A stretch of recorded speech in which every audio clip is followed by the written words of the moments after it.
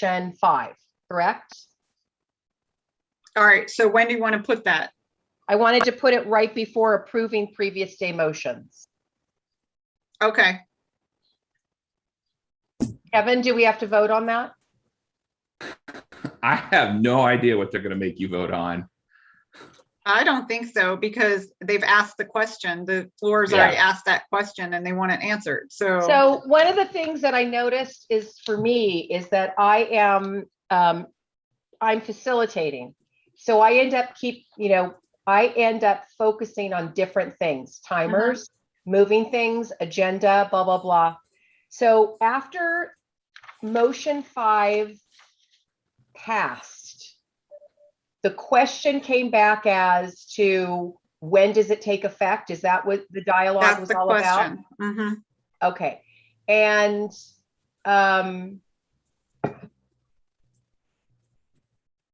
so that really doesn't have to just do with motion 5. That has to do with all motions that are passed during the CSC.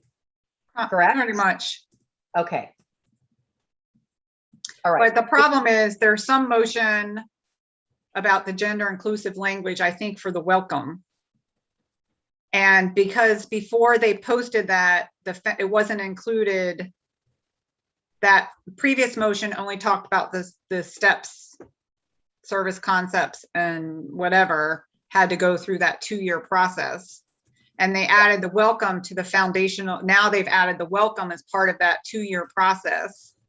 And so there's some motion later today, or I think from the voting entity, about the gender inclusive language. So really what all that means is they can still present their motion. It's just, it has to pass this year and next year before it can change. Well, it's from last year.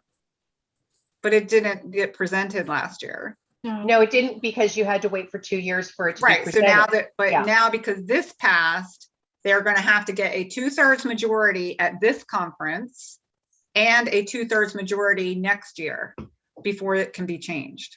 No, that's what the that welcome reads. was always a foundational document. They were always going to have to do that. No. And from the bylaw, that's what they're clarifying. Because before that was only pertaining to the steps, service concepts, and traditions. Oh, 753. You could change the welcome in one conference before without a 2/3 majority. Yeah, it's the preamble. It's the preamble. Either one you could change. We did the short version of welcome. I remember I was on the SSC or whatever, whoever wrote it. We wrote the short welcome and we passed it. It wasn't even presented to the delegates before conference because we wrote it on the floor at the conference and presented it. This was all your fault then. Okay, just so I'm Florence, just so sorry I'm clear. to interrupt. Can you pass me over the host again, please, so I can connect Cecilia? You need to be made host. Is that what you're asking for? Okay. To do that, thank you. 754. All right, so are we clear how we're going to proceed for the day? Yep, clear as mud. And all right, I had something in my brain, but it left. So now you have some space.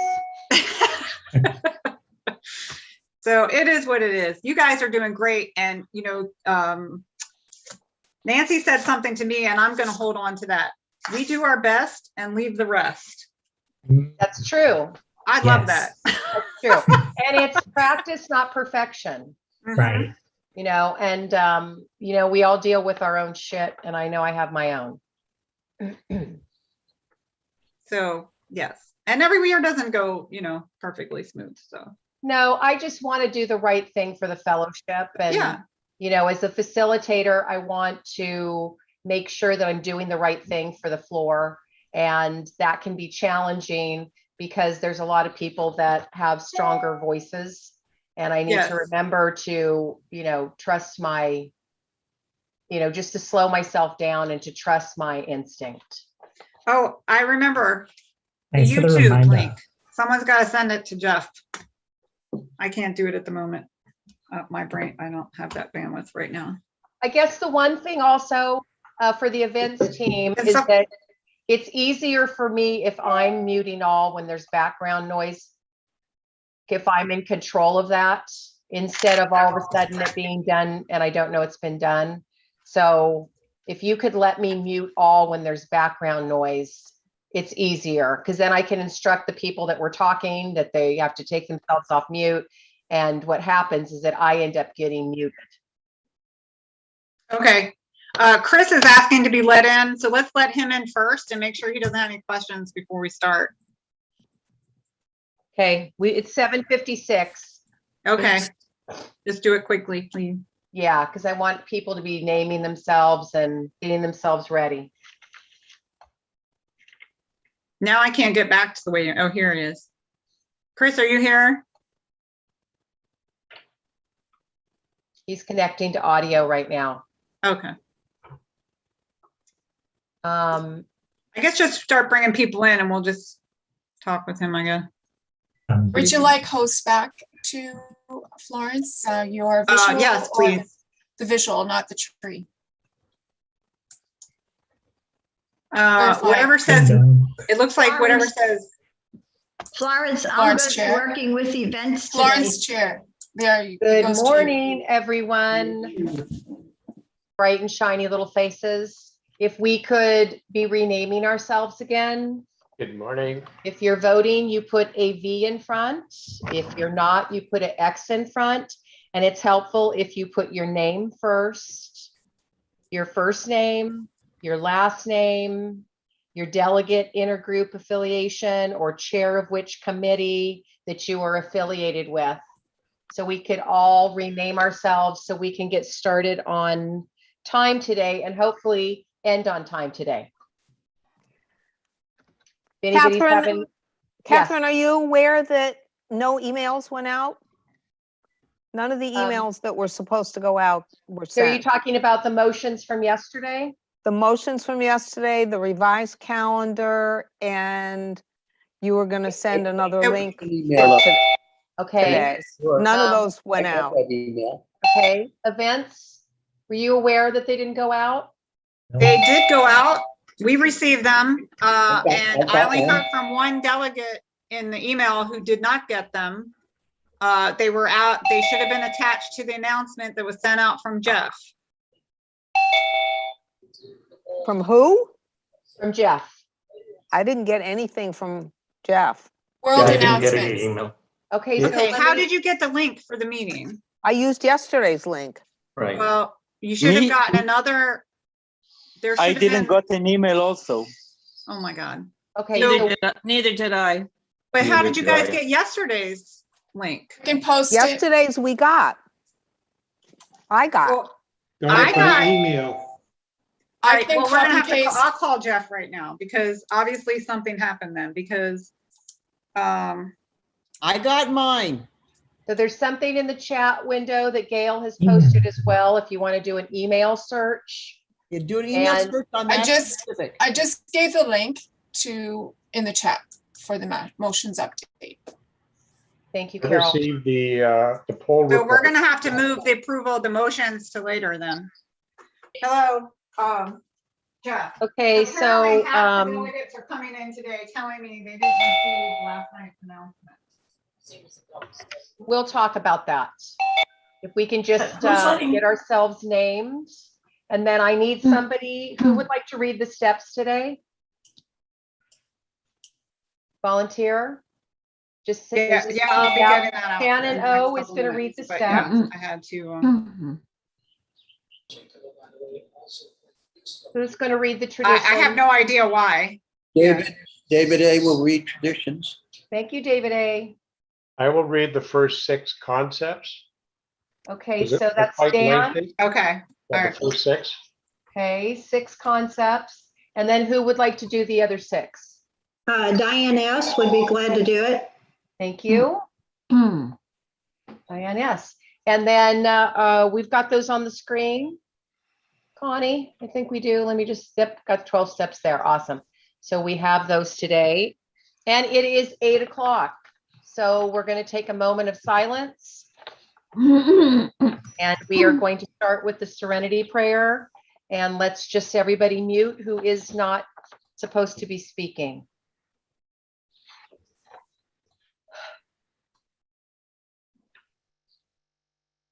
God, grant me the serenity to accept the things I cannot change, the courage to change the things I can, and the wisdom to know the difference. Okay, Shannon, would you like to read the steps? Sure. Good morning, everybody. I'm Shannon and I'm codependent, and I'm super happy to be here. The 12 steps of codependence anonymous. Step 1, we admitted we were powerless over others, that our lives had become unmanageable. Step 2, came to believe that a power greater than ourselves could restore us to sanity. 3, made a decision to turn our will and our lives over to the care of God as we understood God. 4, made a searching and fearless moral inventory of ourselves. Step 5, admitted to God, to ourselves, and to another human being the exact nature of our wrongs. 6, we're entirely ready to have God remove all these defects of character. 7, humbly ask God to remove our shortcomings. Step 8, made a list of all persons we had harmed and became willing to make amends to them all. 9, made direct amends to such people wherever possible, except when to do so would injure them or others. Step 10, continued to take personal inventory, and when we were wrong, promptly admitted it. 11, sought through prayer and meditation to improve our conscious contact with God as we understood God, praying only for knowledge of God's will for us and the power to carry that out. And step 12, having had a spiritual awakening as a result of these steps, we tried to carry this message to other codependents and to practice these principles in all our affairs. Thank you. David is going to read the traditions. Hi, I'm David, grateful recovering codependent delegate from New York, voting delegate from New York. The 12 traditions of Codependence Anonymous. 1, our common welfare should come first. Personal recovery depends upon CoDA unity. 2, for our group purpose, there is but one ultimate authority, a loving higher power. As expressed to our group conscience, our leaders are but trusted servants. They do not govern.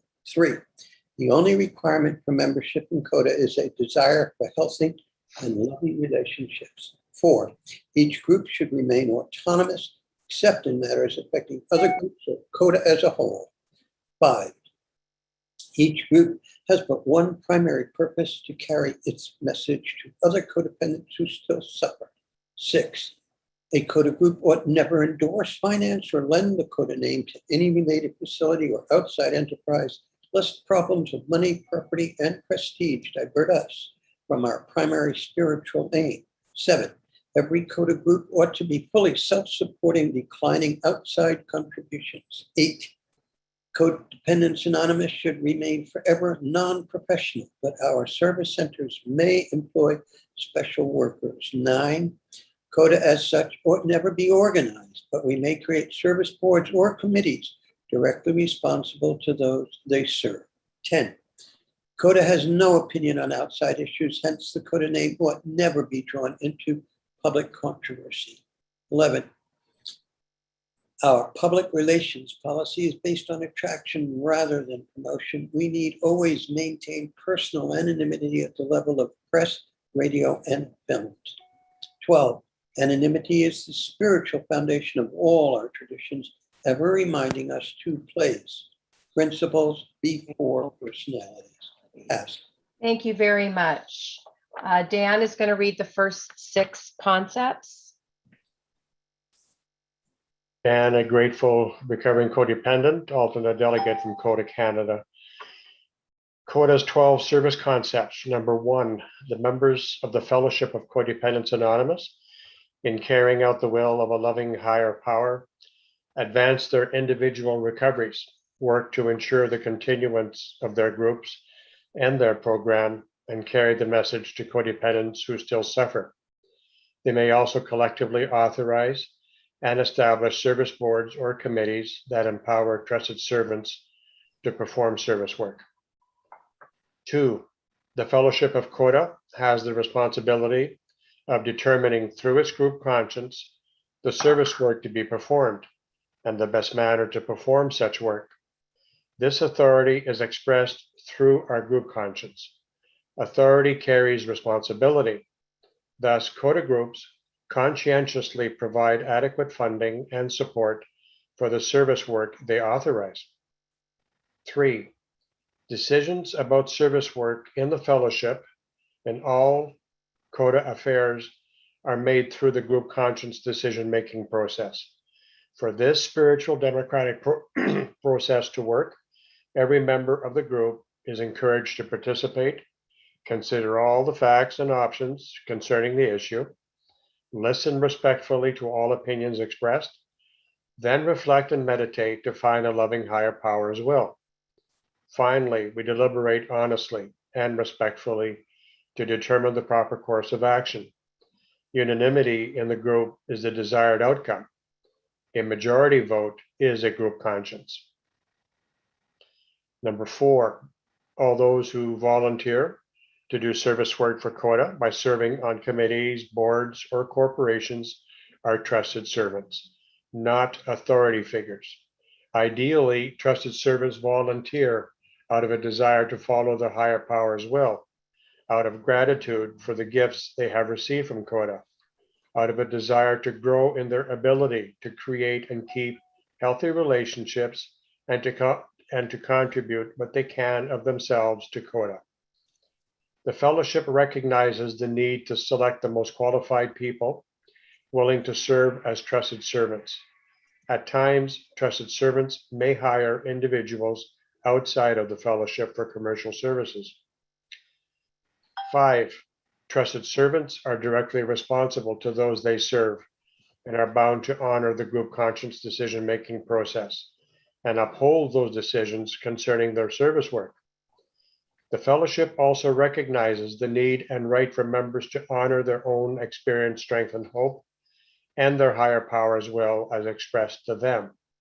When the group conscience violates an individual's own truth and makes participation impossible, the individual may relinquish the service position. 6, the fellowship guarantees trusted servants the right and authority to freely make decisions commensurate with their responsibilities and the right to participate in group conscience decisions affecting their responsibilities. Each CoDA member is also guaranteed the right to respectfully dissent during the group conscience decision-making process.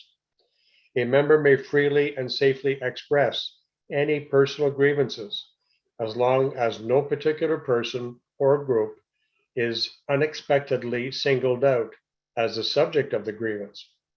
Members are encouraged to honor their own integrity as well as the integrity of others. Pass. Thank you. And Diane S. Diane S. from Arkansas, and I am a recovering codependent as well, and happy to be here. Number 7, trusted servants do practice the 12 steps and 12 traditions in their service work and in all of their affairs. Trusted servants do not seek power, prestige, wealth, status, or acclaim, do not govern, coerce, or attempt to control others, and do not push a personal agenda, promote controversy, or advance outside issues at CoDA's expense. Since issues over authority, will, money, property, and prestige can and do arise in service work, trusted servants need to practice emotional sobriety, including anonymity, humility, tolerance, gratitude, making amends, and forgiveness.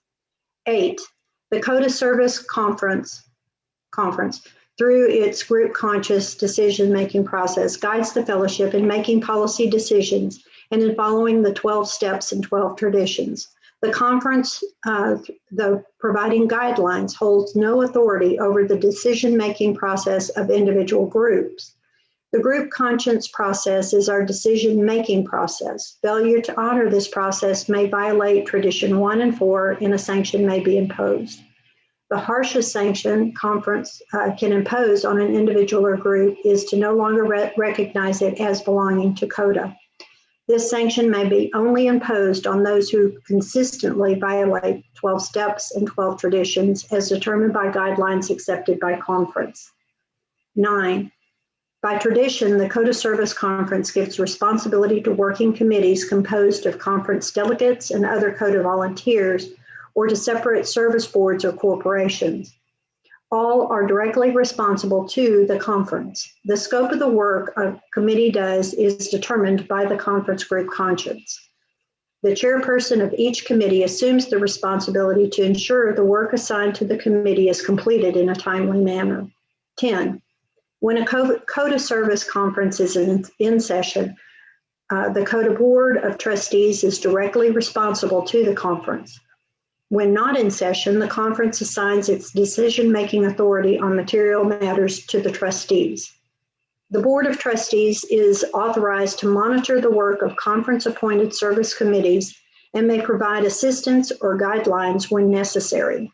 The trustees serve as the Board of Directors of CoDA, Inc., the nonprofit corporation, are assigned custodial control of all money and property held in trust for the fellowship and are responsible for the prudent management of its finances. 11. The powers of the CoDA Service Conference derive from the preeminent authority of the group conscious decision-making process. Arizona state law gives the Board of Trustees legal right and responsibility to act for the fellowship in certain situations. CoDA Inc.'s articles of incorporation and bylaws are legal documents enumerating these board rights and responsibility. 12. The fellowship strives to practice and encourage spiritual principles in all its material, financial, and business affairs, including fairness, equality, and respect for individual rights. Every member within CoDA has a voice and is encouraged to use it. Every member has a right to know what is happening within our organization. To honor this right, and in the spirit of CoDA unity, our CoDA Inc. organization publishes and distributes group conscious decisions, such as minutes of our service boards and motions from our CoDA service conferences in the most inclusive and timely manner possible. Thank you, and pass. Thank you. I'm going to go through some of the daily business that we have to do. As a reminder, we've got the interpretation that's at the bottom of everybody's screen. You know, as we start out our days, if you just go down there and you click the globe and then pick English or Spanish, you'll be set up for the day that if somebody speaks Spanish, you're going to hear the English and you don't have to do it each time. You can just leave it like that. So I'd encourage everybody to do that now so you're set up for the day. You've got your Zoom instructions and in your delegate packet that you have received.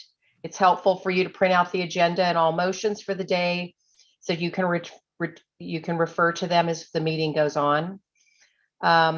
Motions completed at the end of the day will be sent via email by 7 p.m. Please review before the next morning so that we can approve them in a timely manner. A new link to the CSC business meeting will be sent out each day. Please do not share this link. Email events@coda.org if you have not received the link, and ask others to do the same to receive the appropriate link. Video recordings will be made available to those registered through Eventbrite. For anonymity, please do not share the link to the recordings. Audio recordings will be made available for the general public. There is a schedule for the hospitality suite Zoom meetings outside of CSC.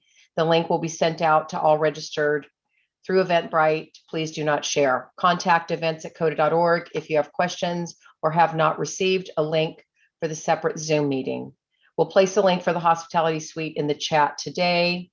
We'll have YouTube live streaming. This link will be sent out each morning to observe. Stay muted unless you're speaking. For the rest of the conference, whenever you unmute to speak, please introduce yourself. Please avoid using acronyms. Not everyone knows what they mean, and the interpreters will have a more difficult time.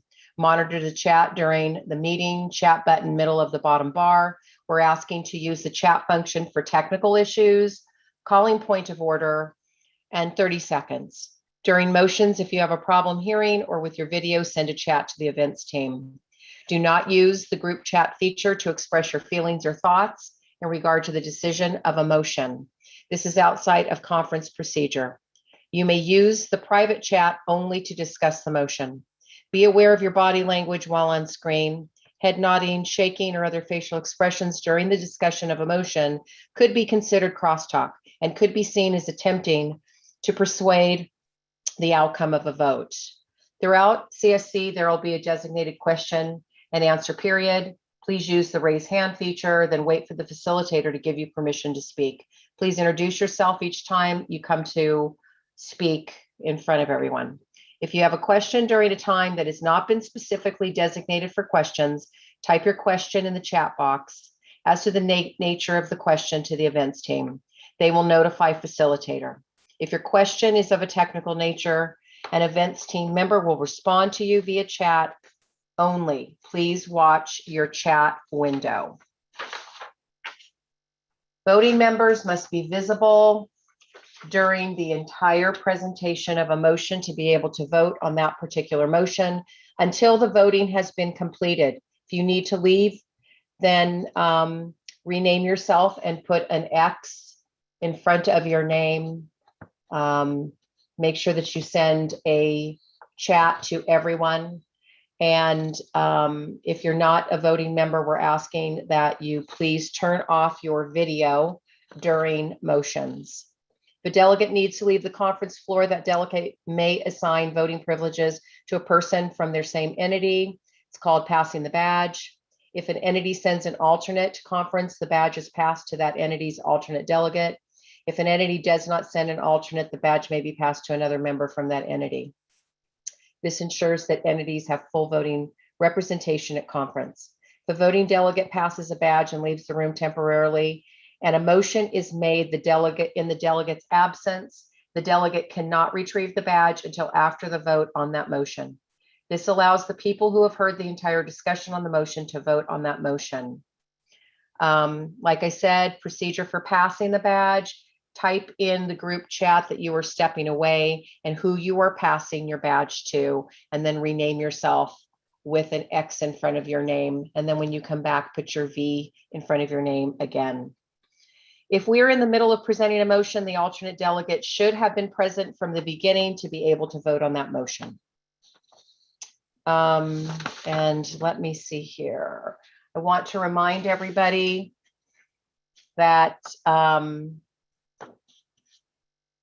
any motion that receives 2/3 or more votes are binding on the Board of Trustees unless that motion is later deemed to conflict with the law or code of bylaws. 1 minute will be available for one additional speaker on the minority opinion. Point of order: if at any time during the CSC you are worried or notice something has been skipped or done out of order, you may use the raised hand feature and also type point of order in the chat box to address to everyone. Wait for me or an event member to give you permission to speak. 30 seconds timeout. Any participant may call for 30 seconds of silence at any time in order to remind the assembly of higher powers guiding presence or to slow down an escalating debate. Each period of silence will be followed by the serenity prayer. When calling for 30 seconds, raise your hand using the raised hand feature. Type 30 seconds in the chat box addressed to everyone. Wait for response from events members or facilitator. Delegates CoDA Core board members are considered voting members and have voice and vote. And we already voted yesterday that everybody has voice.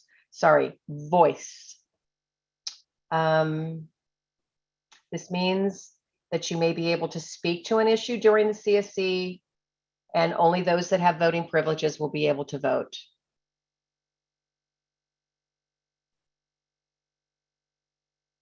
Committee chairs and committee members only have voice during their presentation. No, take that back. You guys have vote. You have voice the entire time.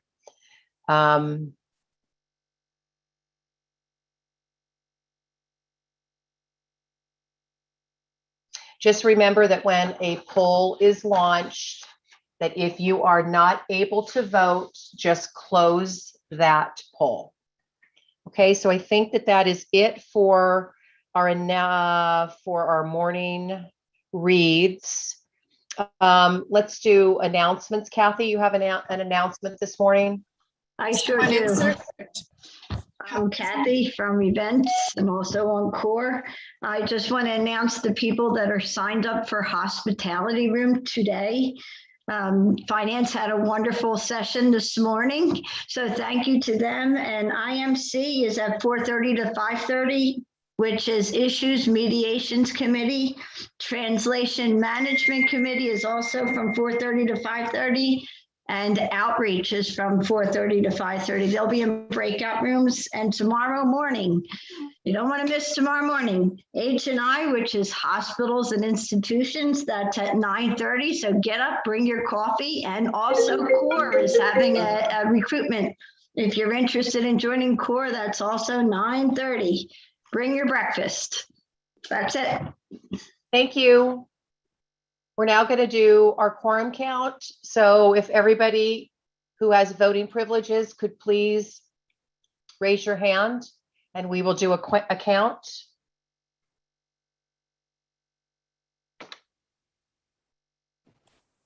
Okay, we are going to count off. And for those of you that have, I'm trying to make this move a little bit quicker. It's very challenging with technology, and I'm going to ask everybody for their patience. This isn't easy. Connie, if you could please be my backup, because sometimes I can lose track because I'm focusing on too many different things. I'm ready.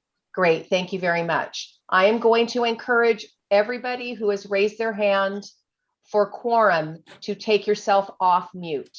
So we aren't waiting for people to take themselves off mute as we do our count. Okay, we are going to start. David, you remuted somehow. Still muted. Shouldn't be. I press the space bar. 1. PH. 2. Jorge. 3. Ann C. 4. Barbara D. 5. Krista Z. 6. Karen D. 7.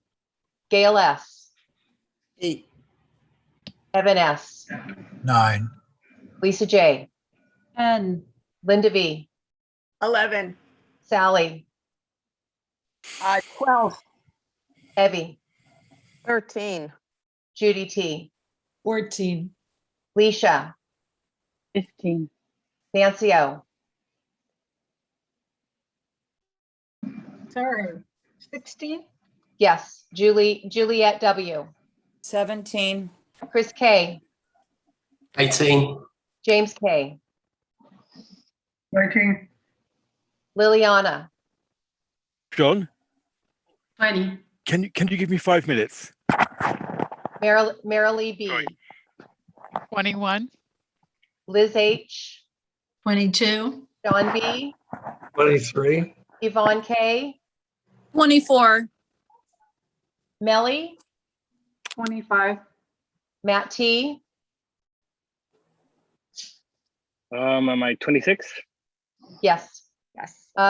Leo, I can't see you. So I'm going to move on to Faith 27. and Erica. 28. Great. So we have quorum. I will lower all the hands. Thank you very much. Okay. We are not going to be approving the previous motions right now because so many people did not have it this morning. So we are going to move on to the ratification of board motions. Connie, do you have that ready? Catherine, we have to address where we're going to put it. We can't just say we're going to move on. Do you want to make that decision right now? I think we should. I mean, we can move everything up 10 minutes and either do it after lunch or at the end of the day. And I guess the delegates would have to decide that. Okay, so if we look at I'd like to at least give everybody time and not just having it on a break. So if we did it after lunch and we put it in after the quorum count, would that be okay to everybody? I want to see a raise of hands if you're okay with that. There were some raised hands already. I don't know if they had suggestions. The first couple raised hands you see up there, Tina and Mary had already Yes. raised their hands. Yep, I see that. Tina? I didn't count off. I wasn't part of the quorum. It's okay. We stopped counting once we hit 28. Oh, Once we okay. hit our quorum. No Okay. worries. Sounds Thank good. you. Mary, did you have a comment or suggestion? Yeah, I'd rather they be put off until tomorrow so we have time to really read them rather than doing it during lunch or breaks. Okay, so that is one suggestion that's on the floor. We have a suggestion of waiting till tomorrow. So if you guys are okay with that, I want to see raised hands that you're okay with waiting to do them tomorrow. Right. Do you want to get a second for that and just make it a? I'd like to Second. second that. Krista from Canada will second that. I can't hear who's talking. This is Rosa from Southern California. I'd like to second that. Okay, thank you. So it was Mary I, right? Mary I. Yeah. Correct. From communications from North Carolina for Connie. Correct. And then Rosa for the second. And Rosa from SoCal for the Got second. What's your last initial, Rosa? I'm sorry. It's R. No, I'm sorry. S. It's S. Rosa S.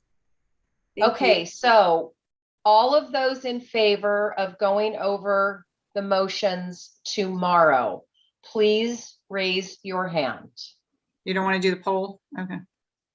I think I'm just going to do raised hand for these types of quick things. I lost polling. How did I lose polling? Let me see. Okay, so I have got 1, 2, 3, 4, 5, 6, 7, 8, 9, 10, 11, 12, 13, 14, 15, 16, 17, 18, 19, 20, 21, 22, 23, 24, 25, 26, 27, 28, 29, 30, 31, 32, 33, 34, 35, 36, 37, 38. So I have 38 yeses. So I'm going to lower. Connie, do you have that?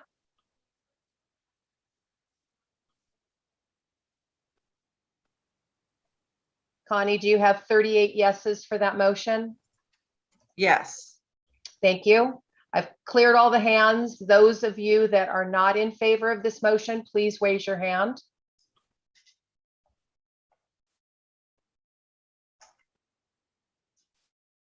I'm going to give a little bit more time for those who may be needing a little bit more time. So those that do not want to wait till tomorrow, please raise your hand.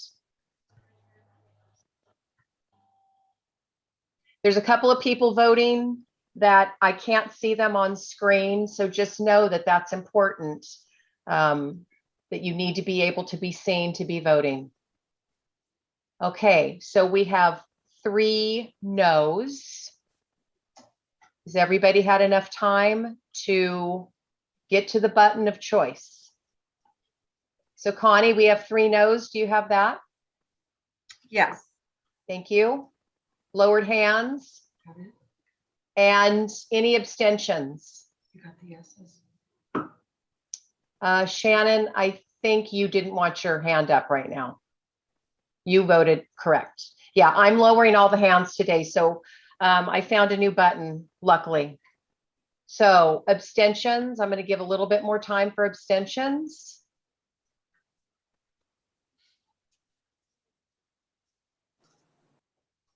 Anybody need more time? I see 1 abstention. Connie, do you have that? Yes. Thank you. Okay, so it passes that we will do it tomorrow. And we will just put, I think that what we'll probably be doing is we'll probably just be approving the motions of yesterday and the motions of today. I'll report back. Okay, so the board. Catherine, just as we go forward, because apparently there was there was a question in the chat about apparently someone didn't understand what we were voting on. So the motion wasn't clarified. So just as we go forward, just make sure that it's clear what we're actually voting on. Thank you. The board was going to need some time this morning. Nancy, do you need some time to talk about the board motion 5 yesterday? You were going to be responding to some questions. Yes, I would like to address the conference. Just to follow up on what happened yesterday afternoon, the board was asked to determine the effective date of past motions. So since we finished conference last night, we did some research and we also met this morning to discuss it. We've been meeting before everyone else, before the conference. And just to let you know what we found that a trusted servant was talked to with regard from AA with regards to their experience, strength and hope in years of world service. And he said that they operate from Robert's rules and that all approved motions take effect immediately unless otherwise indicated in the motion. And he agreed that if it's not written anywhere, that precedent should be taken into consideration. We also found another reference from an expert online who is a parliamentarian that supported that same finding. We do note that there was a precedent last year. Evie raised that yesterday, that the motion we had last year took effect immediately. And there have been past CSCs apparently that's taken effect immediately as well. So it's our recommendation to CSC that motions take effect immediately after they are supported by conference, as they have at past CSCs. Thank you. So I'm seeing hands come up and I'm going to assume that's questions for the board. So Rob. Hi, I'm a non-voting member, but I have been thinking about the motion that where the foundation documents, we added a bunch of additional foundation documents. And I know when we make a change to foundation document, it's 2 years to vote in. And I'm unclear on, it would seem to me if we were adding more foundational documents, it would also take the two times. I'm sorry, I don't know the process. And for all of us to consider, particularly non-English speaking members who may want to think through all these foundation documents and how that impacts and affects their culture or their language. But with that, I pass. So there was no question, Rob? Does the 2 year or the 2 times for adding these to foundation documents, does that apply here or not? That is what we are saying, that it should take effect immediately because they were added into that motion that was passed last year. The important thing is to remember is that these are not new foundational documents. They were always foundational documents. We just erred last year in not including them in the motion that was approved. They just needed to be included in the wording. Thank you for the clarification, Nancy. Dan? Dan, alternate delegate from CoDA Canada. Maybe more of a suggestion that we have a motion to that effect on what you said, Nancy, that we CoDA make a policy regarding motions, whether they take effect or not, that we move ahead with a motion saying that they do take effect immediately unless said otherwise within the motion. Thank you. That would be up to conference to decide. I would be ready to make that motion if I'm not a voting member, however. Yeah, point of order. We would need a delegate to put that motion on the floor. Yeah. Shannon O. Shannon is dropped off. Shannon O from Canada. Delegate, Yeah, I was just wondering if this means that the VEI around the changing of the preamble to from the changes put forward in the preamble from the next the VEI's motions coming up. Does that mean that that would take 2 years if it was voted on yes to take effect? Yes. Okay. Lisa J. My name is Lisa J. I am a delegate from Illinois, voting member. I would like to propose that motion if this is an appropriate time. If not, I am willing to wait until it is. Okay, thank you. We would need a second. David S. I second that, Jorge Bandera from CoDA, Mexico. Thank you, Jorge. So Connie, did you get that? Lisa J. from Illinois made the motion. Jorge, second. Thank you. Okay. So the one thing like right now is that do we do this motion right now, or do we give time for this motion to be written and brought back to the floor? Is my question for the board and the floor right now. I can't tell where he's from. My question would be, is this considered a procedural motion or okay, why wouldn't it No. be just a procedural motion? Well, because they want this to be this. No, because this is something that the board said was procedure. Nancy, can you address that? I please? agree, it's a procedural motion. Okay. So I think that's it. Connie just needs to write it up, show it on the screen, and everybody vote on it. That would be my thing, unless we think we need to go through the community problem solving method. But that's going to take a half an hour time. Why is it not new business? We don't have new business this year.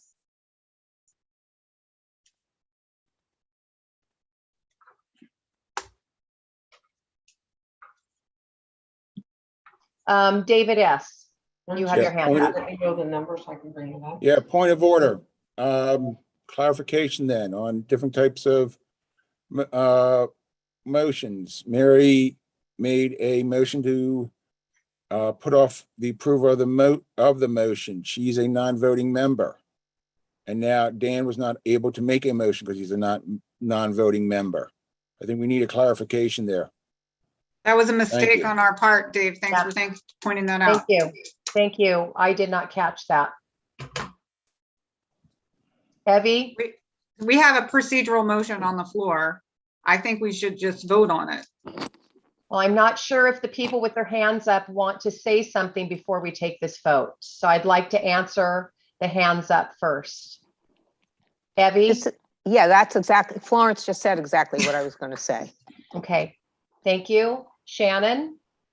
Yeah, Shannon from Canada. I just wanted to know if this motion is even necessary because the board has an answer. So unless, like, would that not be just accepted, or does this have to be passed? Well, from what I understand is that it's being requested that this be documented. So this question doesn't come up at another time. And so it's important to document this. So in the future, we have this answer and that it's within our, fellowship service manual or wherever you decide that it's going to be. In addition, oh, sorry, go ahead. Yeah, Dan. Okay. Have a poll ready. I was just going to repeat what was mentioned. Thank you. I think it's important that CoDA has its own policy. I respect other fellowships, but we need to, as indicated, to have it documented and written into the FSM and anywhere that it needs to be put. Thank you. Thank you. Crystal Z. Because Crystal Z from TMC Chair, because this affects following motions, I really think it's something that we really need to discuss and think about before we make it a add to the FSM. And therefore, I would suggest that it be brought back as a motion next year after some discussion, because following committees who may have motions that pertain to a previous motion then automatically lose their opportunity to have that motion heard, passed. Thank you. So since this is a procedural motion, it is allowed to be voted on. And if a committee feels strongly about it, they can bring another motion back next year to change it. Okay. David S. Yeah, David S., SS Service Structure Chair. I think it's my fiduciary responsibility to remind people, and especially for the newcomer, to say this out loud. At conference, the delegates have the authority.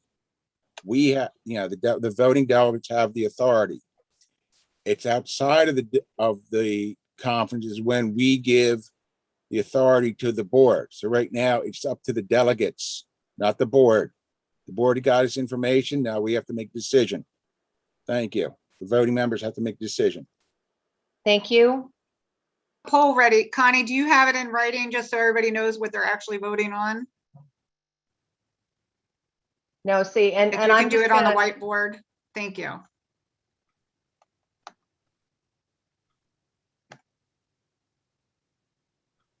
I would So- take recommend out of that. Because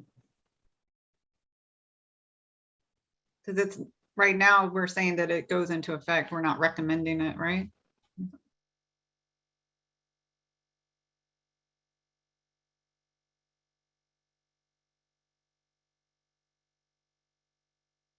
So should it say all motions? Unless otherwise stated in the motion. Oh, she had that. Never mind.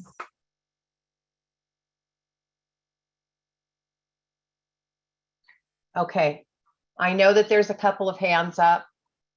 And we've taken a lot of questions, and I think that we'll be able to, is there a point of order that's being raised here with any of those hands that are up? Okay, so I think that then we should go forward and we should vote. Okay, so the polling just says procedure change. I have a generic polling, so I'm launching that one. Remember, only vote if you have voting privileges. Chris, I'm sorry, but I forgot to ask you if there's anybody that shouldn't be voting on this. And if there is, we'll need to relaunch this. I saw Yaniv was off right at the start, but he did turn his video on. So I think we are good for this vote. Okay. This is Gail. Point of order. I have concern on this, the way it's written when we say all motions, because there is the precedence that if something does not receive, I always mix up the two terms, simple majority or what's the other one? 2/3. Binding. That it's not binding on the board. So this compromises that. No, I don't think so. I think that still stands. Okay, I just want to clarify. Yeah. Thank you. Thank you. It's been over a minute, so we can end the poll. So it looks like we have 31 yeses, 6 nos, and 2 abstains, which means that it passes. Wait a minute, I gotta share that. Or did you, or somebody already shared it?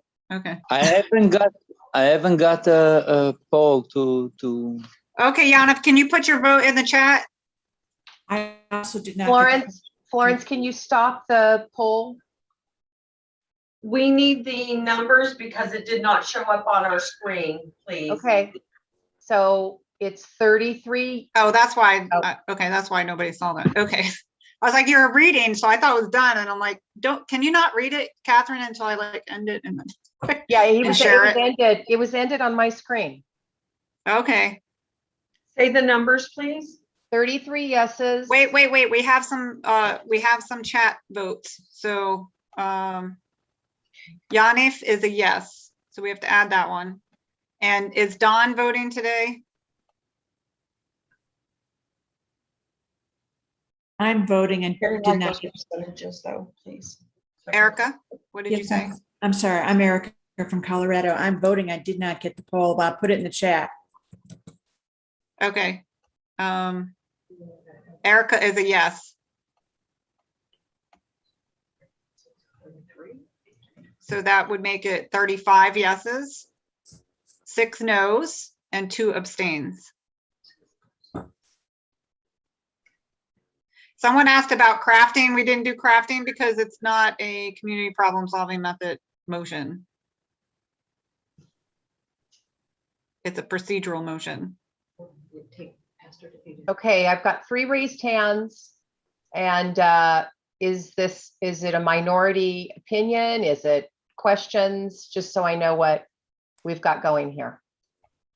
Questions. Questions. Shannon? I'll take over. Your hand's up. Okay, thank you. David? It passed how, identified how, take all that. Just like I'd like to know how this decision might affect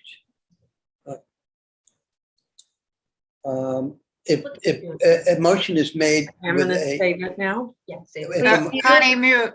Connie, mute. David, New York voting delegate. If a motion is made with a future implementation date, how would that be affected by this motion, since the motion says all motions will take effect immediately? And the board did discuss the possibility of that being an exception to the effective immediately issue. And also this. One second, David. I thought that the motion stated unless it was noted differently within that motion. Did the motion state that? I missed that. Yes, it did. Yes, Okay. it did. And then your other question, are you Okay. finished or because you flew Well, away? then There you are. I'm wondering how, since this information was not part of the discussion for yesterday's motion about including those documents which were not included in the list of foundation documents, this concept was not part of that discussion, how that impacts the vote yesterday on that motion. Thank you. Thank you. Thank you. Judy T. Hi, Judy T. from Massachusetts. I'm very concerned about the way this was passed without any crafting or much discussion, because it could be construed to overcome or do away with the motion that we passed saying that foundation documents need to be approved 2 years in a row by a 3/4 vote in order to come into effect. Because this says all motions to take effect immediately unless otherwise mentioned within the motion. And I think it's totally in conflict with what we say about having to pass 2 years in a row. I'm very concerned about this. Thank you. We have a call for 30 seconds in chat. Thank you.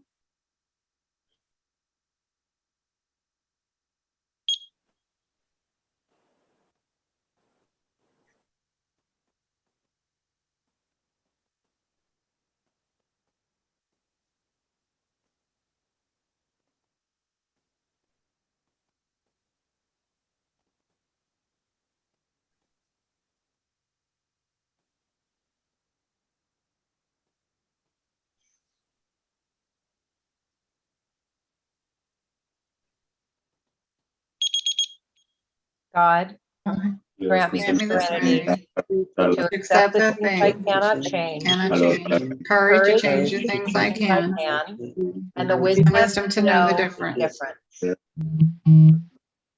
Okay. Mary, do you have a comment? I'm really confused because it took me a while to kind of get this going. But so when I make the motion concerning the, when I make this motion that affects a foundational document, what this is saying is that it goes in immediately. So that. Unless otherwise stated. Well, I So didn't state if it. there's something else that says that it has to go through a 2-year process, that's an otherwise stated.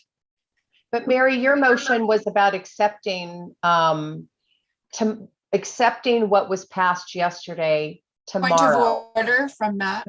I'm sorry. If the motion that I'm talking about has to do with the preamble. And so if I make this motion, what this motion says is that it goes through unless otherwise noted or otherwise stated. Who, I didn't state it in the motion, so what does that mean? But there's already a think- motion that says Florence? it takes 2 years. Florence, please let me finish. Oh, I Thank thought you. we were finished, sorry. No, I'm just struggling with the way this is stated. I understand the purpose of it, but I don't understand the wording of it. Okay. That's all. Thank you very much. Millie, do you have a comment? There's a point of order. Okay, so who has a point of order? Matt T. Okay, Matt, your point of order. Thank you. Matt Kathy. T, member of the board. I was just going to point out that this is a procedural motion that I would think only affects what's happening at conference right now. It sounds like we very much need something in the FSM, and that would need to be, any change in the FSM would need to be a motion brought forward next year at conference to have the change and the exact process put in there, because there is some confusion for it. But as I understand it, this affects this is just an approval of the, and it's not written that way, but the way I understand it is it's an approval of the board's recommendation. We presented findings, here's precedent, and we had consent, CSC voted on it and tended that direction. So I don't know where we go from there, but it definitely procedurally, we've got this. Now it needs a whole nother motion next year to change FSM.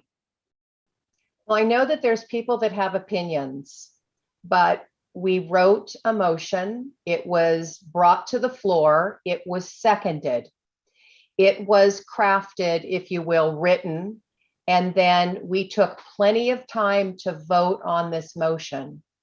It's not, as the facilitator, I feel like it was agreed upon that this was a procedural motion and it was voted on. And I appreciate all the different opinions, but it did pass. And so if something else needs to be brought to the floor at another time, what I would really request right now is that ideas and thoughts are turned over to our higher power and that we move on with our day's business. Because we did everything. I am listening to what the floor is asking for. I am making sure that we're taking plenty of time. It was voted on and it was passed by a majority. And so as a facilitator, keeping us on track, I say that we move on. And if something else needs to be brought to the floor at another time, then we do that. Okay? So right now I am going to lower all hands. And we had just for everybody knowing what and how this affects our schedule, the board had 5 minutes today to bring this to the floor. And now we are already way behind. It's 9 o'clock. So you guys have entrusted me with trying to keep us on track. And that's what I'm trying to do. Do you have a point of order, David? I would just like to call attention to the fact that it took almost 5 minutes for the 30-second that was requested to actually be granted. And that's too long. Thank you very much. And I'm just, after Florence, if we could just have somebody that can help me a little bit better, who is watching the chat window and can let me know in a more timely manner when things are being, I know you guys are doing a lot of things, but it makes it really difficult for me if I'm not getting 30 seconds or point of orders on a more quick basis, if you will. And like I said, I'm asking everybody for patience and compassion and tolerance. I don't think that many of us understand the difficulty and the challenge of doing a conference on Zoom. And so I'm going to ask everybody to be really, really, really patient and compassionate and supportive. And with that, we have an agenda item There's a of point of order. Okay, point of order. Mayor, not Mary, Linda V, point of order. Yeah, Linda? Hi, everybody. Linda V, delegate from Florida. If you need to have someone bring the motion that, sorry about that, that Mary brought, I will be glad to bring that motion forward if she was a non-voting member. Thank you. So Connie, did you make a note of that Linda V would bring the motion that we review or accept yesterday's motions tomorrow? Because we had a non-voting member bring that motion.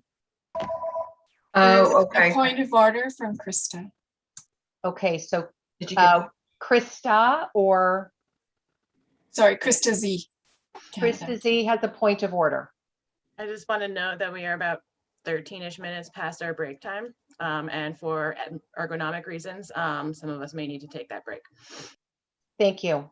Thank you very much. So right now it is 8:57 my time and our break was supposed to start at 8:45. Do we want to just take the break now? Okay, so let's take a, that was a 15-minute break. No, 5 minutes. It's a 5-minute break. It's a stretch break. Can I see hands? Raise your hands on your, are we okay to take a 5-minute break now? I'm going to say that we come back at 9 o'clock Pacific Daylight Time. Okay. Wait a minute. I have 11:57, so that's 11:58. So that's already, that's only a 2-minute break. Oh, sorry. So are we going to just do? Can we come back at 9:05? Yeah, 9:05. 9:05. Great. And I have a majority of hands up in agreement of that. So 9:05. Thank you. Yep. Can you get the number so Connie can have that? 1, 2, 3, 4, 5. I see 26. 7, 8. Oh, yeah. Well, 27. 27, 28. Mhm. Yeah, 28. Now they're being dropped. The ayes have it. Yeah. Okay.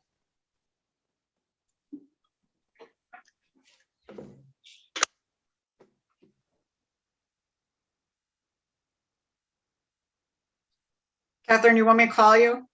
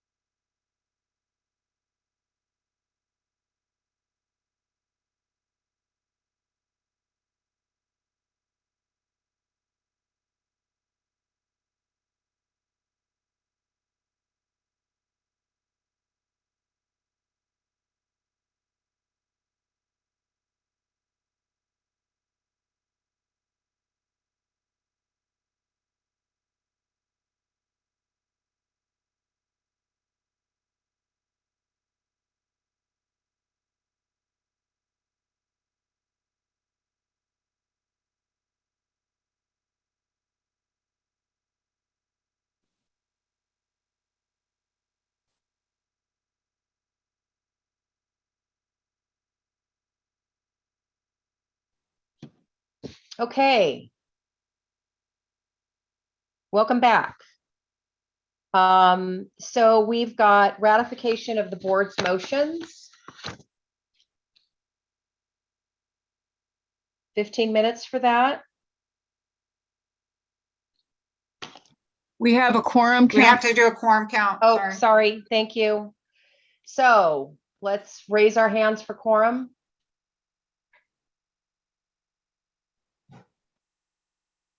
I'm going to ask everybody to come off mute again because it goes a lot quicker as we count off. Connie, are you my backup? I'm ready. Thank you, my dear. Linda V. 1. Pete H. 2. Krista Z.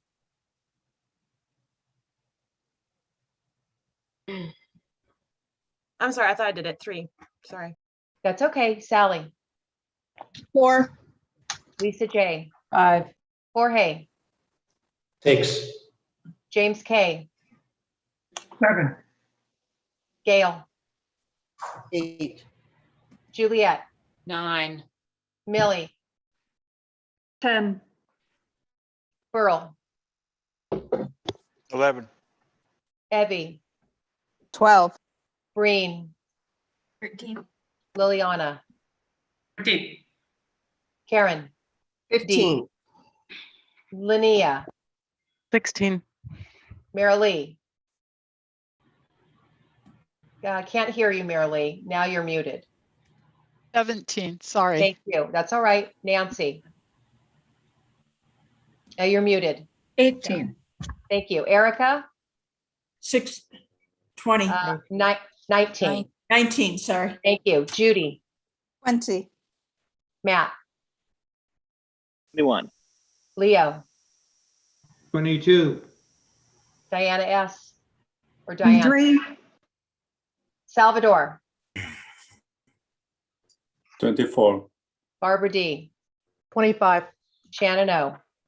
26. Philippe.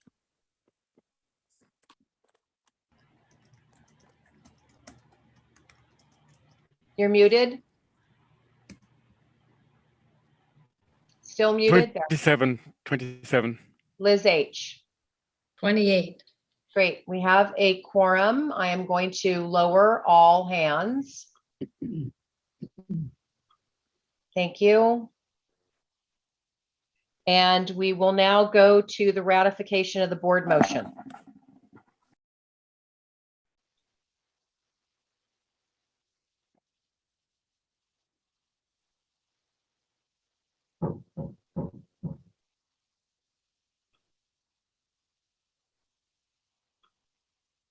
Who presents this?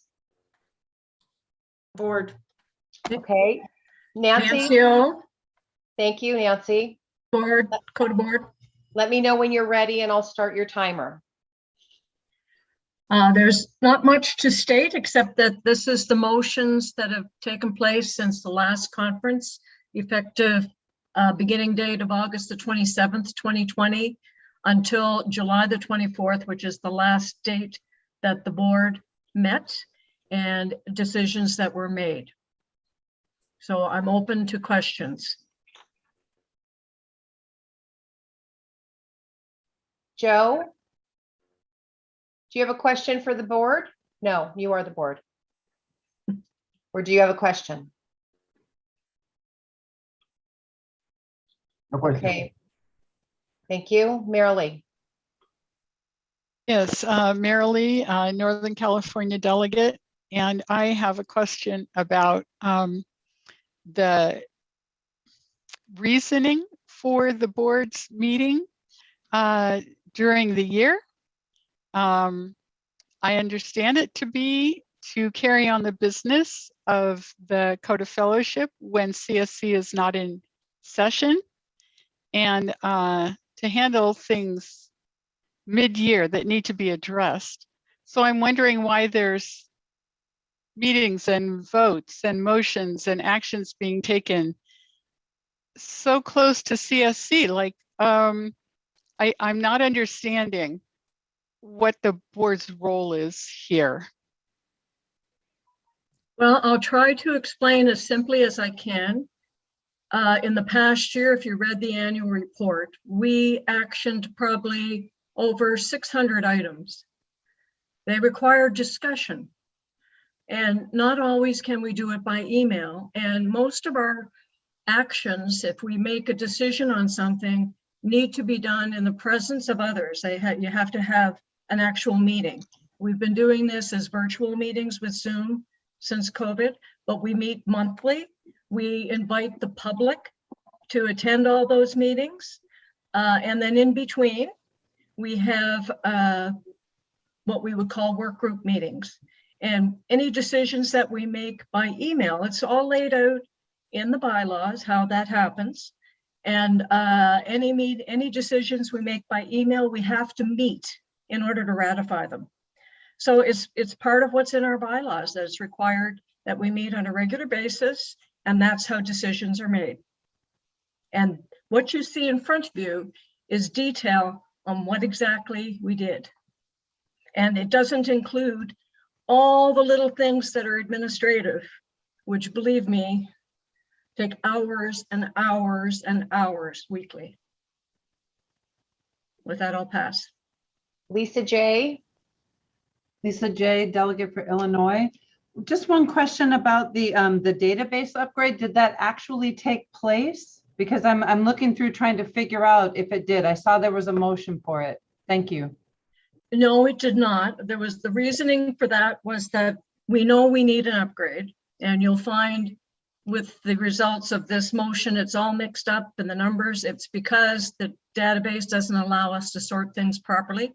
We decided we would proceed with that, but we realized that we couldn't implement a new system before conference. So it didn't make any sense because we were going to have it designed, have it uploaded, test it, make sure it worked. And we were just trying to train our AMC to learn the one that we have. So what we decided to do is just to postpone that until after conference. And that'll be one of the first things the board will be looking to do, is to implement the new motions database. Fantastic, thank you. Are there any more questions?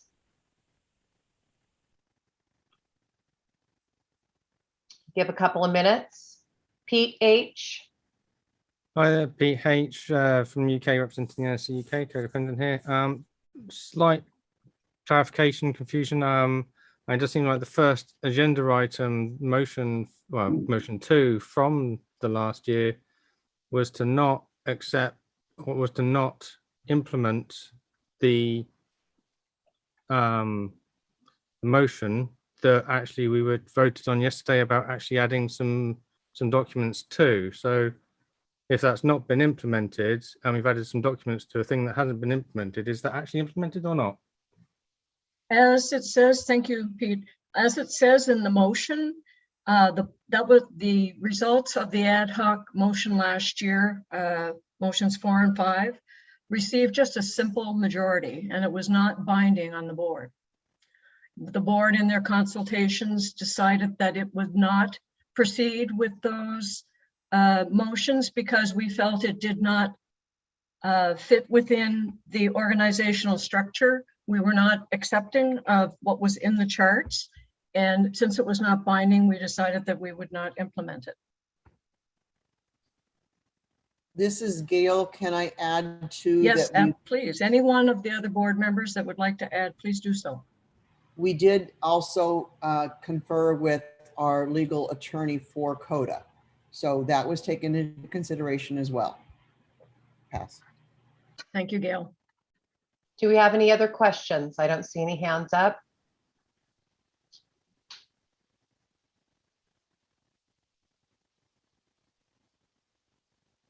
I'll give it another few seconds here. So if there are no more questions, Florence, can you please launch the poll to accept the ratification of the board's motions? Hold on just one second. Chris J, is there anybody that shouldn't be voting?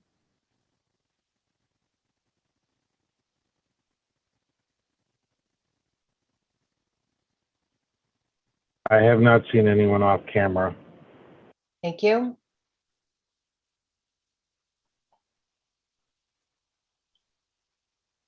If anyone has not received a poll, please put your vote in the chat.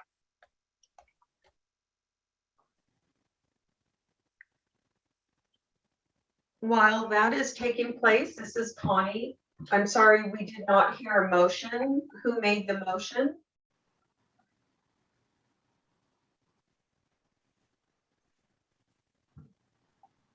That is correct. We missed that.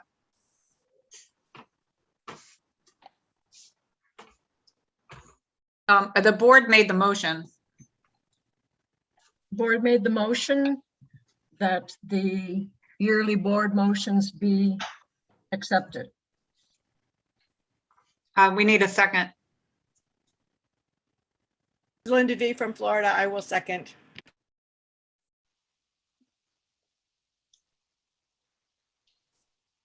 It's a minute 20, Florence. Well, I was waiting since we didn't have a, okay. So it passes 33 yes, 3 no, 4 abstain. Is there anything in chat, guys? I can't see. Dawn says yes. Which one? Or just as another yes? So 34 One yes. yes. Just one more yes, that's it? That's all I see. Okay, so 34 yes, 3 no, 4 abstain. Thank you. How many no's? 3 no's. Thank you. Got it. Just making sure I was counted. You were in the chat, right?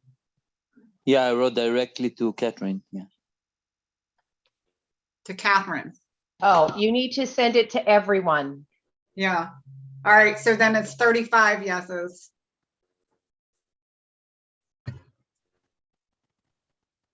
Okay. So is there anybody that wants to make a minority statement?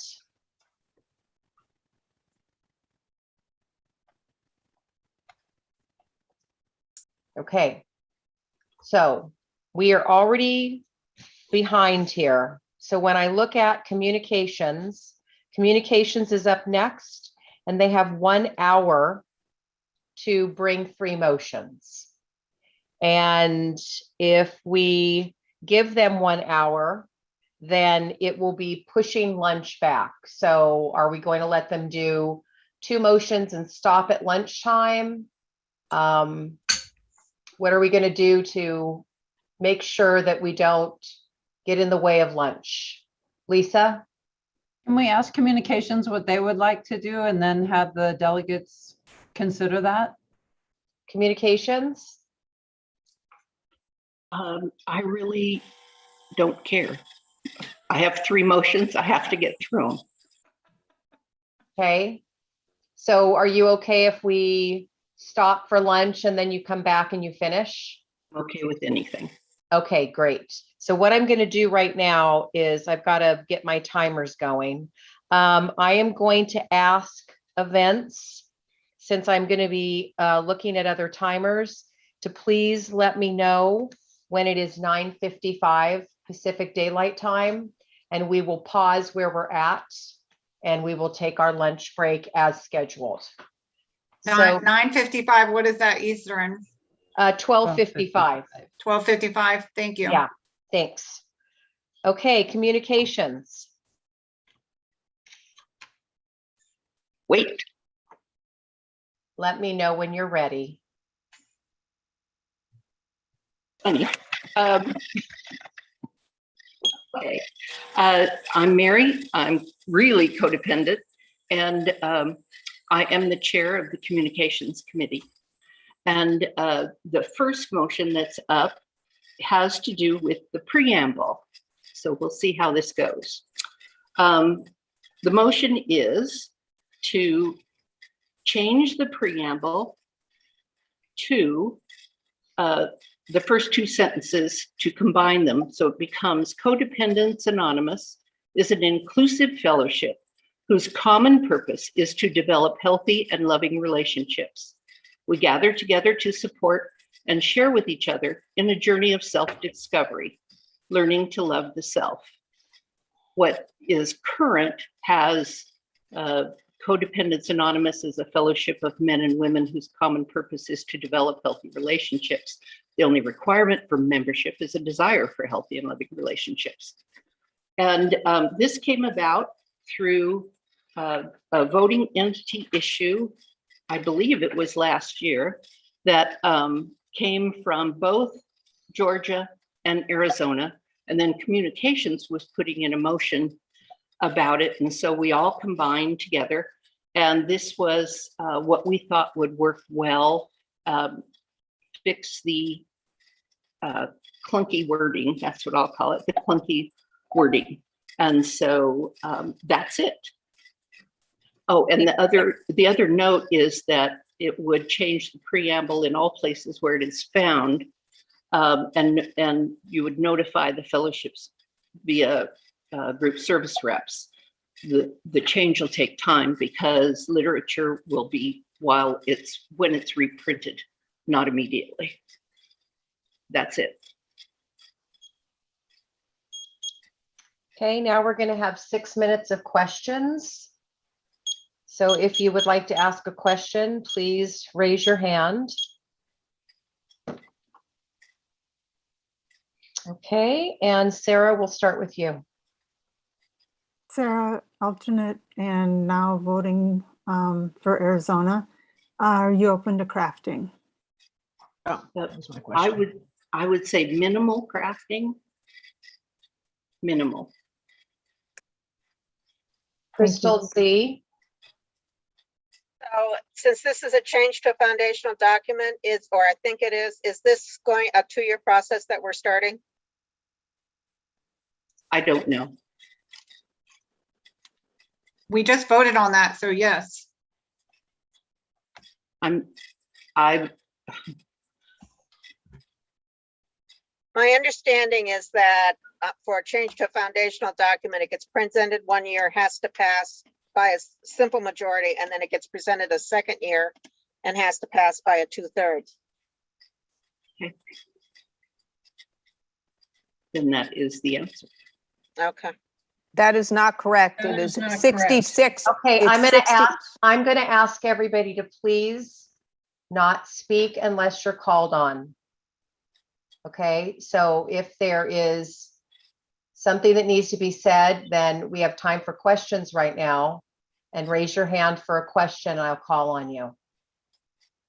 Or if there's a point of order, we can't just be speaking out. Okay, Pete H. Hi, PH, codependent for representing CoDA UK NSC. My question was similar, but my understanding is that the 2-year process hasn't been enacted by the board. So could this actually be implemented straight away? I do have a second question, though, so I can come back again once others have come in. 2-year process is in effect. Sorry, I'm very confused about it myself, so I'll ask the board what is the understanding? I'm trying to make that point. I'm not getting responded to. I have a point of info.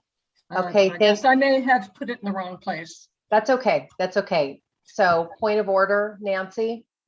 Yes, the motion that was passed in motion 5 yesterday clearly indicated that foundational documents were to go through a 2-year process that was established last year.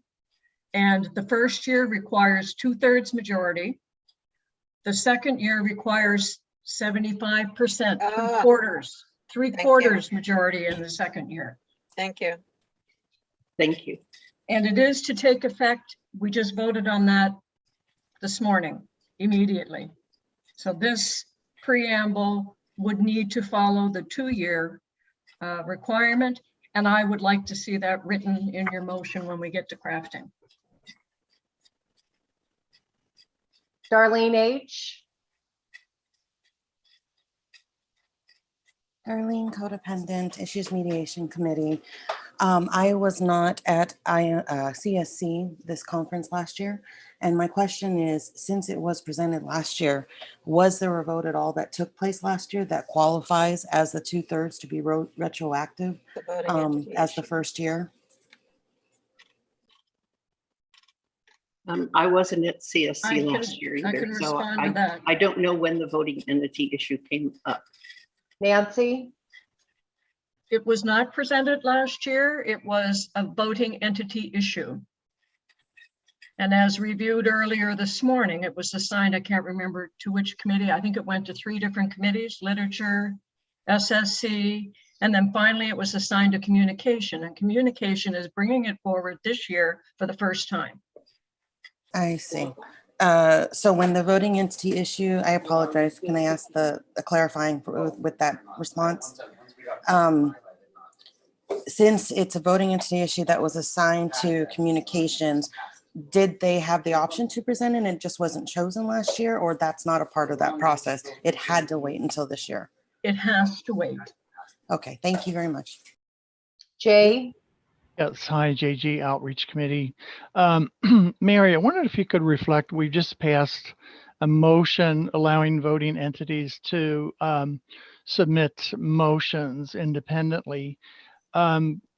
This idea that you somehow or other collaborated with voting entities to bring this as a committee chair, can you share that? Was this helpful to do this, or what was that collaboration like? Well, I found it very helpful because what our committee had done was very brief. I think that this cleans up the language. I always found this, healthy and loving relationships over and over to be really clunky. And I was there when this passed, and SSC brought it forward. And it was noted that it was clunky and that they were going to do something about it. This is a long time ago. And it never happened. So I'm really glad to see this. I'm glad that Georgia came up with this. And I think it's a good idea. Okay, thank you, Mary. Jorge? Yes, hi, Jorge B. with CoDA, Mexico. And it's a question, a reflection, I guess. And the question is, why changing, the requirement, the second paragraph? The only requirement for membership is the desire for healthy and loving relationships. I think that when I go into a meeting and there's no requirements, but the desire, the wish to have a healthy and loving relationship, that's very, very important for someone with codependency. So I think the wording on the second paragraph is something that I would like to be reflect upon it, and I'm all forward on changing the men and women for their fellowship or as you said in the notes below, people. But I think the second paragraph is, if you see clunky, I think very, very, I see the opposite. So just wanted to know your input on that. Was there a question that I missed there, Jorge? Yeah, the question was why the second paragraph has to be deleted. It was combined so that it wasn't repetitious. Not in there. Thank you. Please mute yourself if you are not supposed to be talking, so I don't have to mute everyone. So Mary, you are out of time for questions, and you have 5 hands up. Would you like more time for questions, or would you like to go to pros and cons? Let's go to pros and cons. Okay, so I am going to lower all hands. And are people raising their hands already to be pros? Is that what we're doing? Okay, so those that want to be pros, raise your hand.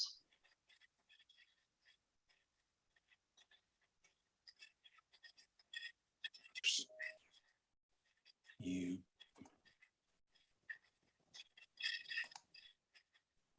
Damn it. Right, when I raise my hand, I got taken down. Those that would like to be cons, please raise your hands.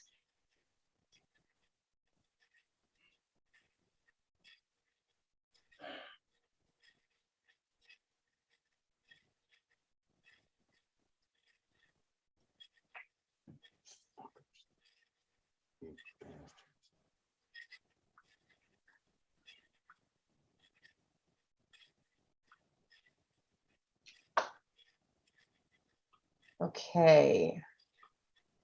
So we are going to start with Gail S. as a pro. My name is Gail S. from the board, from the CoDA board.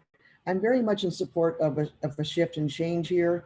I'm very much also aware that AA just changed their preamble to say fellowship of people versus men and women. And that would be the crafting that I would like to see, because some folks do not identify as a man or a woman, which would further be exclusivity.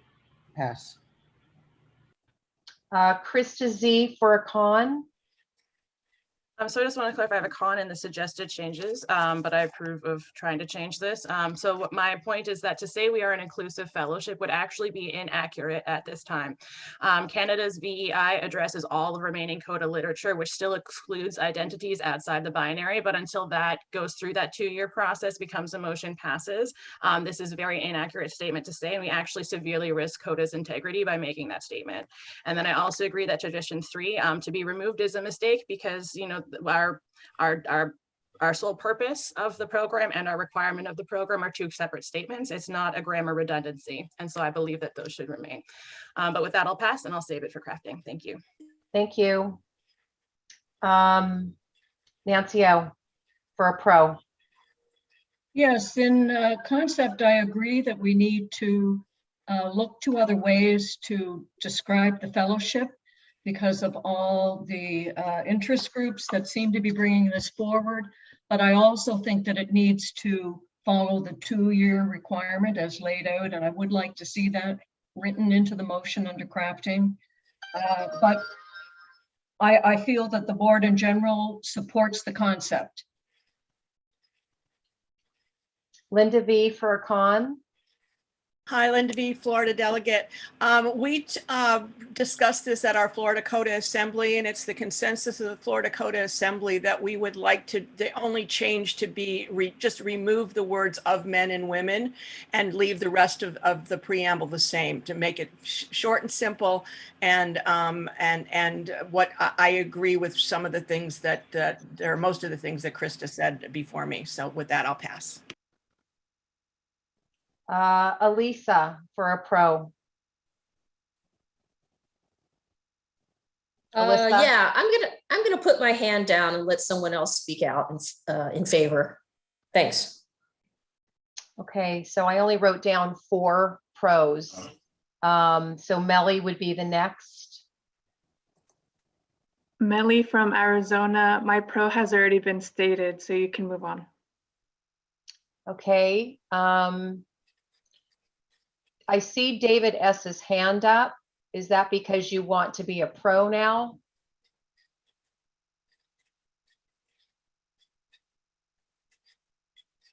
Okay, no response. Evie, are you wanting to be a pro? Hello, I'm sorry. I got, okay.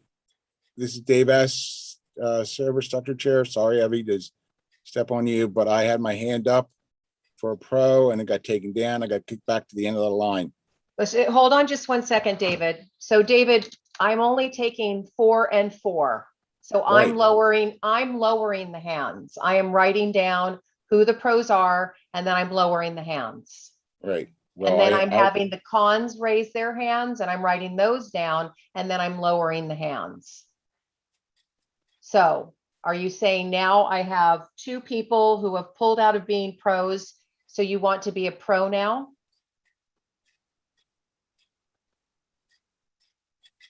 I cannot hear you. You're muted. Please. Okay, go ahead. All right. Yeah.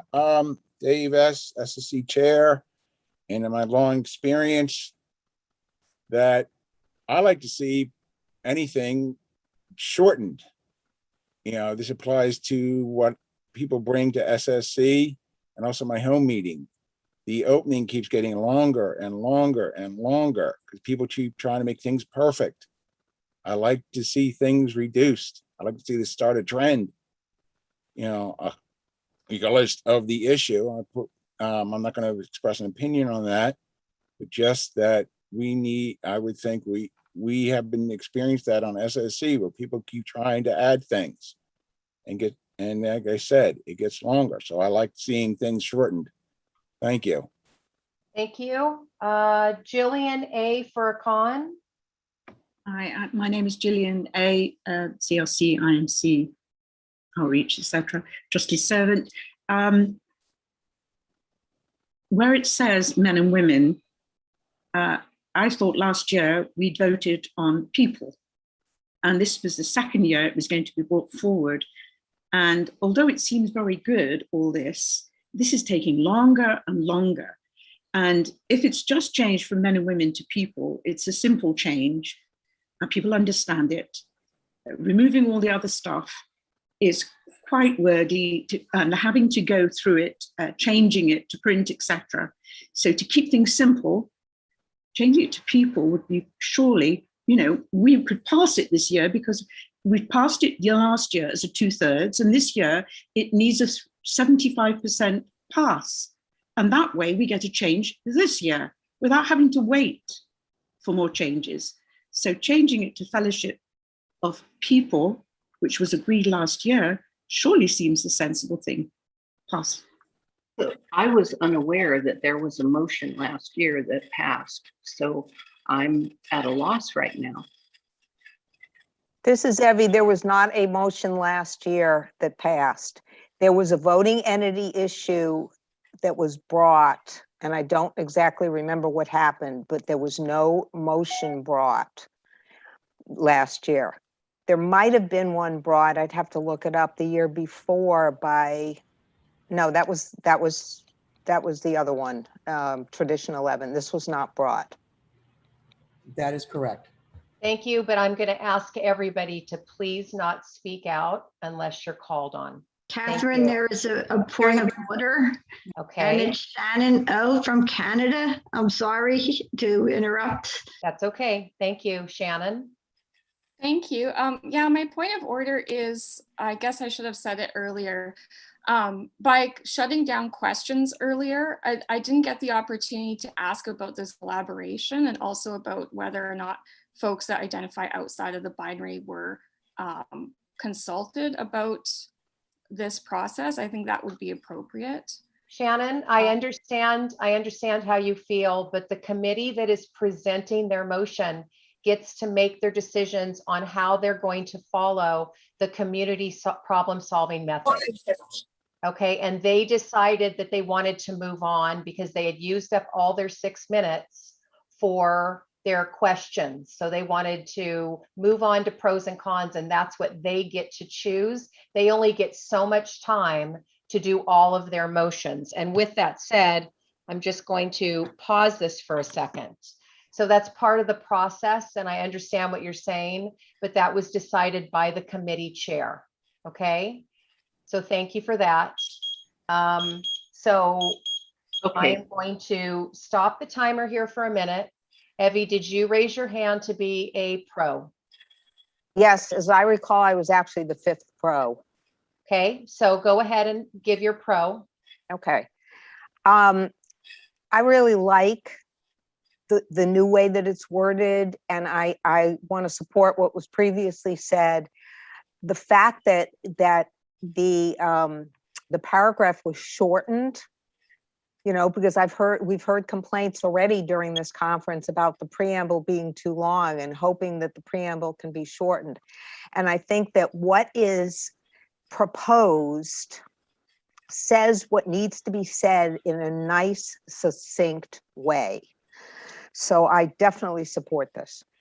Thank you, Evie. And we have one last con. There's a point of order again, Catherine, sorry.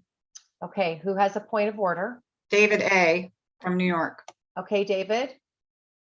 David A., voting delegate, New York.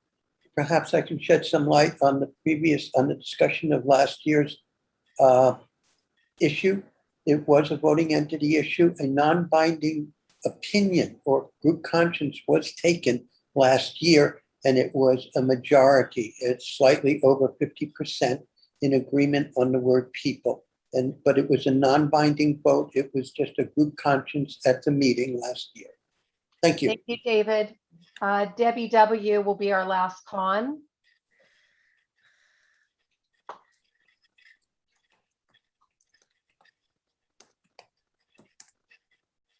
Debbie W., I can't see you. Are you muted or not here? Right here. Can you hear me? I can hear you now. Thank you. I'm Debbie W. from Northern California. I have great love for the program of Codependence Anonymous. I've been reading the preamble for 33 years. I love the words. I have them memorized in my mind. The first thing I'd like to do is say that I do not believe that the requirement is redundant because it gives personal responsibility to each new CODA member to say, yes, I want a healthy and loving relationships in my life. It is my experience as a sponsor that until the sponsee actually answers the question, am I willing to change, that they actually start working step one. And I really believe that the requirement for membership for an individual to make that commitment, not as a group, not as a fellowship, but as an individual, that needs to stay in the preamble. Thank you. And with that, I pass. Mary, do you have any comment on that? No, what I'd like to do, if it's all right, is ask the Georgia delegates. I already know what Arizona has said to me, but Georgia, would you be willing to accept the minor change, or do you want to go ahead with what is written? Hi, this is Tina. I'm this year's delegate. Elise, the alternate delegate, she knows more about a Senate structure than I do. The thing that I was most passionate about is that I know that we're used to reading it a certain way, and we do love our program, but there has always been more gender identities than just female and male. And it's not until the last decade that organizations and businesses have started to recognize that there are more. And this is CODA just catching up with the rest of the world. And but we do need to know, but we're just needing to know if you're open to, yeah. I have well, now let's give Point that of order. to Elise. Point of then. order. Okay, point of order. Are we in crafting or pros and cons? I'm not sure where we're at. Neither. We are in an interim period. And we Mary shouldn't be. has asked people that brought the motion to the floor. The simple question We have was, a call are for you 30 open? seconds. 30 seconds. Okay, I want to hand that over to We Elise. have a call for 30 seconds, please. 30 seconds. Everybody.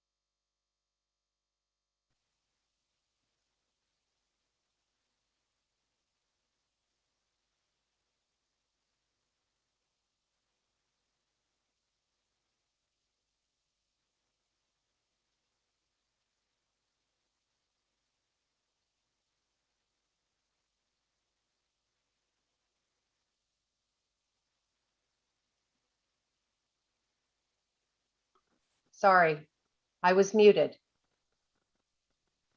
I don't know who muted all.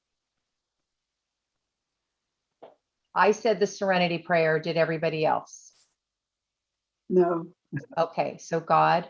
God. Grant me the serenity. Grant me the serenity To accept to accept the things I cannot change.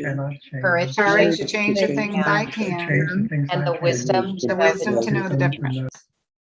So Mary, I know that you were reaching out to the VEI who brought this to you, and you had a question. Do you want to move forward with crafting at this point? You're muted.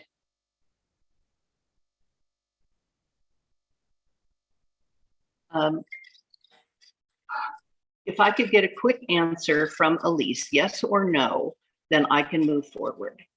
Okay, Elise? Okay, no. Okay. Okay, so Mary, do I understand that you had said some limited or minimal crafting before. You've changed your mind to no crafting? Yeah, let's just Okay. go with no crafting. All right, so we won't be doing any crafting. And I need for the motion, Mary, to be read as it will be presented to the group. The proposed change, Codependence Anonymous, is an inclusive fellowship whose common purpose is to develop healthy and loving relationships. We gather together to support and share with each other in a journey of self-discovery, learning to love the self. Thank you. So now we are going to take, give me just 1 second, and we're going to do 30 seconds.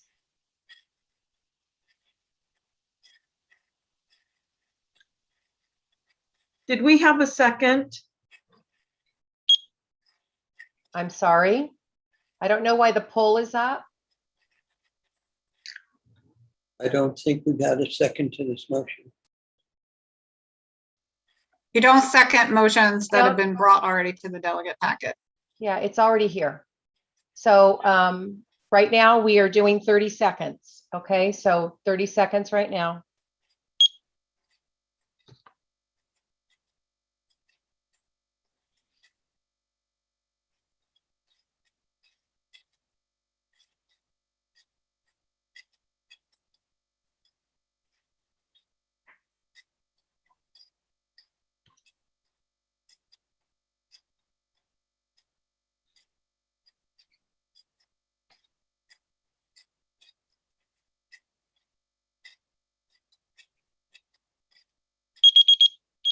God, grant me the serenity To accept the things I cannot change.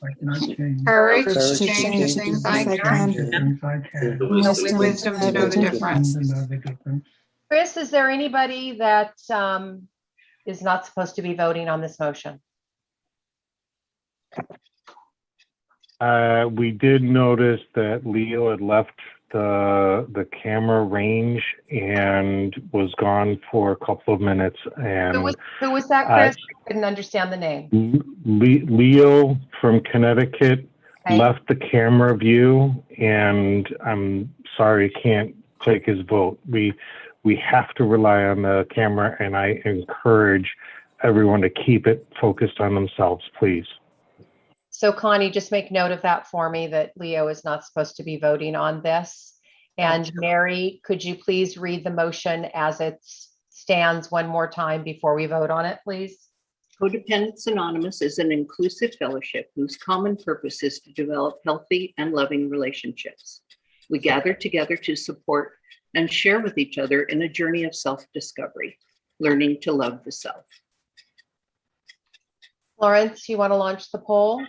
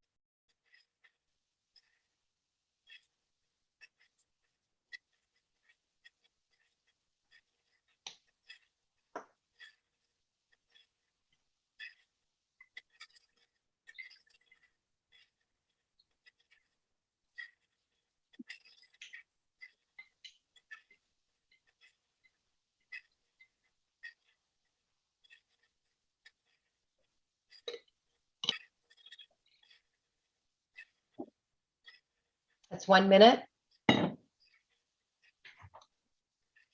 Are there any votes in the chat? My events name numbers need to let me know. There's one. Don is a no. One no. One no. Oh, I see. 2 no's. Anything else? Okay, so we have 28 no's, 15 yeses, 0 abstains. The motion fails. Okay, thank you. Is there anybody that would like a minute for a minority position? What were those numbers again? Statement. I'm sorry. Oh, I just closed it. I have the percentage. I don't have the numbers. 15. 28 no, 15 yes, 0 abstain. Thank you. Philippe, do you want the minority position? Is that why your hand is up? Yeah, you're muted. Sorry, thank you. I'm very grateful for everyone who's contributed to this. It was something I've discussed with Gillian face to face in England, in Wales. I was abused at the age of 10. I find this issue difficult. At the age of 10, I did not know the facts of life, but when I was abused, I pretended I was a girl. I would ask you to keep this within the meeting. And at the age of 17, I thought I was going to have a sex change. I changed my mind. I am quite happy with changing. I would like to change men and women to people. I want trans people to be included, but I have been to meetings that have made concessions for trans people that I have found very uncomfortable. And sometimes I feel uncomfortable in a meeting with some of the things that have happened, especially for male to female trans, that have made me feel not welcome in that meeting. And I just want to have a sense that everybody is welcome, including trans people, including others. I don't think I'm transphobic. I've been to visit trans groups to ask questions about myself. Where am I in this? But I think I've said enough. Is that okay? Thank you very much. Thank you very much. So right now, Mary, we are at 9:53 and lunch is to start in 2 minutes. Should we just go to lunch now? Would that work better for you when we do your 2 motions when you come back? Yeah. Okay, Yeah. so I'm going to pause your time. Actually, this may go pretty quick. This is the one about the QR code. No, we can't do a motion in 2 minutes. Okay. Yeah. So Mary, I've paused your time and we are going to take our lunch now. And Florence will be back at 10:35 or 1:35. Okay. All right, everyone. Have a good lunch.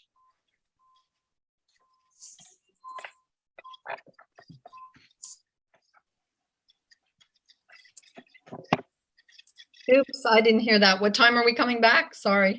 That's okay. We're coming back at either 10:35 a.m. Pacific Daylight or 1:35 p.m. Eastern Daylight. Thank you so much. Is Connie able to put up a countdown on the screen? Was that question for Connie?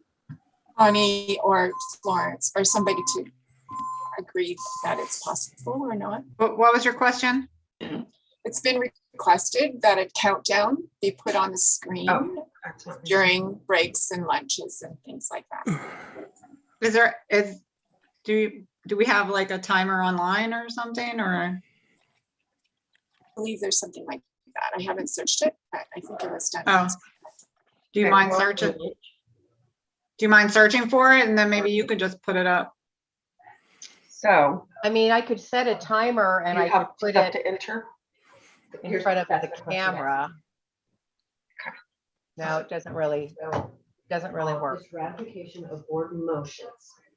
Connie, mute yourself. An entire document. I'll do a. I've done a mute all. Can you pull? I will do a search. Or maybe between and I will find one.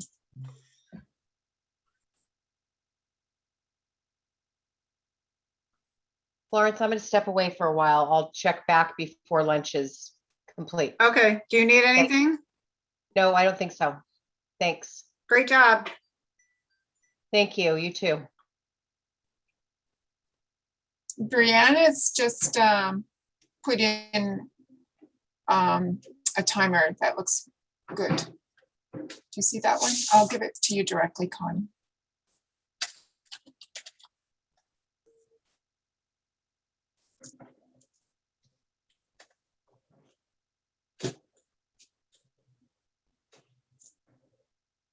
And I just want to confirm you're getting it, Connie, otherwise maybe I can do a screen share.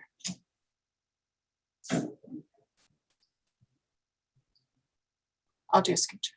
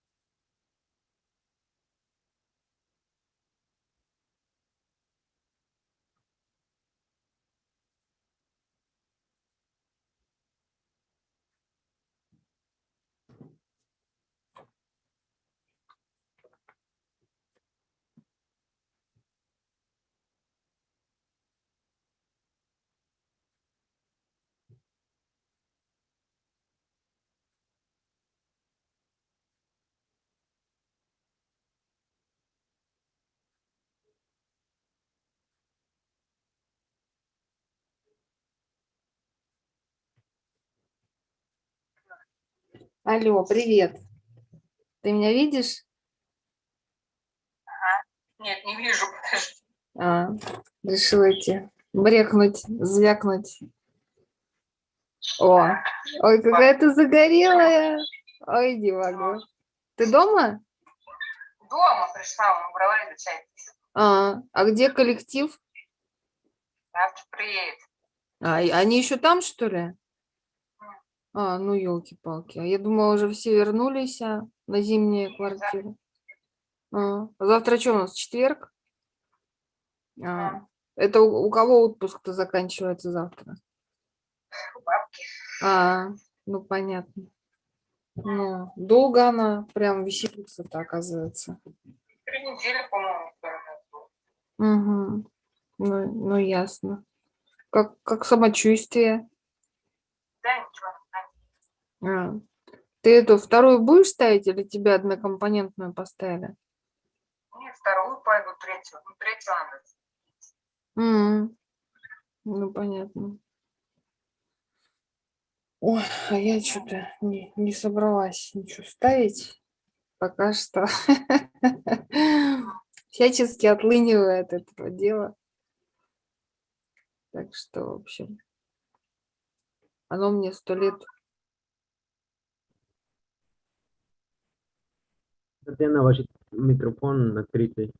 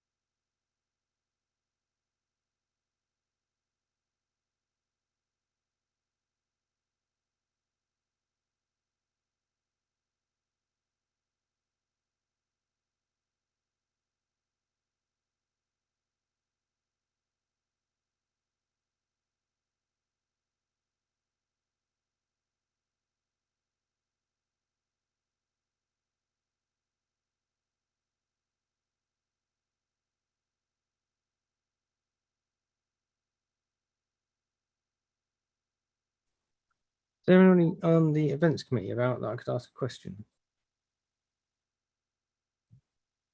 What's that?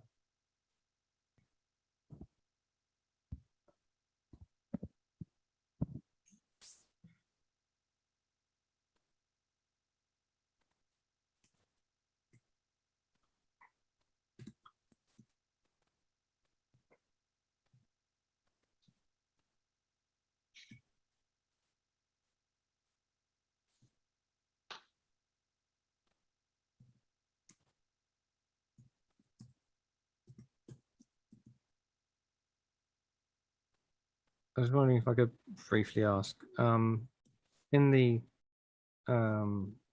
delegate pack, there's the voting entity issues from Arizona, Georgia, Southern Carolina. Were they all rolled into that previous item? I don't see them separately on the agenda. No, are you talking about the last motion? Yeah, Yeah, I think it's all in there. so they're all part of that one that we just did. Yes. All right. No, all those VEIs got assigned to different committees. If you look at the delegate packet, it'll say what committee they're assigned to. So we'll be revisiting this again. Yeah, so were you just talking, I thought he was just talking about the Arizona, Georgia one. Well, talking about California has got as well, yeah. similar. No, yeah, no, Kevin's correct. Oh, okay. Yeah, that was a VEI from last year, and then multiple people submitted another one this year. So, but now with the new motions of voting entities being able to bring motions directly, I don't think that process will, all those voting entities now, like the UK can now just submit a motion. Okay, cool. Well, I guess that's for next year. It's a bit late to submit one this year. Yeah. So I know we still have 1:39 seconds, but if people want to prepare and raise their hands for quorum ahead of time, and we'll be ready to get going as soon as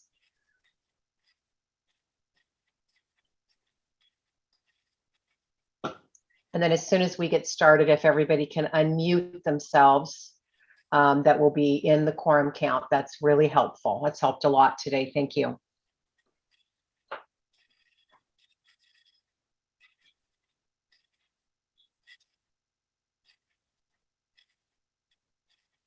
Catherine? Yeah. This is Diane from Arkansas. I was just also going to make the suggestion that people can use their space bar to unmute just very temporarily, long enough to say their number. Thank you.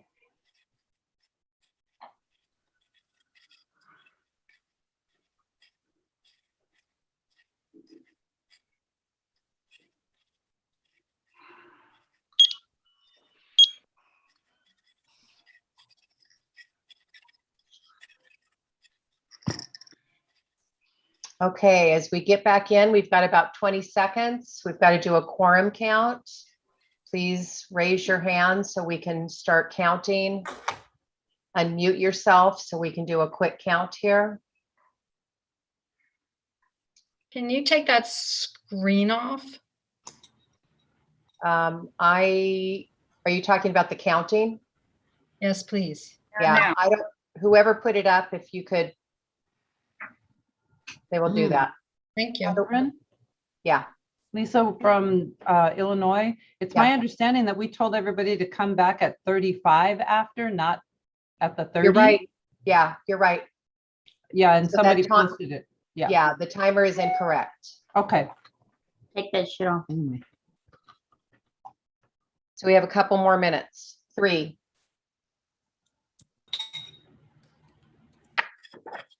The timer failed. The timer failed. No, whoever set the timer failed. Timer was really helpful, really. I really liked the timer. Yeah. Yeah, it looks like the time's up and she's saying we have 3 more minutes. So yeah, we do. But that's better that people come back a little early and then. Great idea for the timer. Yeah. Great idea. This is David, voting delegate from New York, and I just have an update on that space bar to unmute yourself.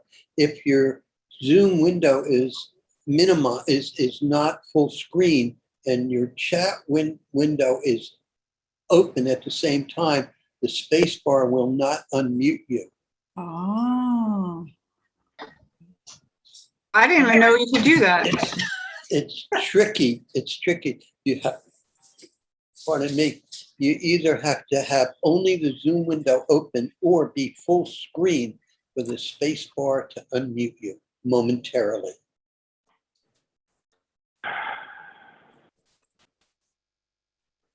I think it's probably also true if the participant window is also open at the same time and the Zoom window is not full screen, spacebar will not unmute you. That's not correct. I got my participants window open. I got my chat window open. This is Dave S. Oh, and I never stopped live streaming. So okay, all right. So well, then I'm speaking for a Mac only. Yep, I got the most updated version. I just updated as far as I know last night. I just updated it this morning. PC. Yeah. So yeah, I'm on I one. Updated it this morning. Yep, I hear you. So there's all these little nuances to Zoom. Hey, David. Okay, we have 1 more minute. So if you could just get ready, raise your hand for a quorum count so we can get started. David. I never stopped the YouTube link. Could you bring up the QR code? Because I just noticed it's not showing on the motion. So when it comes time, if you could share that, I'd appreciate it. Oh, which QR code? The one for CoDA. Code? The one for CoDA. Not the QR code, not the one I did for co-read. No, the one you did for CoDA. Okay.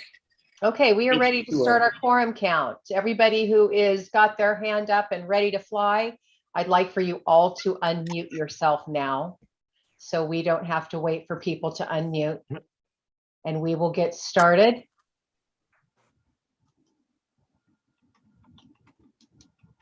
Yeah, please unmute yourself.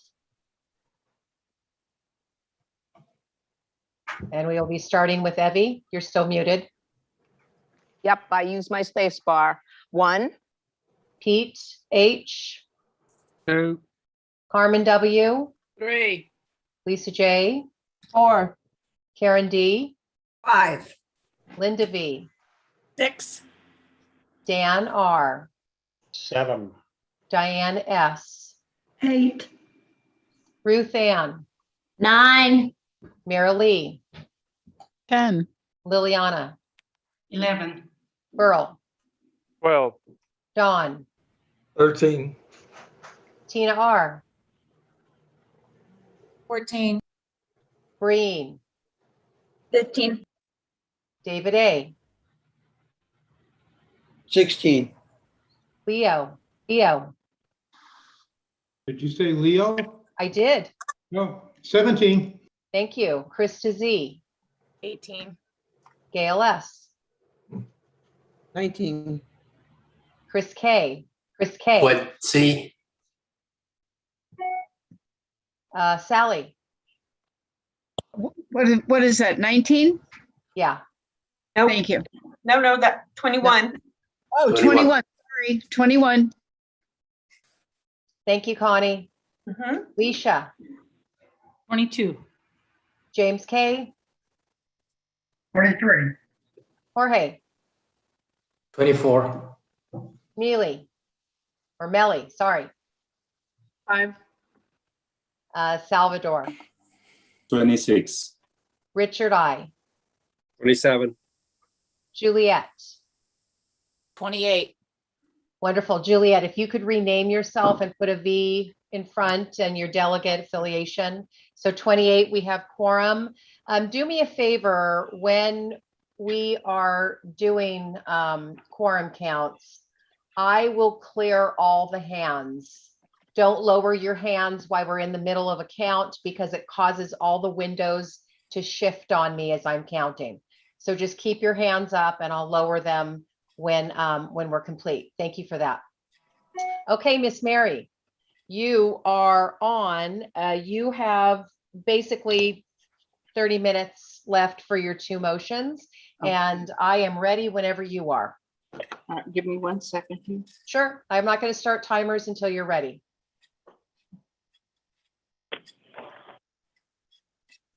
Catherine, Chris J, IMC. Yeah, Chris. I'd like to put a reminder out to everybody to have the video on and focused on your face if you are a voter or a delegate. If you are non-voting, please turn your video off. It helps. And in your name, please add the information if you are a delegate and what voting entity you are representing. Thank you, everyone. And make sure you've got your V's in front and your X's in front. And we're starting a motion. So all those except for alternate delegates that aren't voting should be turning their cameras off. Thank you. Okay, I'm ready. Okay, let's go. Okay, so I wanted to start with, please don't take my passion and excitement over motions to have any effect on my acceptance of higher power. So I'll start with that. The motion number 2 is to have the QR code that was created be accepted for use in all CoDA formats, literature, FSM, announcements of any kind. And it will be used by CORE for all reprinted and newly printed literature. And this is going to direct people directly to the CoDA website and bring more people to CoDA. And a thank you to David because he's the one that created this. Now, I was told that on page 2 of this motion that the QR code is there. If you'll bring that up, and then I'm ready to go. Thank you. Okay, so we have got 6 minutes for questions. So if you would like to ask Mary a question, please raise your hand and then I will call on you. And we're going to start with Krista Z, please. Hi, Krista Z, delegate from Canada.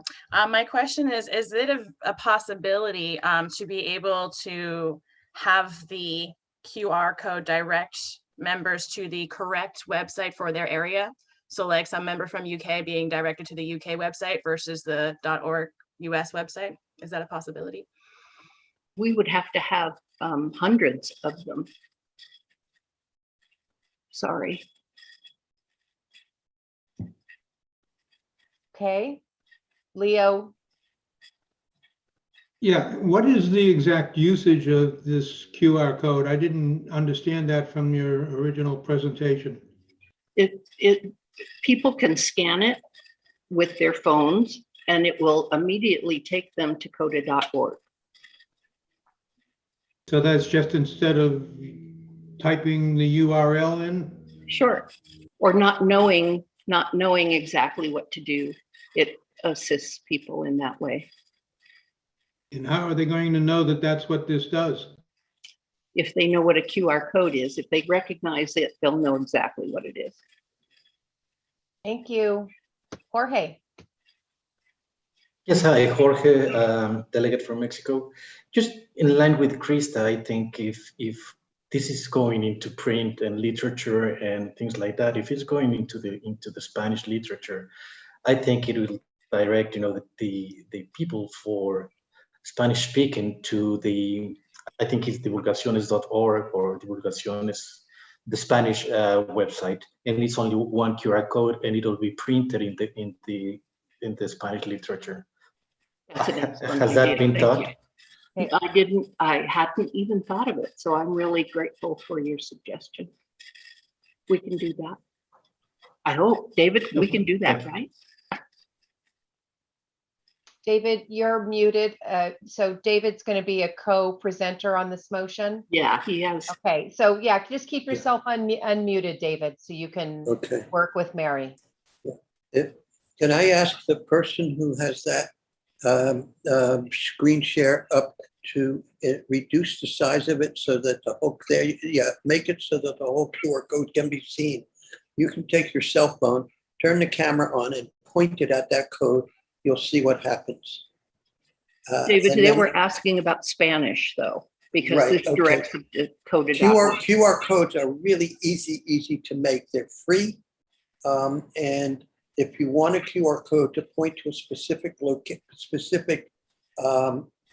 if the people in England want a QR code that points to UK CoDA, you can make one. And this is for local distribution. Where you put this, my view of this was to be able to put this on placards that could be displayed in supermarkets or other places so that people could find CoDA. This is not about promotion. This is about awareness. If you can't come to meetings you don't know exist. And this is about getting the word out so that people can find CoDA. And QR codes are very popular amongst a certain segment of the population. Okay, Thank you. Nancy? Yeah, I just have a question about, it does seem to include the logo. Is this gonna need to be copyrighted or anything like that? Not that I'm aware of. This is Gail from the board. If I can answer that one really quickly. This logo that is being used in here was approved by our intellectual attorney. So this is approved by attorney. Thank you. Great, you. thanks. And Jorge, do you have another question?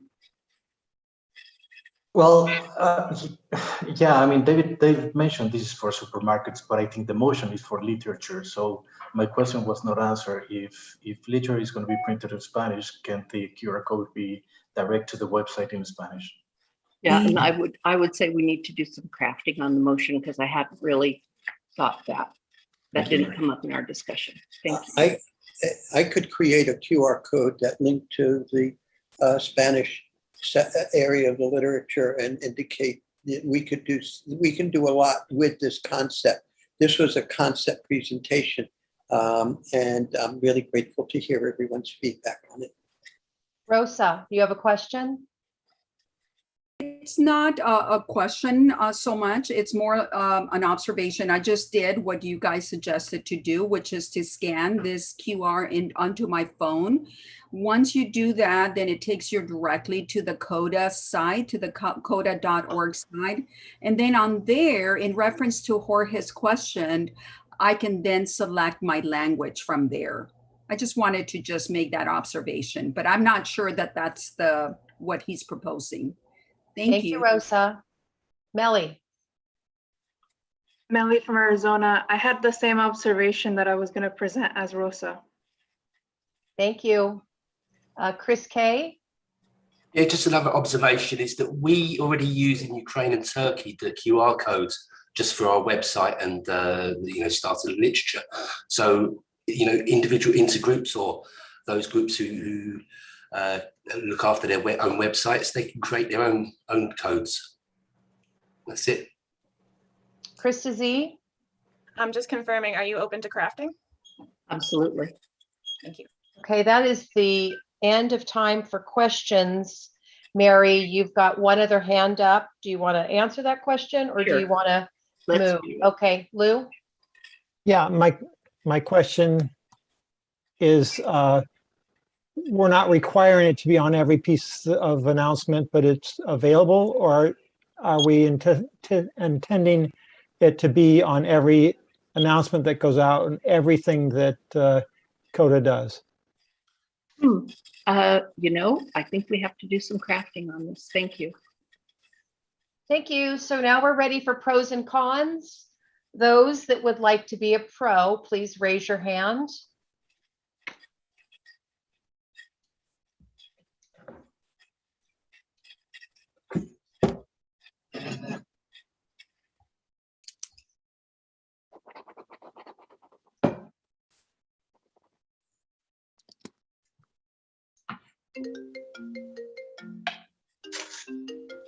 Do me a favor and mute yourself. Thank you.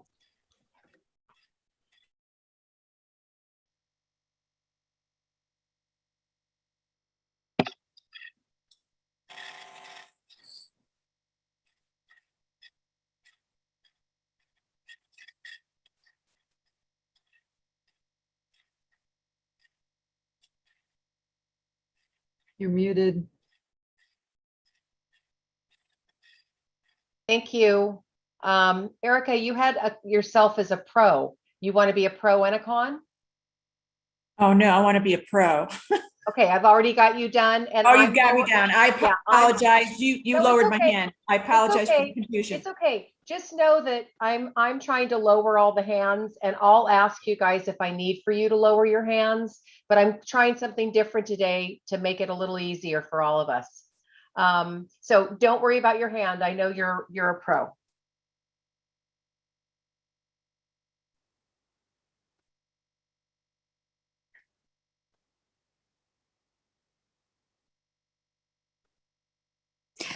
I didn't hear Catherine say that you were taking cons. I'm taking cons now. I'm writing them down. Thank you.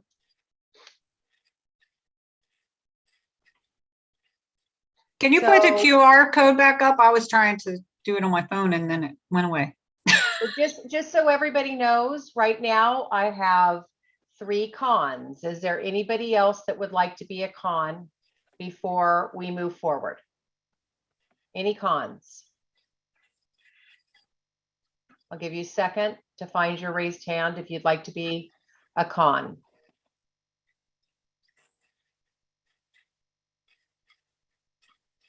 Okay. So we are going to start with Erica C. as a pro. Hi, I'm Erica from Colorado. I think I'm just I'm very encouraged, and I want to say that I'm very much for this.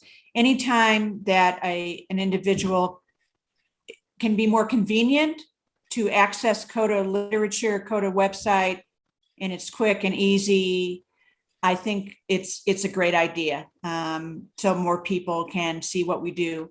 And I just think it's a wonderful idea. I think it's not promotion, but it's convenience. Thank you. Thank you.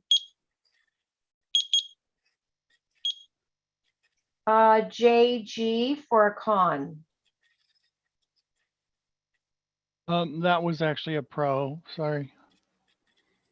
Okay, so I've got Richard I for a con. Richard I, Core Board. The motion as stated would require Core to include the symbol on all printed literature. First of all, as a member of the Core Board and as somebody who works in the print industry, my experience with QR codes has been that they have not caught on to the degree that they were presented with a lot of excitement 15 plus years ago. And we don't see their use nearly as widespread as was envisioned. And I can tell you from experience that they are a pain in the butt to incorporate. I mean, we now have to modify all of the artwork for every CoDA publication. Some of it is going to have to be modified in a way to accommodate inclusion, not just adding it on, but redoing the artwork in order to allow. So there's that. The other thing that I'm looking at this one as presented, and as a CoDA member, I look at the CoDA seal. And I wonder about our identity guidelines and whether that's going to be a recognizable seal at the kind of sizes that the QR code is normally included in print jobs. So I'm not in favor. Thank you. Thank you. Thank you. I have a request from a delegate to, if we could put the motion actually back on the screen. Sorry. Okay. Nancy O for a pro.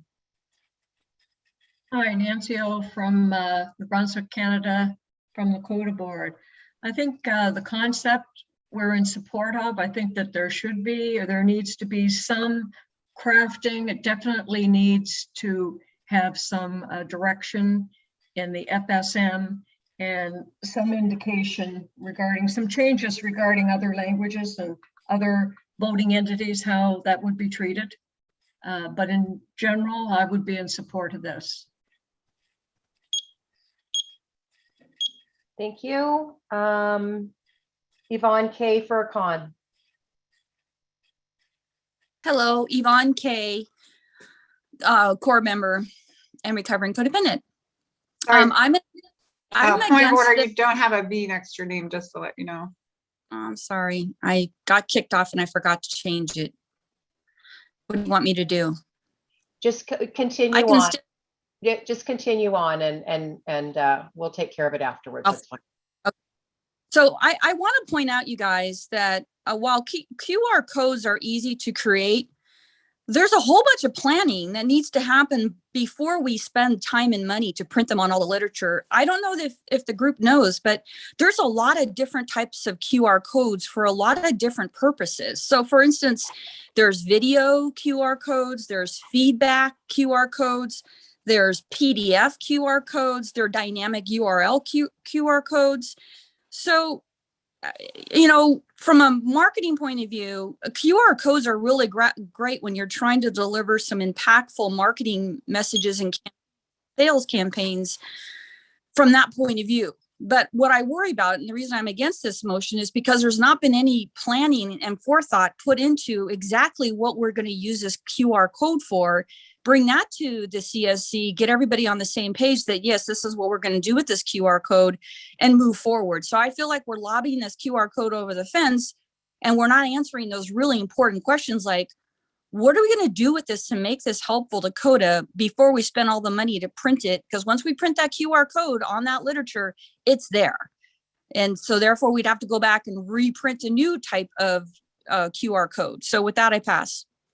Thank you. I've got Krista Z as a pro. I feel like I'm learning things. I'm a pass. David A as a pro.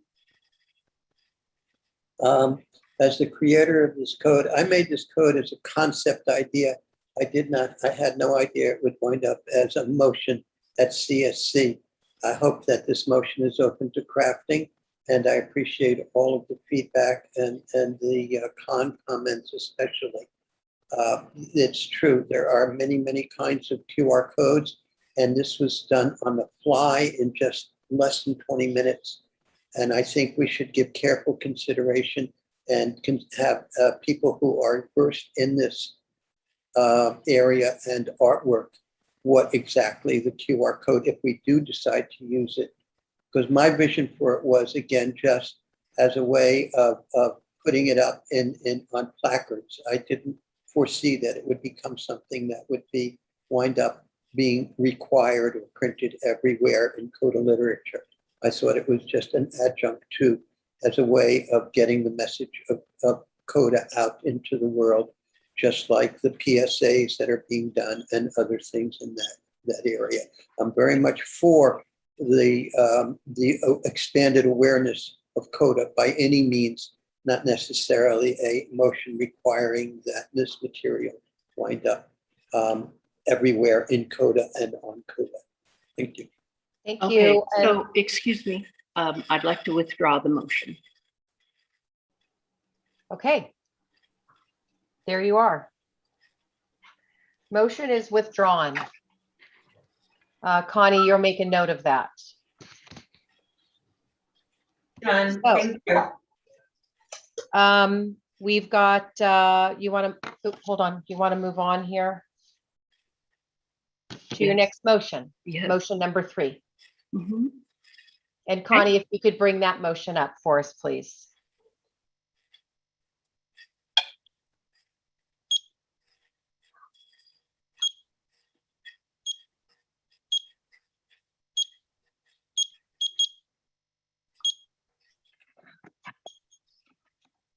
Okay, Mary, I am ready whenever you are. All right, let's go. The Communication Committee moves that we add the following first part and delete the second part regarding the policy for social media. So to add, Tradition 11 speaks to members of CoDA maintaining anonymity when representing CoDA to outside entities, and does not speak of recovery meetings, literature, virtual meetings, traditional face-to-face meetings, recovery conventions, and recovery videos and audios. Tradition 11 does not forbid individuals from participating in recovery online. Some members wear masks, hats, and other disguises when in CoDA meetings. Others give false names. That is their choice. Everybody has their own recovery journey. Sharing our faces and names in face-to-face recovery and business meetings does not violate Tradition 11 or 12. It really shouldn't be 12 there. Neither does the same behavior on social media violate Tradition 11 or 12. It is important to remember if a video is being made, permission to do so is required.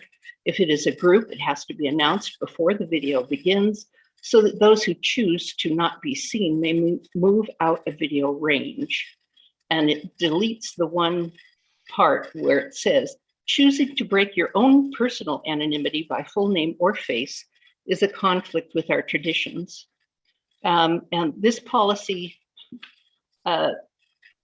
came through, and I didn't even know anything about it until we wanted to start a YouTube channel for videos, educational videos and videos that we could share from intergroups. And then also we wanted to make a PSA, and all of that was a no because of this social policy. So that's really the issue at hand, but it's this confusion about Tradition 11 that is the issue here. Thank you. Thank you. So now we are ready to move to questions. And if you would like to ask Mary a question, please raise your hand.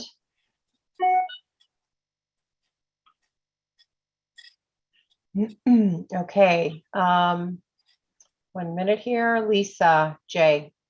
Lisa J, delegate from Illinois. Mary, are you open to crafting? Sure. Okay.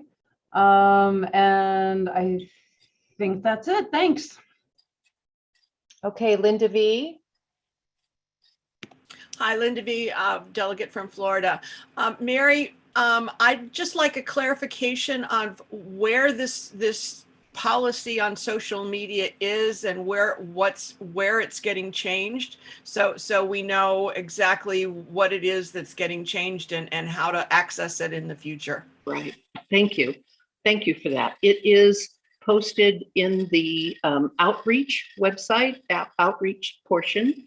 You can, if you Google, if you search on social media policy, it will come up. But I believe outreach, you'll have to correct me on this. I believe it's in their section for meetings. I'm not positive about that, but that it would change the outreach information.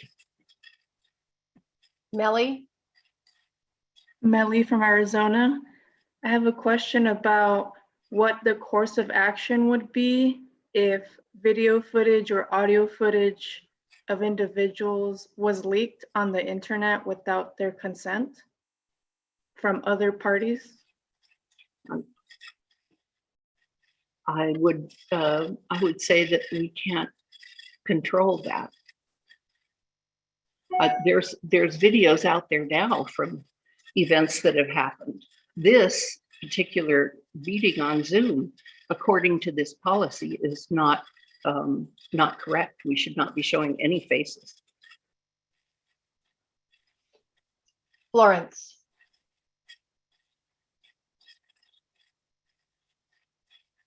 Did you say me? Yes, I did. Sorry, there was a motorcycle going. I just wanted to clarify how the motion's written. You have number 1 and you underline those words. Is that actually going to be the words put in there, or are you just saying that the words below it are to clarify for the virtual meeting? That after the underlined part, that's the part that we would like to place into the social media policy. Okay. And then delete that next piece, the number 2. Okay. Evie? Yeah, could you please scroll all the way down to the end of the motion, because it says right there exactly what needs to be updated. I'm not sure if people are aware. We're all the way to the end. Yeah, right there. No, right above the data entry use only, please. A little further. You're muted, Evie. I let go of my space bar to use my hand to move something. Okay, so it shows that it is posted in the Fellowship Service Manual on page 27. And there are places on the website. And it also says, so this is, if you have a question about what is going to be changed, that is the place to look in motions. For those of you that are not familiar with that. I'm done. Ruth Ann? Okay, it was my understanding that we were observing anonymity if we didn't use our last name. For instance, we're meeting on social media right now and we're not using our last name, so we are protecting and observing the concept of anonymity. But I also wonder, was there any meetings or discussion, like, you know, like they had that finance meeting about this policy? I was not aware if there was. This was discussed with outreach, and that's who we went for. And motions can be commented on at any time. Once the motions are posted, I especially would invite anyone with questions, comments, to send the committee an email so that we can answer these questions, so we can correct what needs correcting. But for now, that's what we did. It was with outreach. Dan R. Dan, alternate or voting delegate now for this CoDA Canada. I was looking at, in researching this motion at the FSM part 3, and there is no page 27, so I was kind of confused. So I went through the different parts of the FSM and actually couldn't find the policy in question in the FSM, but I did find it in the outreach. Yes. So I don't know if this reference is correct, Mary. Probably not. Thank you. This is the May 2021 version. Thank you. If we could correct that, I'd appreciate it. Pete H. Let me look for it in the FSM first and see, make sure that's correct. Okay. No, do you want to do that first, or shall I come in? She could look and let's continue. PH UK NSC codependent here. I was just wondering, in terms of the bits that's removed, whether whether there's an option to go a little further in terms of the guidance there from the policy, as we were looking at the idea of, you know, social media groups that can share CoDA related affirmations and things like that, because you can like something, you can follow something, so I can follow a brand or something like that, but by doing so I can share that to all and sundry, the output that goes up on social media. But in doing so, I'm not saying that I'm actually a member of it.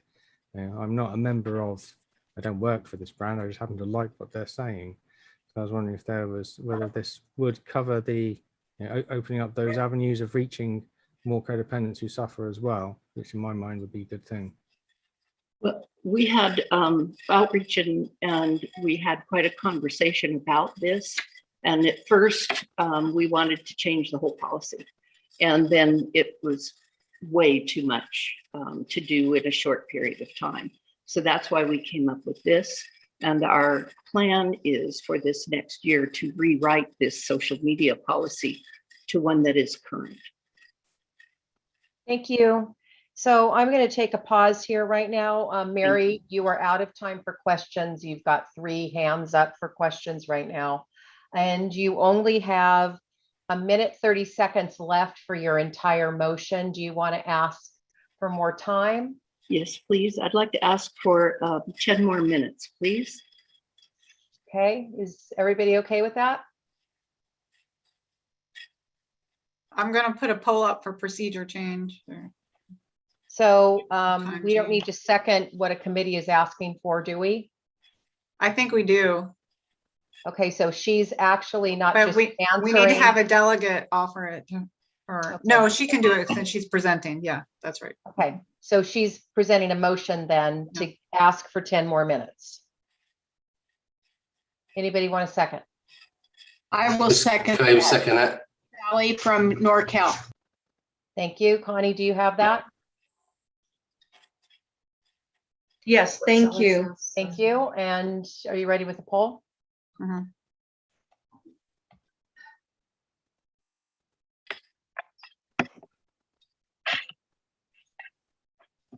We're giving 10 minutes to her time.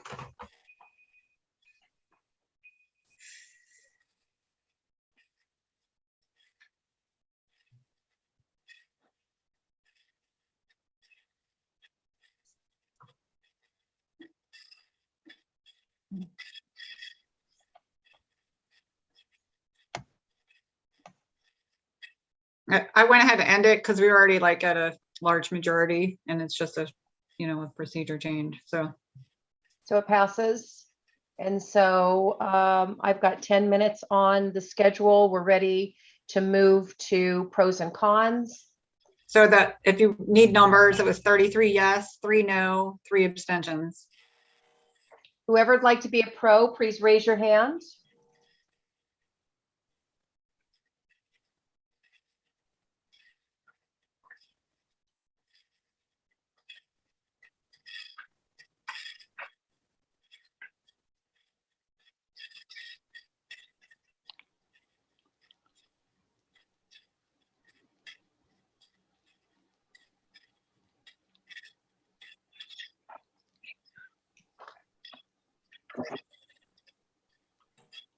Those that would like to be a con, please raise your hands.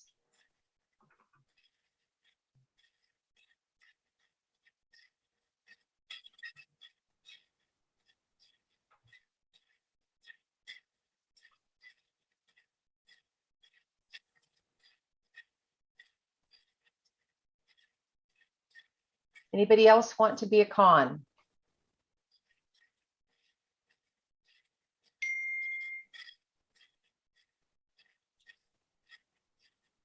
Okay.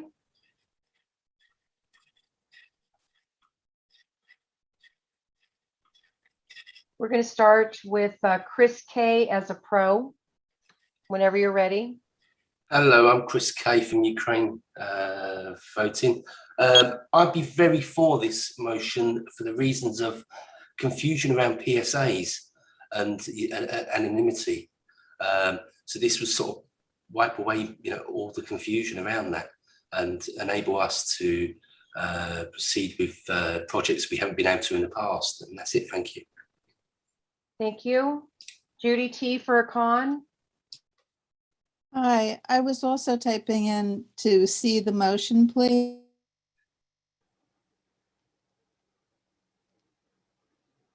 Thank you. What I'd really like to,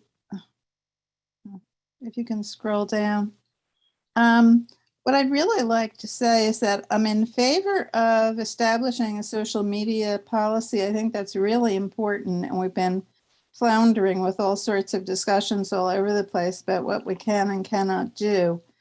But I'm not sure that this entirely covers it. So I'm in favor of further study and bringing it back. But, and I'd like to say, I think somewhere in there, can we add that this will be inserted into the fellowship service manual?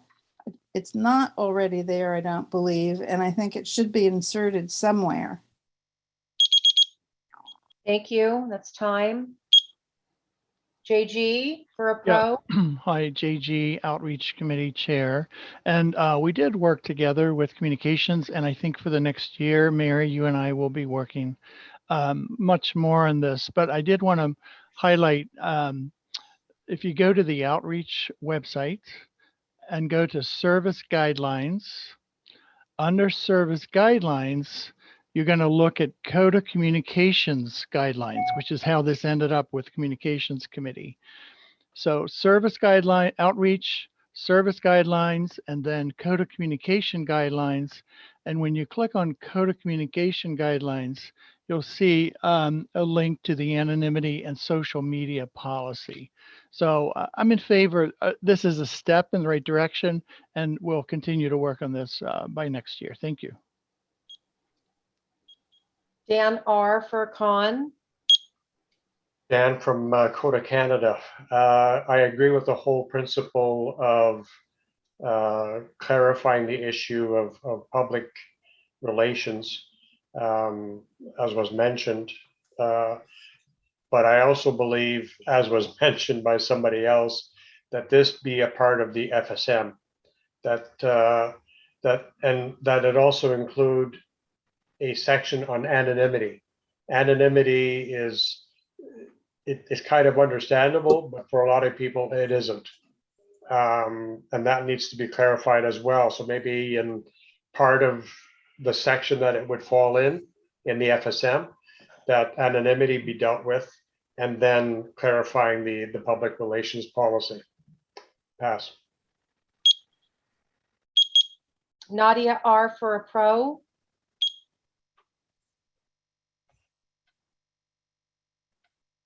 Hola, buenas tardes. Soy Nadia R. Soy coordinadora del Comité de Divulgación en Español. Nosotros como comité vimos esta dificultad cuando surgen preguntas de las personas acerca del anonimato. También se hace muy difícil poder llevar el mensaje cuando las personas temen a que se ponga su rostro, ya sea en la conferencia que tuvimos el año pasado, por ejemplo. Creo que eso resolvería el problema y sería más fácil llegar a las personas, llevar el mensaje a las personas que utilizan las redes sociales y los medios audiovisuales. Gracias.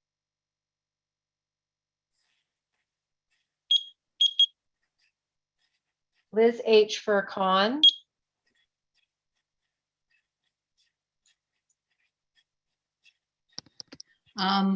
Liz H. from Pennsylvania. My name just changed. But what I want to say is that to me, the motion implies that the purpose of Tradition 11 is to protect individual anonymity. And I would suggest that the way I see it, and I've been in 12-step groups for like 40 years, to me, the purpose of Tradition 11 is to protect CoDA as a whole, so that no individual or individual personality is seen as representative of CoDA. Maybe I misunderstand the motion, but that's my con. And I think it's possible to make all kinds of outreach and still protect, and to not do it in a way that is making any person's identity or personality attached to CoDA as a whole. Thank you. Thank you. And we have one more pro, Gail. I'm going to pass. Everyone said what I said, what I wanted to say. Richard I., do you have a pro that's different? I think I do. Okay. Richard I., Core Board. I'm in favor of anything that clarifies some of the misunderstandings about Tradition 11 that seem to be rife within our fellowship, echoing the previous con. What Tradition 11 asks us to do is to maintain personal anonymity at the public level in order to protect CoDA from being associated with any particular individual. Social media even is, for the most part, within the fellowship. This meeting is within the fellowship. And my level of anonymity within the fellowship is my prerogative. That's why some people can wear masks, as was indicated in the body of the motion. Some people use false names. And my last name is Istace, I-S-T-A-C-E. I want you to know that in case there's something you want to catch up with me and talk about related to Codependents Anonymous after this is over. This is within the fellowship. And I think any social media efforts that we make are intended not for the general public, but for each other and for prospective CoDA members, people who are actually interested in CoDA. So I see this as being a good change. Thank you. Thank you. Mary, that's time on pros and cons. And forgive me, but did we say that we were open to crafting? Was that asked first? That was the first thing. Okay, great. So I've got, let me set a timer here for crafting. And if you would like to craft, please raise your hand. Just know that, Mary, you've got 2 minutes and 20 seconds left right now. So Dan R.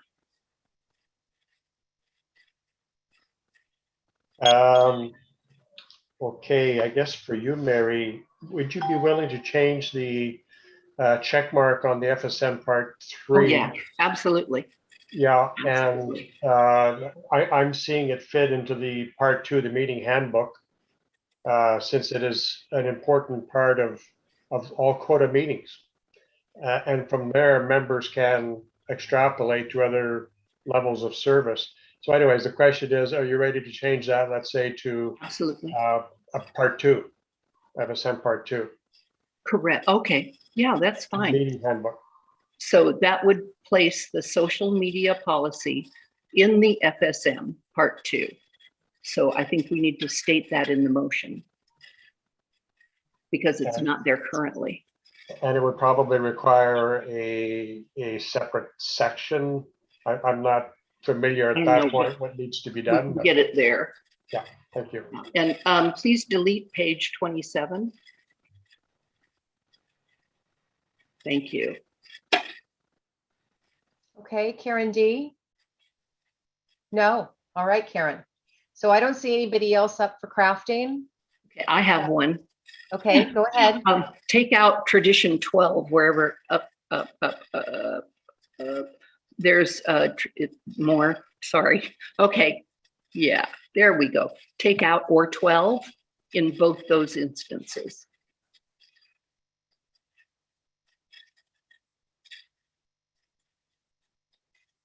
Okay, and then go up a little bit. Okay. Let's see. Judy, hang on if I can find it. Okay, right after it says CoDA to outside entities on the second line, put a period. And then type tradition 11. And get rid of end.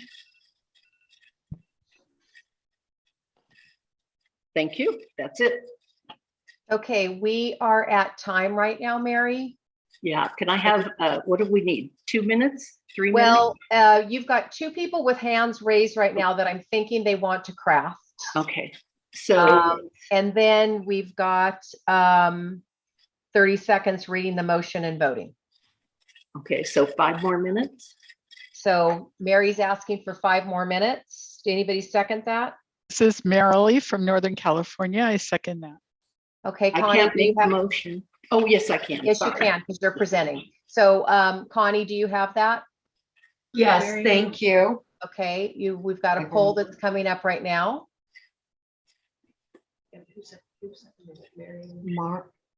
Marilee, NorCal.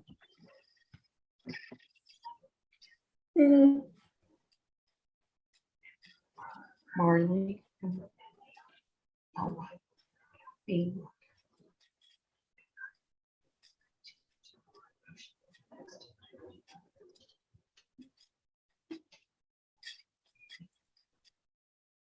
I got it. I'm ending at 30 seconds. We're at 31 yeses, 4 noes, 1 abstain. Okay, so Mary, right now you've got 5 minutes back. You've got 3 minutes left in crafting, and you have, Dan, did you lower your hand? Yes. So you have 2 people that want to craft, And do you want me to allow others to craft, or you just want to take these two? Let's take these two and then move to the vote, please. Okay, very good. So, Evie?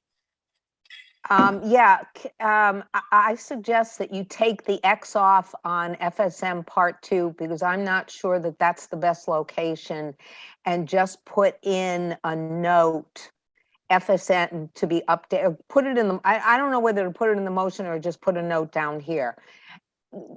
But to just, can I see the motion itself for a second? Sorry to be taking so much time. Yeah, you're taking a lot of time. Come on. Sorry. Come on. Okay, so just at the end of the motion itself, just put policy to be Update included FSM. in the FSM. Policy to be included in the FSM, and Right after the delete part, right after. right there, yeah. Okay, thank you. Thank you. Repeat that, please. Policy to be included in the FSM. And I keep forgetting to introduce myself. Evie, delegate from Connecticut. Thank you. Rosa? Hi, thank you so much. Thank you, Mary, for allowing crafting here. Rosa, delegate from Southern California. I am a bit confused, and not having read the policy, forgive me for that. But I'm a little confused, and so is my fellowship. We have a survey that we send, and there seems to be a split here on the fellowship's response, and I'm a little confused. So I thank you for removing tradition 12 as you did, because I think I'm very confused with tradition 11 and tradition 12 into one motion. I was okay with part 1 to delete. Number 1 to clarify, but I am a little confused with number 2, which is to delete. This is my own personal take on this. I am okay understanding and changing the public relations policy and all of that, but when it comes down to number 2, which goes into person anonymity, I don't understand so would you be open to delete number 2 from the motion? No, I'm sorry. Okay. I think that's the main point of the motion. Thank you very much. So Mary, if the motion is as you like it, if you would please read it. All right. Okay. To clarify, for virtual meetings, workshops, retreats, face-to-face meetings, conventions, recovery videos, or audios. Tradition 11 speaks to members of CoDA maintaining anonymity when representing CoDA to outside entities. Tradition 11 does not speak of recovery meetings, literature, virtual meetings, traditional face-to-face meetings, recovery conventions, and recovery videos. Some members wear masks, hats, and other disguises when in CoDA meetings. Others give false names. That is their choice. Everybody has their own recovery journey. Sharing our faces and names in face-to-face recovery and business meetings does not violate Tradition 11. Neither does the same behavior on social media violate Tradition 11. It is important to remember if a video is being made, permission to do so is required. If it is a group, it has to be announced before the video begins, so that those who choose to not be seen may move out of video range. And we're going to delete choosing to break your own personal anonymity by full name or face is a conflict with our traditions. Thank you. 30 seconds.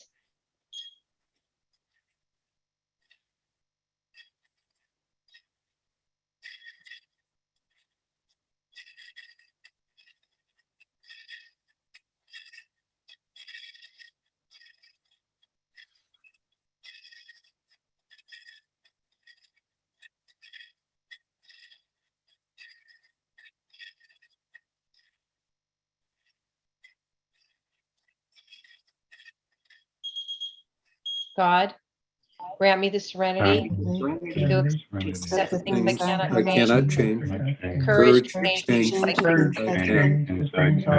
wisdom to know the difference. For sake of time, Mary, are you okay if we just go straight to the vote now and not read it again? Yes, because we're please. almost out of Well, time. unfortunately, someone just put in the chat that it needs to be read more clearly. I'm not sure if that was meaning for this motion, but it just showed up in the chat. So I think she needs to read it again. Well, we only have 10 seconds left right now. So, Well, I mean, I think we just finished the motion out. okay. So Mary, you want to read it again? All right, so I'm Point of guessing- order, point of order. The X was not removed from in front of, yeah, right there. Front of FSM Part 2.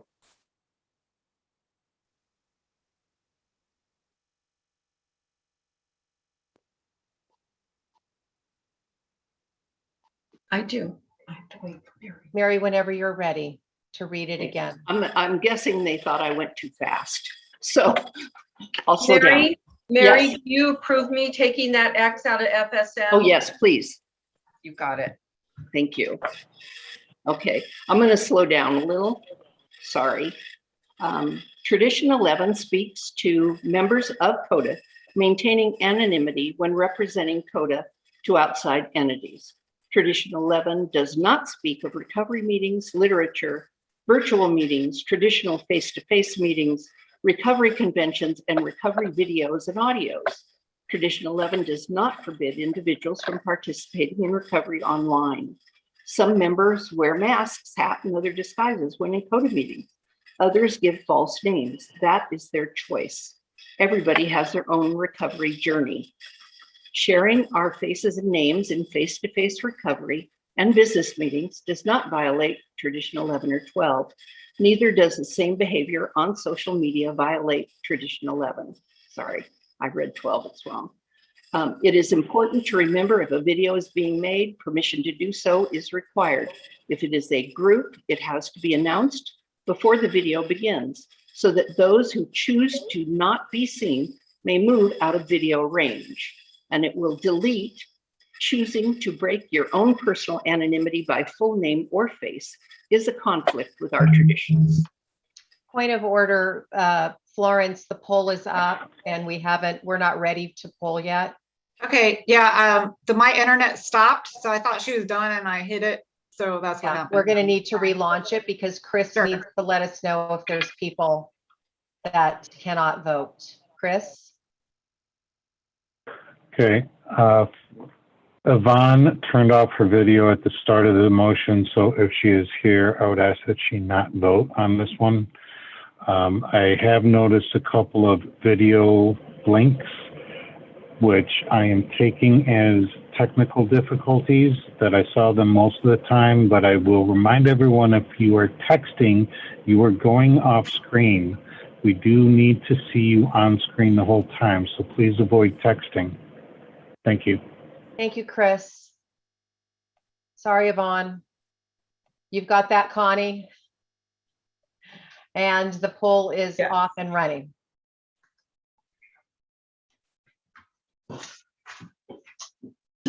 One yes in chat.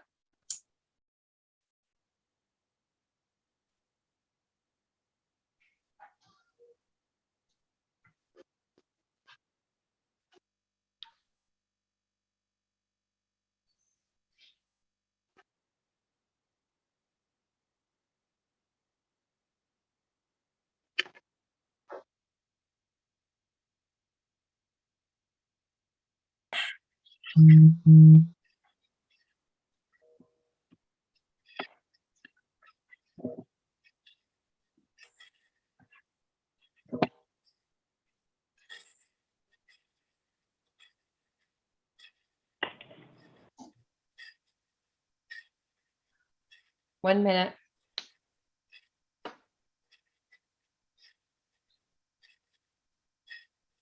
The motion carries 82% yes, 31 is the number. One more yes. Oh, sorry, there's one yes in the chat, so that's 32 yes. Any other yeses? Maybe, oh, this is a different yes from the first time. There so were, maybe, there were two. Yeah. Okay, so then it's 33 yeses. Any no's in the chat?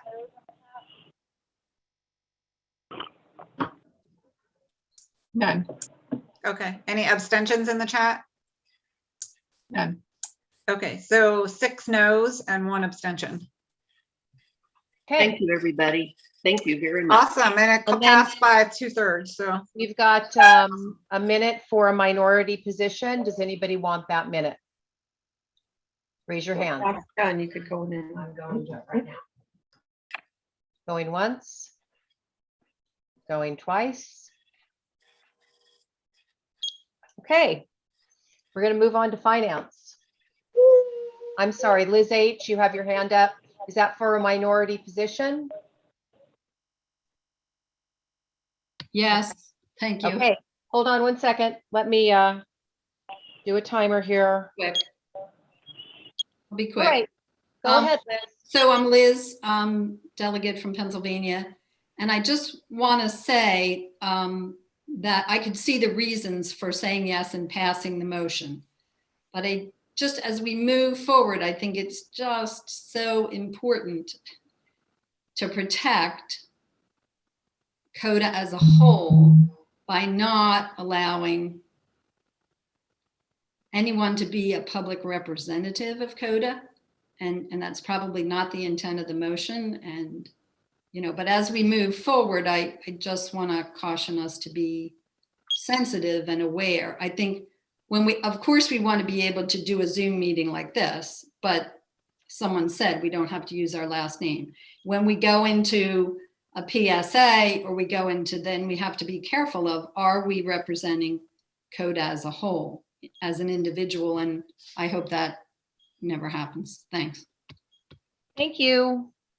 Who's going to be presenting for finance? Rob, Finance Chair. Hi, Rob. So I am ready to go whenever you are ready to go. Great. Could I request a speaker view for the first 60 seconds, and then we'll view the motion for the second 60 seconds?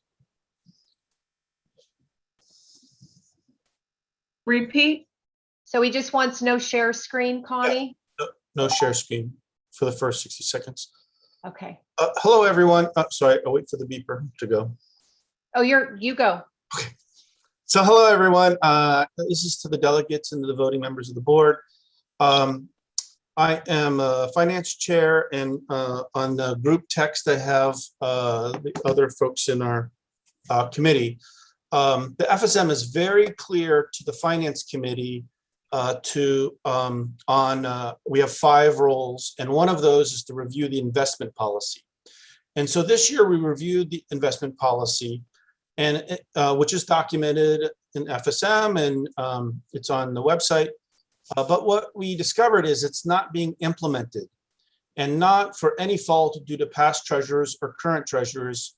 It's just not clear. It does not direct the treasurer on how much and when to make these certain investments per our investment policy. And so we set to work on deliberating and finally deciding on the changes we want to make or recommend to you all for the investment policy, which I'll share with you in a minute.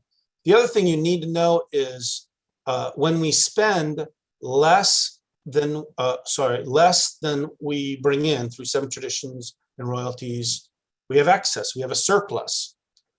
I don't know if you know this, delegates, but CoDA International has over $500,000 in the bank account. And we earn about $140 of interest, which is 0.004% APR. Just to put it in perspective, if it was invested conservatively, let's say 2% below inflation, that's $10,000 that we could contribute to serving the still suffering. And with that, I'd like to turn on the motion. Please, Ms. Connie. Excellent. So if you scroll down towards the bottom of the first page, all right there, perfect. Thank you. You'll see the CoDA investment policy. Everything is the same, except you see that 1 period at the second line from the bottom. all we did is added some specificity, which is 40% of the CSC approved budget. And the rest is all part of our normal policy. And then if you scroll down to the top of the next page, top 2, we added more specificity, 60% of the CSC approved budget, which means is the remaining would go in very conservative investments. 3, any additional funds would be held in safer, lower risk investments. We clarified for insured accounts no investment in a single institution. And then we added a when. Annually, the actual allocation would be reviewed and rebalanced every year. So once a year, it'd be reviewed and rebalanced. So the second question that often comes up is who's going to be making those investments? And the thing you all need to know is that no one on the finance committee is qualified. So we're going to do exactly what other 12-step programs and other nonprofits like us, and we're going to find and qualify a good investor to make sure, investment advisor, to make sure we're investing conservatively so we don't lose any of our principal, and to make sure that it earns more interest than their fee. So, but we think it's pretty easy to beat 0.004%. And with that, I'll turn it back to the facilitator, Catherine. Okay, so we now have 6 minutes for questions for Rob. So raise your hand and we will get started. We'll play Stump the Chairman. So we're going to start out with Liz H. Hi, I'm so glad that you're looking at this.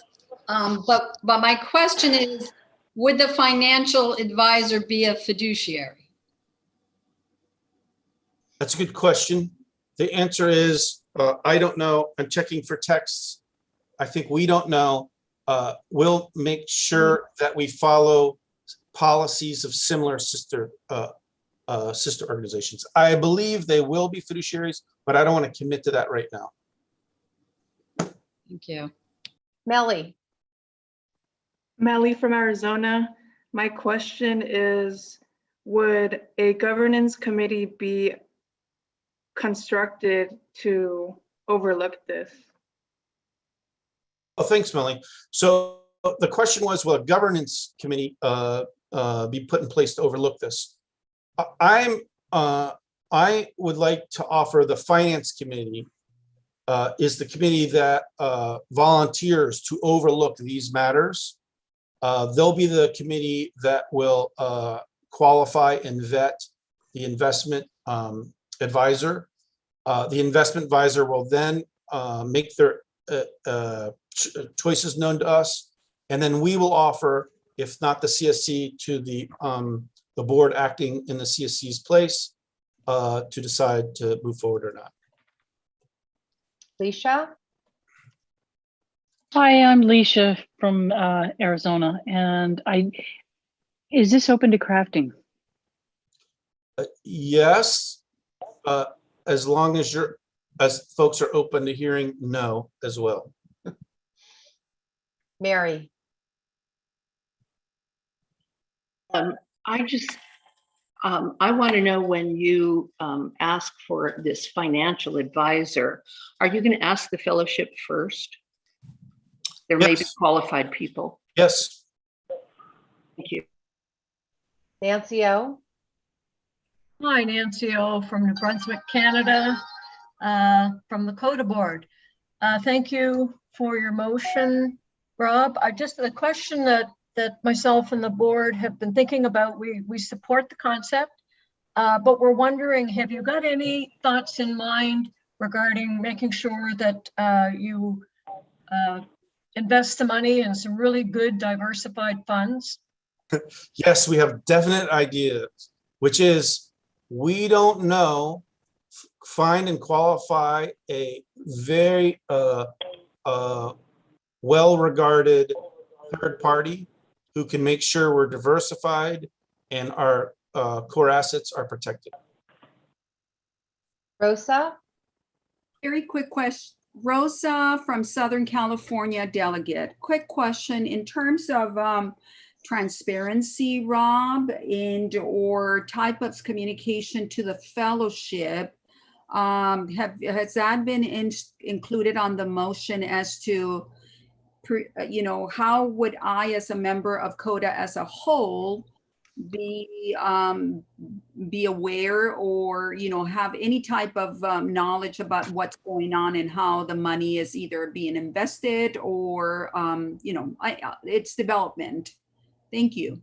Thank you. Yes. So your question, Rosa, was about transparency and how do we share with the fellowship of where we're invested and how we're invested. Right now, we currently share just top level information with the chairs and the board. I think your question about transparency is a good one. I think it's a separate motion, and I will look forward to bring it to you next year on how we promote transparency in our financials. Thank you very much. Judy T. Hi, I'm Judy from Massachusetts. Hi, Rob. My question regards the use of the word shall. 40% of the CSC approved budget shall be held and 60% shall be held. That's a directive. That tells you that that amount of money shall go into those.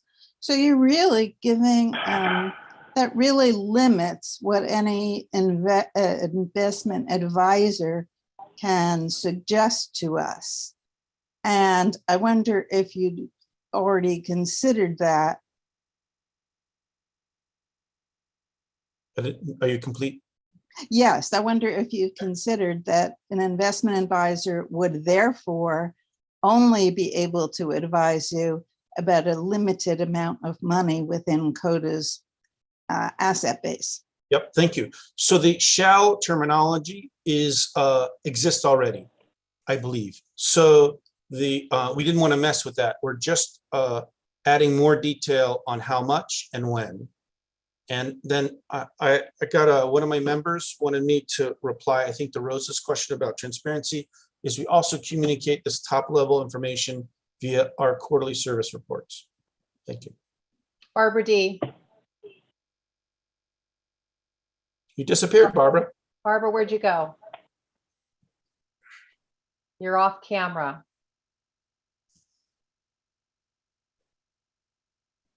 That was going to be a really good question. Yeah. Oh, Barbara? I was gonna say QSR also. I was gonna ask about the QSR. That's all. thank you, thank you, thank you.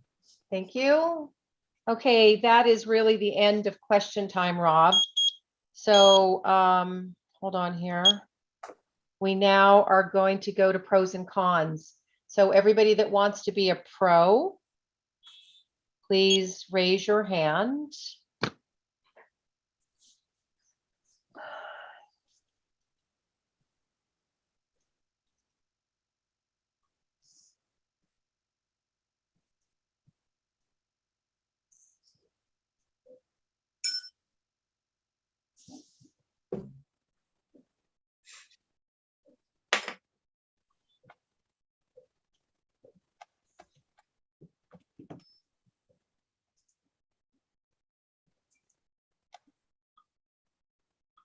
Those that would like to be a con, please raise your hand.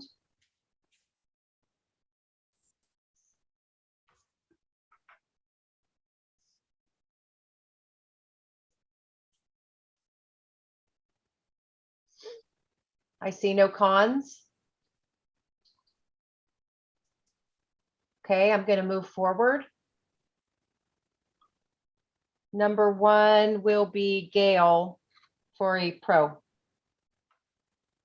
Yes, the board did discuss this. We are so elated with this motion, giving clarity and direction. So thank you. Nancy O for a pro. Thank you, Nancy O from New Brunswick, Canada, CoDA board. Yeah, I'm really happy to see that we're bringing forward the concern of the present value of money and how it depreciates if we don't do proper investing. So this will certainly help to mitigate that. So I'm definitely for this motion. Ruth Ann?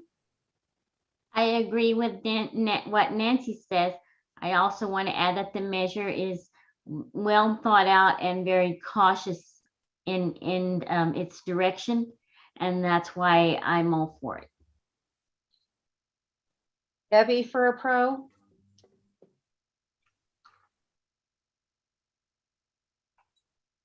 There. Evie, delegate from Connecticut, as a former treasurer of CoDA, I'm thrilled to see this, that there are some very specific not guidelines, very specific rules about how we shall use our, where we shall put our money. And I think as far as, getting a financial advisor can actually help us to understand specific places that fit the parameters that are in this motion. So I am very happy to see this motion. Thank you. Thank you. So that's all the pros. Did anybody change their mind and have a con? Melly, do you have a con? Yes, Melly from Arizona. One con is that this doesn't specify if US dollars or cryptocurrency is being used, and it would be helpful to get more information. Thank you. Is there anybody else that is a con?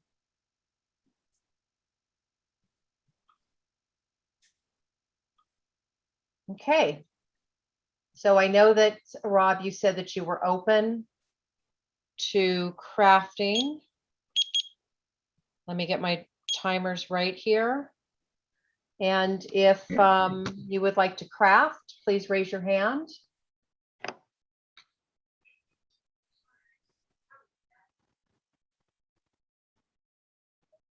I know there were a couple of questions about crafting. I'm not seeing any hands. Now is your time. Okay, so let's start with Lisa J. Lisa J, delegate from Illinois. So in answer or in response to what Melly shared, do we need to specify US dollar, avoiding crypto, any of that? I'm asking, Rob. Yeah, I thought it was a really good question, Lisa and Melly. My instinct is to not specify it here and use our vetting process and a trusted advisor that we select. There's a whole crazy world of currency trading. Understood. Yeah. So I don't want to rule that out, but it's a really good point. And before I end my response, I got a text maybe from my team here. Someone's asking for the motion back on screen. I don't know. I see part of it is maybe they need to see the whole As a thing. reminder, one of my teammates said that currency is not a conservative investment. And so odds are very likely our trusted advisor would encourage us not to pursue that. Remember, we want to retain our principal and conservatively grow it. Rob, thank you so much. I appreciate all you've done and your team. Yeah, team. Oh yeah, it's all team. I don't see any other hands up for crafting. Does anybody else want to craft? We'll give some seconds here. My Canadian girl said we have the better deal, that we make money off Canada. Melly for crafting? Just to clarify, we're not gonna put the money type just to open our assets to diversity. Is that right? Can you ask your question maybe in a different way so I'm clear on it? Yes. So we're not gonna add the type of money, either US, crypto, whatever it may be. We're not gonna add the type of money in order to be open to diversity and the suggestions that your financial advisor, once selected, will make? That's correct. I don't want to tighten this too much because I really don't know. First, we need to select the advisor, and I really don't know what the advisor is going to advise us on. So I don't want to restrict this too much in terms of choice. But thank you very much for your comment. Liz H for crafting. I wondered if you'd be willing to put in maybe where it says funds may be invested in the following financial instruments. Can we specify that they be environmentally, it was actually on the screen before. Yeah. It's just like this, where it says CoDA funds may be invested. Would you be willing to put something to the effect that they be environmentally, there's a word, I just forget what the word is. Environmentally responsible. Thank you. I hear you loud and clear. I'm not willing to do that without, it's a bigger discussion with the conference. So maybe in the future, I'm open to that. The other big one is like, what about just investing in like mental health institutions or, you know, things that affect us as codependents? And again, I'm not advocating for that, for this motion. And before I complete on the crafting response, my members are saying too limiting, nope, keep us open. So we would not be open to crafting for this motion this year. But thank you for your comment. Burl, do you have some crafting? Just a, I don't know if it's a crafting or what, but if we start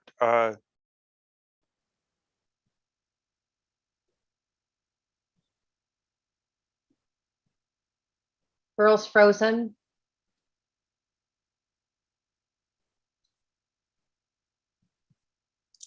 Man, that was a really good one too. I'm frozen. You're frozen. We can hear you right now. Okay. And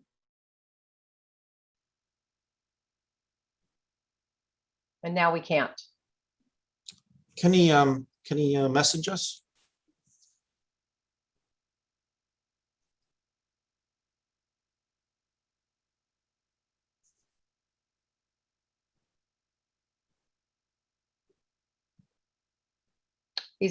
I think he's gonna have to come back in. So you have a minute left in crafting. Do you want to wait or do you want to move on? I really want to give him that minute. We'll give him the minute to see if I'm he back. Okay, good. I'm Okay, back. Burl. Sorry about the back. Anyway, by deciding where we're going to invest the money and not just kind of aren't we in violating the 10th tradition where we have no opinion on outside issues? Excellent point. Excellent point. I think what you're saying is that as finance committee, when we're deciding and we should not have our advisor favor one thing or another. And I love that. Thank you. This is a great comment. I appreciate that. And remember, there's openings on the finance committee if you want to join to help. Yaniv, do you have a crafting suggestion? Just wanted to make sure. I heard it said about keeping the investment. What's the word for it? Conservative, but I don't see if it's written in the motion. Maybe I'm missing it. That's a really good point. I'm glad you asked that, Yaniv, because other people may have that same thought. And if you're not familiar with financial instruments, when we did not change this part of the investment policy. It talks about savings, checking, money market accounts. Those are super conservative, but we don't say that. We don't use the words super conservative. And then on point 2, we mentioned a few other financial instruments, and those are really conservative, not super conservative, but they're really conservative. And so we know what you're saying is that it is it's implemented. It goes without saying inside the document itself. Exactly. But I'm really glad you asked that question because I think. Thank you very much. Yeah. Thank you. So Rob, if you could now read the motion as it stands. Okay, here we go. To replace the current CoDA investment policy with the following. CoDA investment policy. The goal for the management and investment of CoDA funds is the preservation of capital and buying power. Earning interest income is secondary. CoDA funds may be invested in the following financial instruments as indicated. 1, 40% of the CSC approved budget shall be held in savings, checking, or money market accounts, which immediately available. 2, 60% of the CSC approved budget shall be held in savings, money market, or certificates of deposit, treasury bills, or treasury notes with staggered maturities no longer than 5 years. 3, any additional funds may be held in safer, lower risk investments, parentheses, uninsured instruments such as state or federal bonds, and parentheses. 4, for insured accounts, no investment shall in any single institution shall exceed the maximum insured limits. Finally, annually, the actual allocation will be reviewed and rebalanced to reflect this policy. Okay, we're going to take 30 seconds.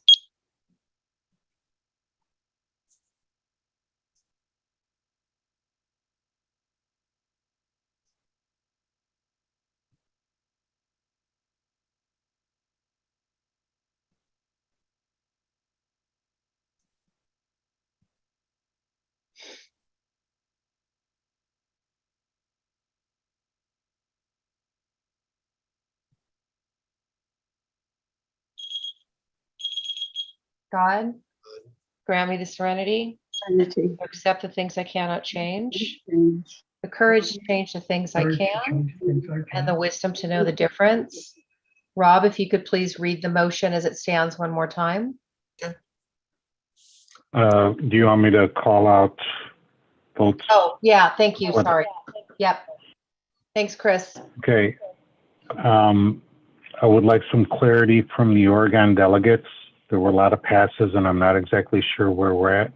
I would like the Oregon to be responsible for only placing the 2 votes they have. And then Joe, the camera has slipped off. I don't know if you are in your seat right now. Joe, I would ask that you step away from this vote. Okay. Thank you. Connie, you've got that.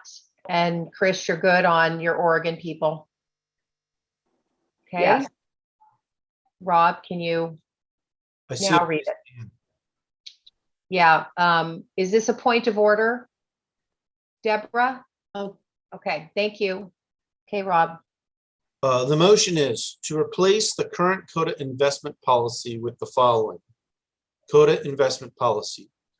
The goal for the management and investment of CoDA funds is the preservation of capital and buying power. Earning interest income is secondary. CoDA funds may be invested in the following financial instruments as indicated. 1, 40% of the CSC approved budget shall be held in savings, checking, or money market accounts immediately available. 2, 60% of the CSC approved budget shall be held in savings, money market, or certificates of deposit, treasury bills, or treasury notes with staggered maturities no longer than 5 years. 3, any additional funds may be held in safer, lower risk investments, parentheses, uninsured instruments such as state or federal bond funds, and parentheses. 4, for insured accounts, no investment in any single institution shall exceed the maximum insured limits. Annually, the actual allocation will be reviewed and rebalanced to reflect this policy. Okay, Florence.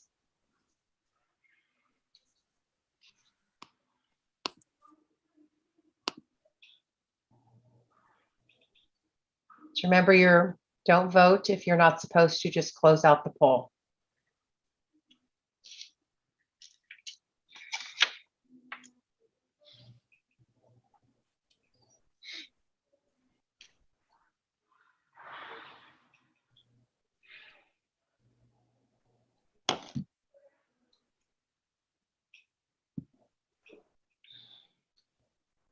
One yes.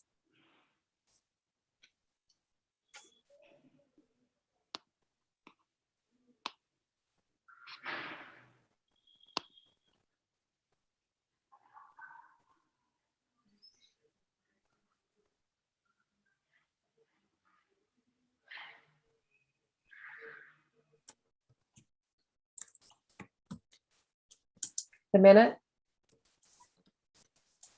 Any more in chat? Jan, I have a Jan, I have 2 yeses. Any more in chat? Any no's in chat?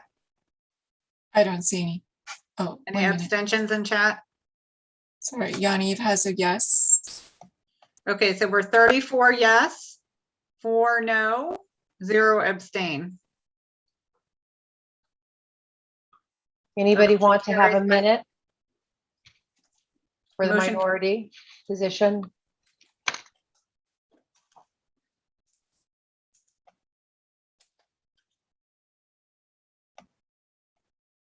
Marlene, do you want a minute for the minority position? Can I do that even if I'm an alternate delegate not voting right now? Yeah. Thank you. I just wanted to express my belief that this diverts us from our main spiritual aim, which is reaching the codependent who still suffers. And it is a diversion of our attention to a different area that need not be there. Thank you. Thank you. Okay, so we get a minute back from finance. Thank you. And we are past our break time. We were supposed to take a 15-minute break at 11:55, and I know that we have pushed off. We are walking into our next agenda item that is going to be CoDA and Core Board introductions, which is going to be 45 minutes. Does somebody want to make a suggestion on taking the break now and coming back, or what would the floor like to do?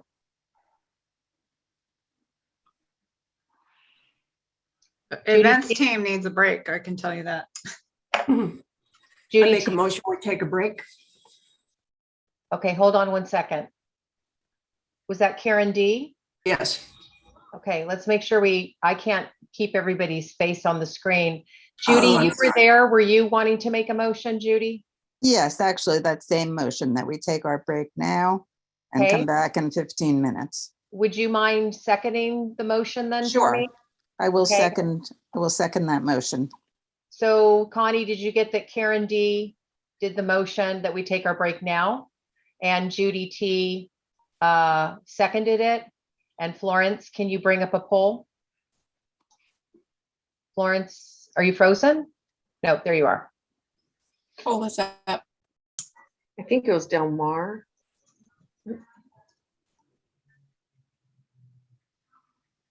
Just like I'm only doing 30 seconds on the procedure polls. Okay. And I think I could probably end it now, actually. So, 29 yes, 1 no, 2 abstain. Okay, so what time are we coming back? We had a 15-minute break. 3:20. Okay. 3:21. It's 3:06. Can someone put the timer up on the screen? That's a big help. Okay. 15 minutes for a break.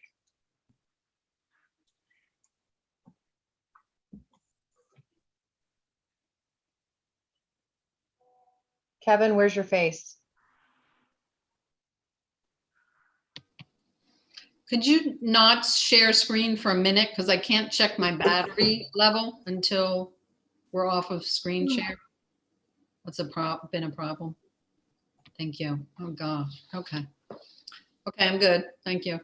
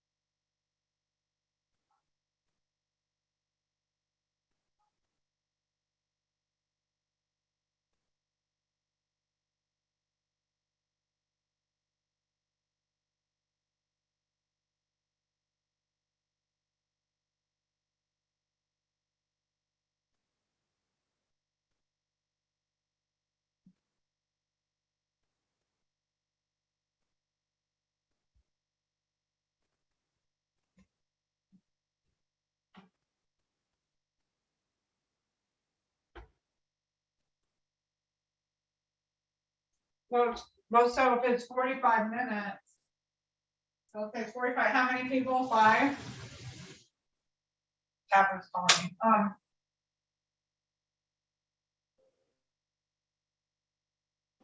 Florence, can you hear me?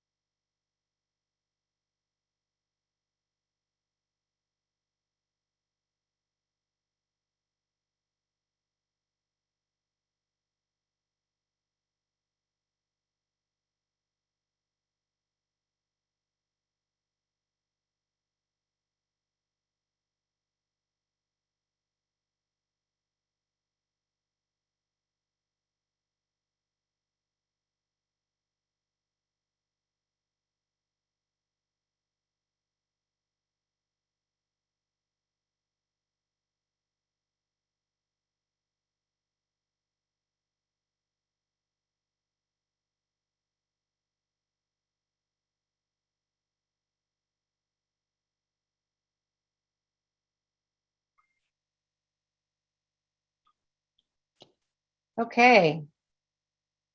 We can set up and get ready for our quorum count.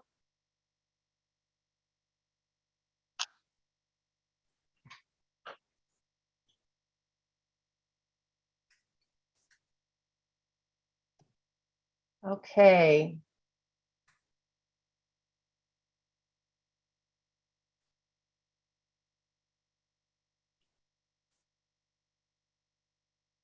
Okay, everybody unmute yourself.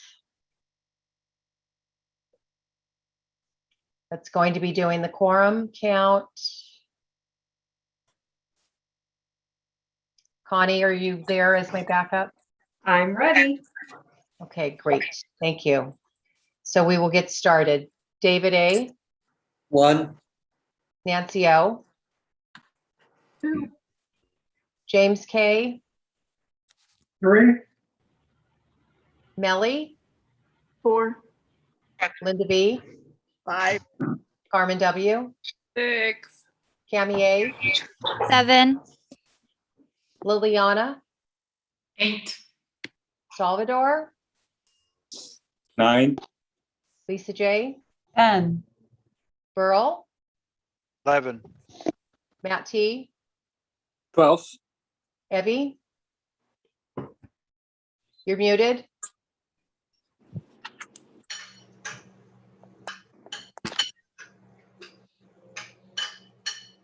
You're muted. I was hitting the space bar and it wasn't working. Okay, 13. Marilee. 13, excuse me, 14, Chris K. 15, Karen D. 16, Debbie W. Nope. Nope. Debbie, can't hear you.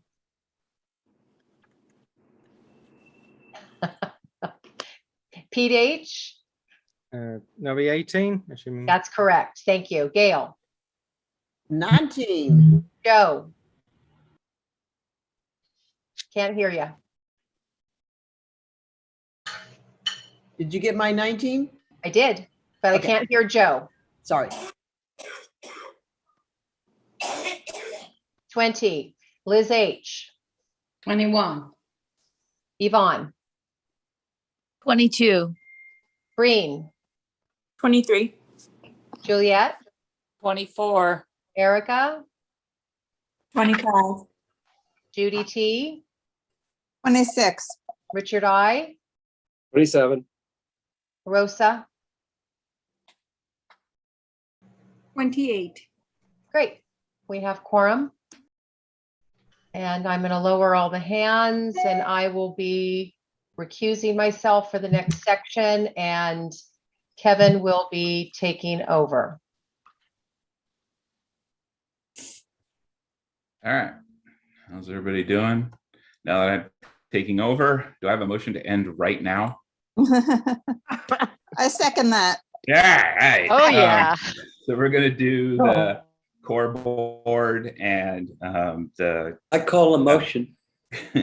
CoDA board introductions. So we have a few members running for each board. So we want to give you a chance to introduce themselves and get to know, and then you'll have an opportunity to discuss them. We're going to split it up. We'll talk about core first, and then we'll talk about the board next. And so I've asked Yvonne to just give a little brief intro on core and what a board member would be doing. So you want to introduce a little bit? Yes, Yvonne K, recovering codependent. First, I want to apologize. I'm on a really bad wonky internet, and so every time I get kicked off and bring myself back on, I forget to put the V in front of my name, so I apologize. CORE stands for CoDA Publishing Resources. I got to be careful about that. I don't want to get that wrong.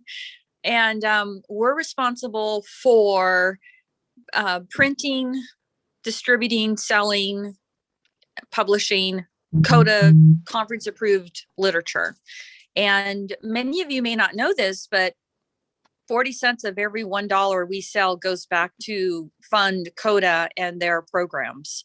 So matter of fact, about 70% or more of the revenues CoDA gets in any one year is actually from the sale of literature. So it's pretty important to the well-being of CoDA and our programs. And so anybody who is joining us, you can feel really good about the direct contribution that you have into the well-being of CoDA. And with that, I pass. Thank you.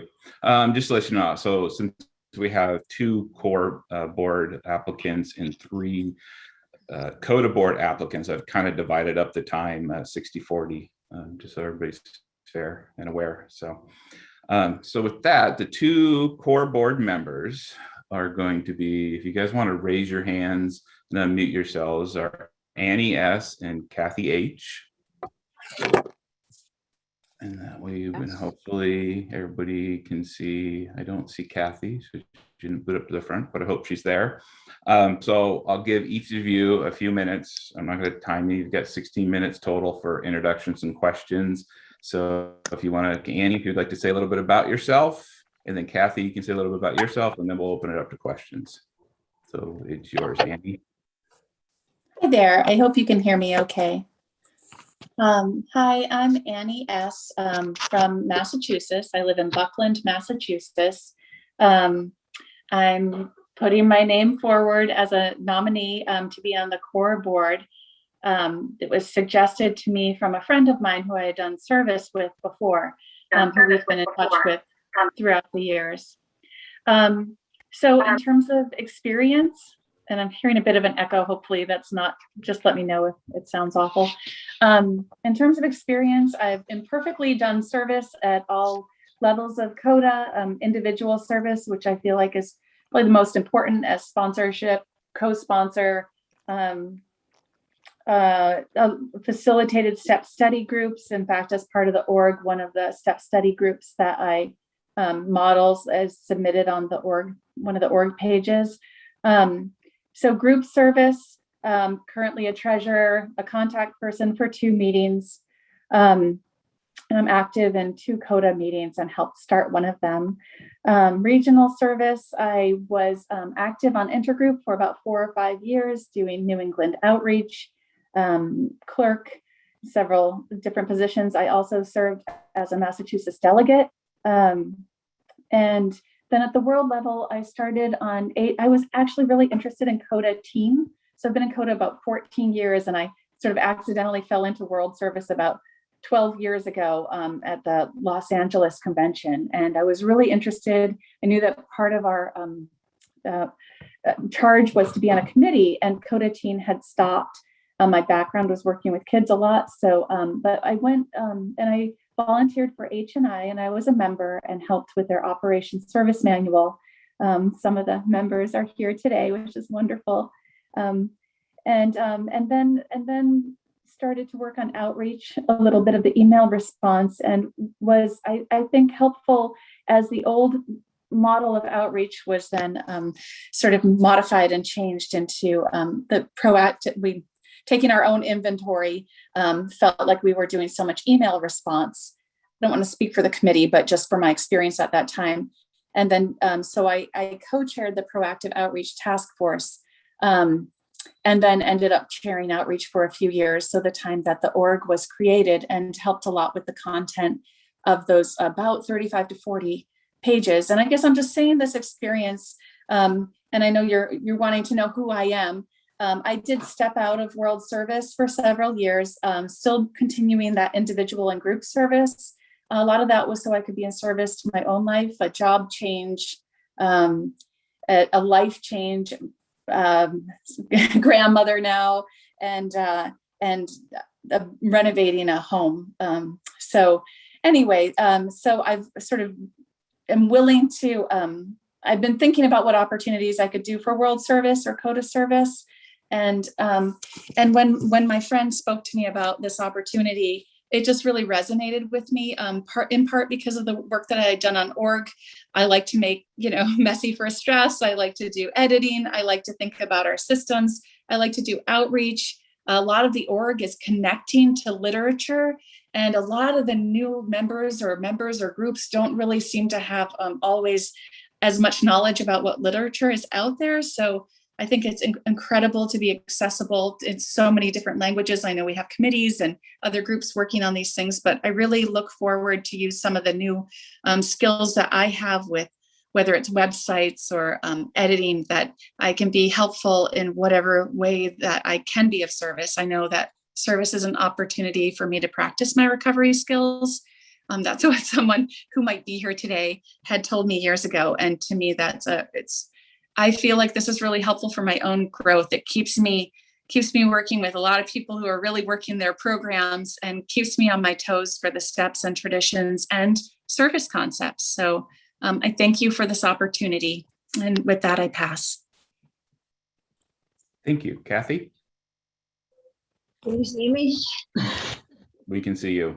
I know you said you couldn't see me. Hi, I'm Kathy H. I'm from Pennsylvania.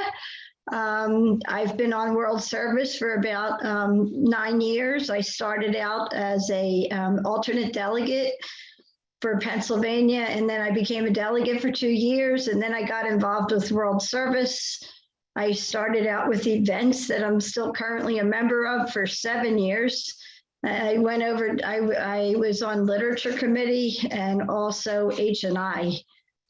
And on a local level, I started several step study groups. I've sponsored, I'm intergroup chair and also VE voting entity chair on a local level and treasurer.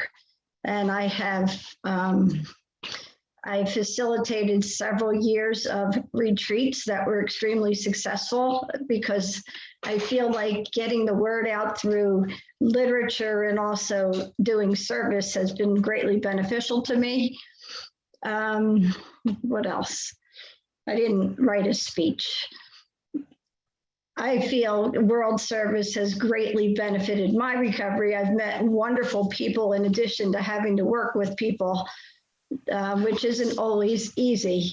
So it's taught me to get along with people, all different attitudes and differences, and it taught me to turn it over to my higher power. I have a strong faith.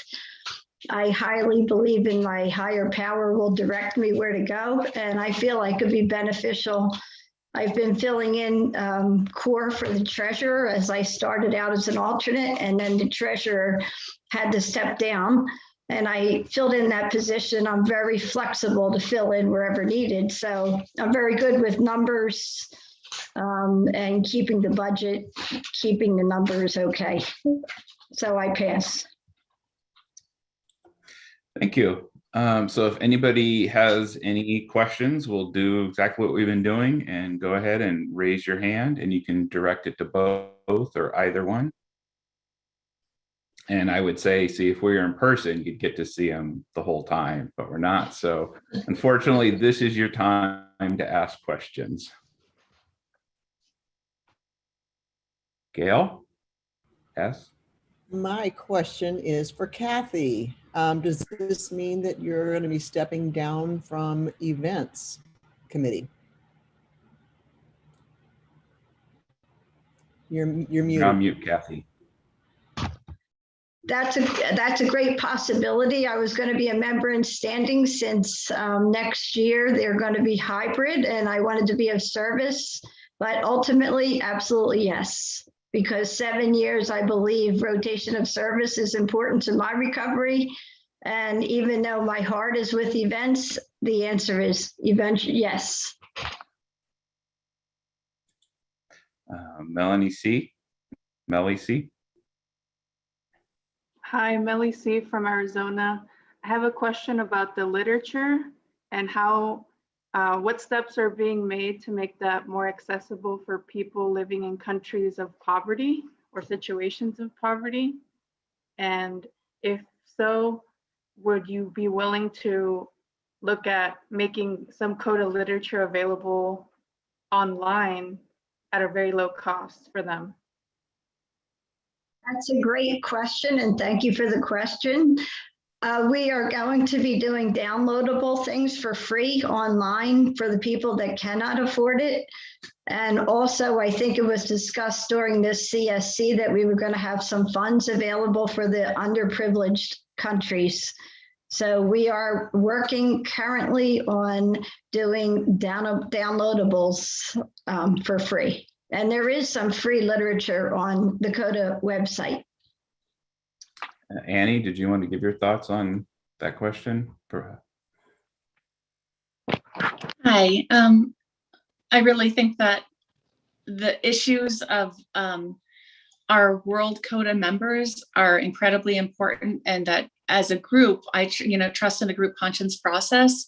Hearing the report from CORE yesterday and hearing from, as I was, making a determination about whether I could be of service on CORE, I loved to hear, it was wonderful to hear what steps are being taken already, like to lower the cost of the blue CoDA book, and to make the CoDA Codependence Anonymous text more available to people. I also heard from the delegate, I believe from the UK, talking about, the costs right now of shipping being so expensive all over the world. And I just really love the dedication that I see already from CORE to do exactly what's being asked in this question. And I would really look forward to being part of that process. Thank you. Thank you. Breen? Yeah, I don't know if this is a question for the CORE board members, but I'm curious if the CORE board is responsible for sort of shifting the paradigm of inclusivity of language, particularly around gender. If so, I'm not sure, like how would you go about doing that on the CORE board? Our job is, I'm sorry, I don't know the answer, but our job is publishing, and I think that would be more directed to the literature committee, but I might be incorrect and I can stand incorrected. But I believe we're publishing corporation. Unless Annie has any answers, I don't know.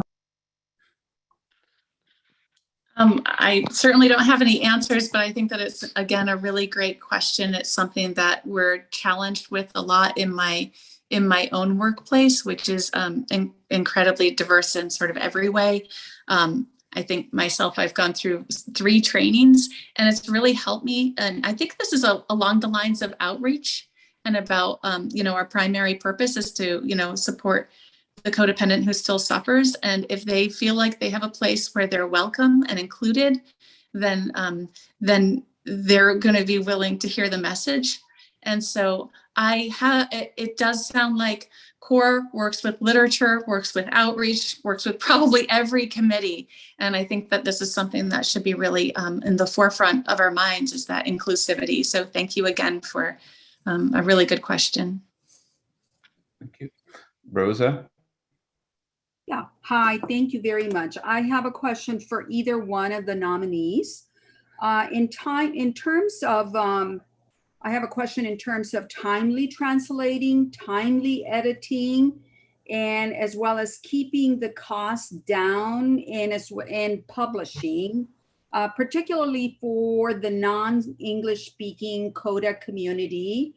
And globally, how do you see your contributions at meeting the needs of CoDA globally, particularly the non-English CoDA communities at large? Thank you. Either one of you can go first.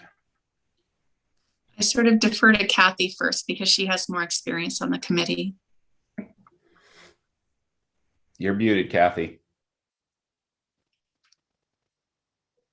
Sorry about that.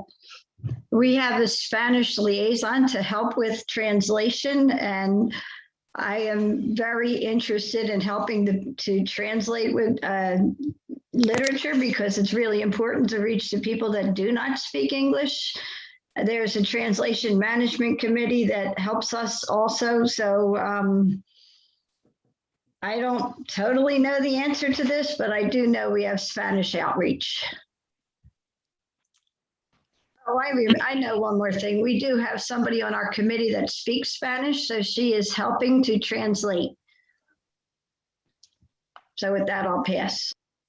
And for me, in seeing the CoDA report and to see the immense progress that's been made in the Spanish language translations and publishing, I mean, I'm really interested to see, you know, number one, I do think it's the TMC is doing so much of this hard work. So like respecting that committee's work, because this is the job of a lot of different people, but also again, sort of developing if we're able to do that, which from my time very active in World Service to now, it's just been really powerhouse, the amount of Spanish materials that are now being formally distributed by CORE. And it would be really interesting to find out what's possible, practical, and can we replicate that process for other languages, and also think of the accessibility issue at the same time. So again, I just think it's really great areas for us to continue to develop. Thank you.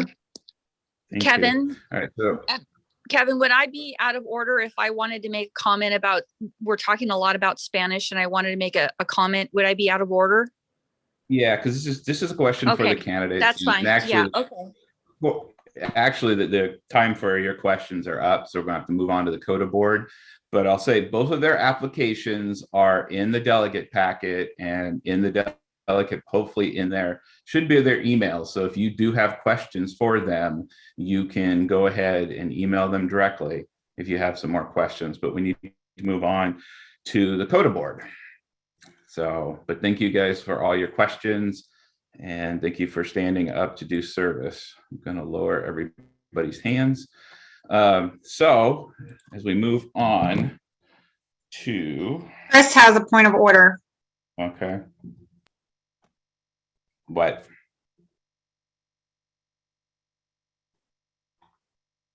If you were saying something, you're muted. Yes, I would like to point out, we've had somebody on screen with the initials XJ. They have not responded to any of my messages, and I'd like to be clear if this is someone's second screen that we need to, that I can safely ignore, or if this is someone who is not supposed to be in the room. I think a communication was sent out yesterday that if you did not respond, you might be asked to leave, if I'm correct on that. Ah, that is, okay, that's a fellowship worker. Okay, all right. Thank you very much, everyone. Okay, there you go. Okay, so now we will move on to the core. So those applying, to the CoDA board. So those applying to the CoDA board, do you want to raise your hands right now? But before we get this, so you get booted to the top. And before that, I asked Nancy to give a little introduction, brief introduction on what the CoDA board does, and also the difference between some are applying for alternate and some are applying for full. So a little bit on that. So Nancy, hopefully you're here. Yes, I am. All right. Just a quick call out to Jay, who is our fellowship service worker, who handles all the meetings. Our meeting database. Thank you for all the work you do, Joan. Much appreciated. So yes, I just wanted to point out to you, I don't want to take up a lot of time. We're an hour behind today. Anybody can go to the CoDA.org website, type in the description board main, and it'll bring you to the board main page. That'll give you a description of what the board does. The CoDA board membership is elected yearly at the CoDA Service Conference for a 3-year term. After 2 years, the person can run for an additional 3-year term, but no person can serve any more than 2 terms. This is not a paid position. It is a position of responsibility. You can check the CoDA bylaws that give a little bit more detail about how the alternates are different from the regular Board of Trustee members. There are 4 executives: the chair, the vice chair, the secretary, and the treasurer. And anyone else who's on the board can either be a member at large who doesn't have an official capacity, except they do have a vote. If they are an alternate, if they're voted in as an alternate, they do not have the right to vote. They're elected in as 1 year, for 1 year, when they are putting their name forward as an alternate. And if during the year a position comes available and we need to have somebody step forward, we can go to our alternates and ask them, and the board can vote them in as an alternate that would then need to be ratified the following year. And as I said, the responsibilities, we meet once a month publicly, so anytime anyone can join us. We send monthly reminders out by CoDA email announcement of when our meetings are, but the first Saturday of every month is what they are right now. The current board may change that. And then in between, we meet in work group capacity. So generally at least twice a month regularly, but when it gets really busy, getting closer to conference, we've been meeting every weekend. So with that, I will pass over to you. Thank you. All right, so we have Florence F. and Catherine T. both are applying for alternate board, and Liliana R. is applying for the full board. And so we'll go in alphabetical order by first names, because I don't know anybody's last names. And so with that, Florence, if you would like to introduce yourself, we got about 24 minutes left for questions and introductions, so just be mindful of sharing time. Events committee, would you like to talk? You didn't change your name to Florence. Oh, it did not get renamed, sorry. Hi, everyone. I'm Florence F. I currently live in Maryland for my whole life, actually. And I also am a member of online CoDA. I've been involved in World Service for a very long time, since so I came into CoDA about 2002. And I started going to online meetings to augment my face-to-face meetings when I was doing 90 meetings in 90 days. And it was a very big support for me. And some things happened there and that were wrong with one of the online groups that I was with. And that's when I started writing into outreach. At that point, they were only an email group, and they directed me to the Fellowship Services Manual and all those things. And that really got me interested in service work, actually at the world level. So I didn't really start at the ground level like a lot of people do, like as a GSR and then come up as a delegate. I kind of, after I was a year in CoDA, I got onto the outreach committee and was answering emails. And I also was a member of the online support committee that was created because at one point, Codependents Anonymous decided that online meetings weren't really meetings, and they delisted all of them. And so we formed an online support committee to get online meetings recognized as a meeting status. And I was part of that committee, and we presented motions about that and got that passed and added to the bylaws so that now the alternate format meetings have 2 delegates that can be represented at conference. So that's how I got started, and I just have loved it ever since. I've served on many world committees. I can tell you the ones that I have not served on would be finance, connections, and hospitals and institutions. All of the rest of them I have served, and I believe I was chair at one point in them.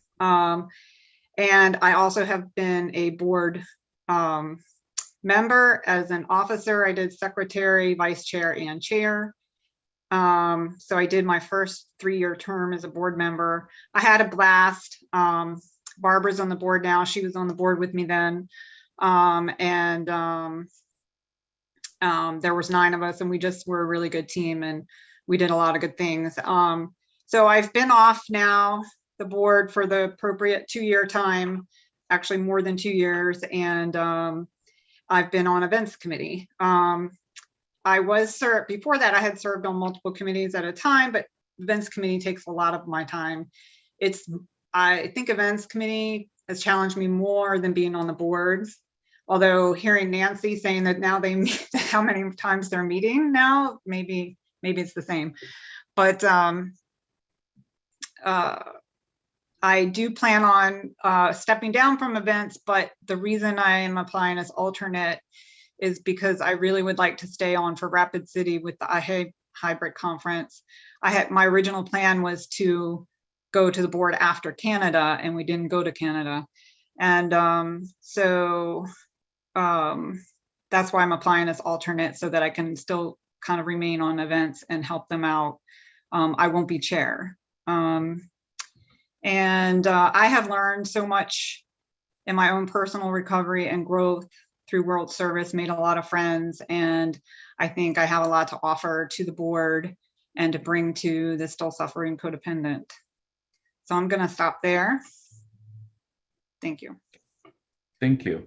All right. Now, you've probably never met this person before, so she'll be new to you, but Catherine T is also applying for alternate. Hi, everyone. You have to hear my voice a little bit more today. But I am Catherine T, and I live in Arizona. I think, since we haven't been having in-person meetings, I haven't been getting my chips. I checked in my wallet the other day, and I had to start counting with fingers to figure out how many years I've been in CoDA. But I think that November is going to be 9 years for me. And I've felt really, really, really, excuse me, it overcomes me. Just blessed to be part of this program.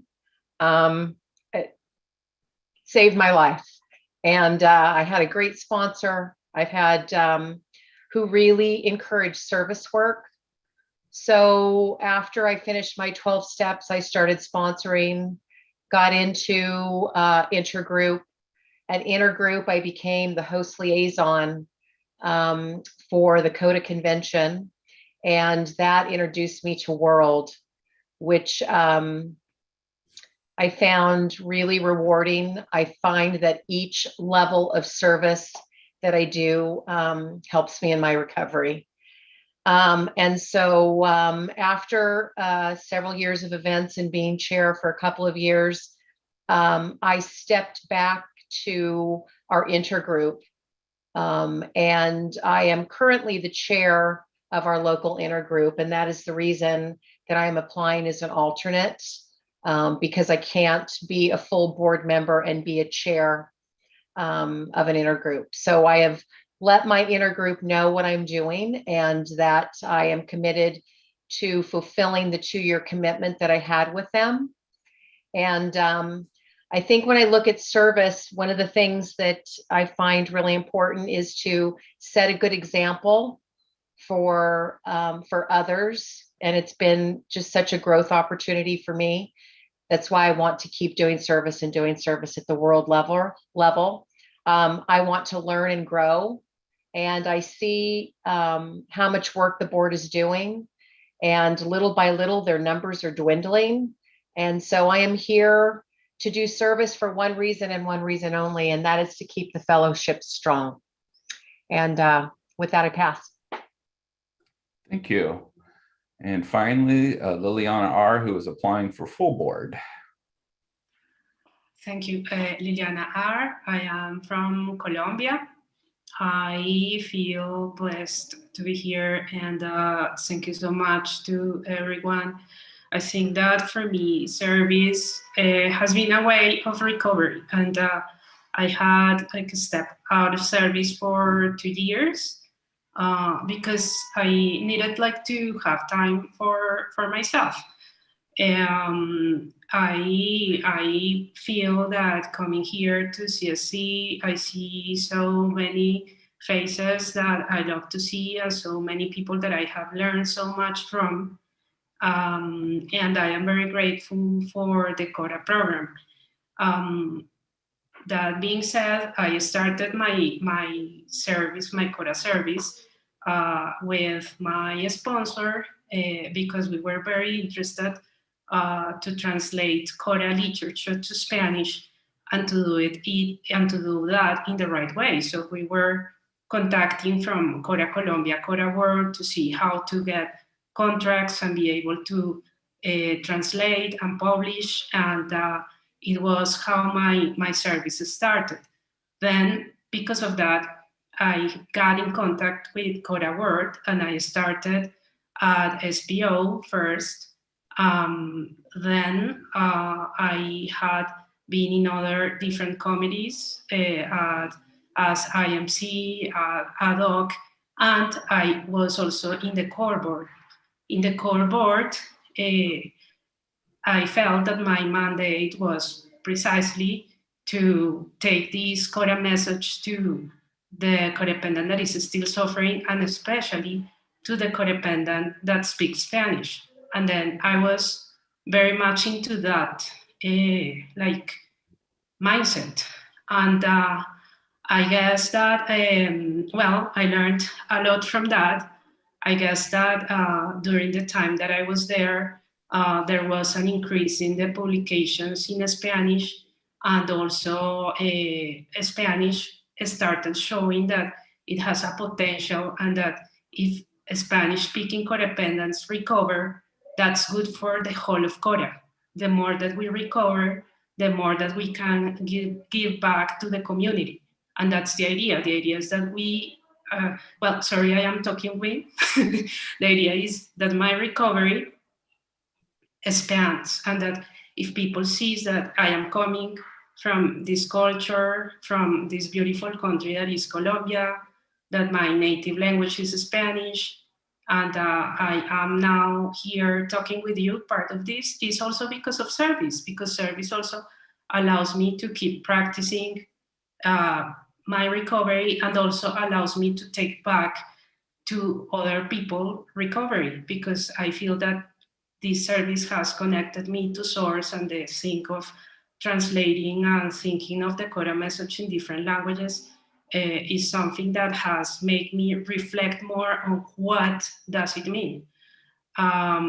So, well, with that being said, yeah, so I was talking a lot with my sponsor about this for like a long time.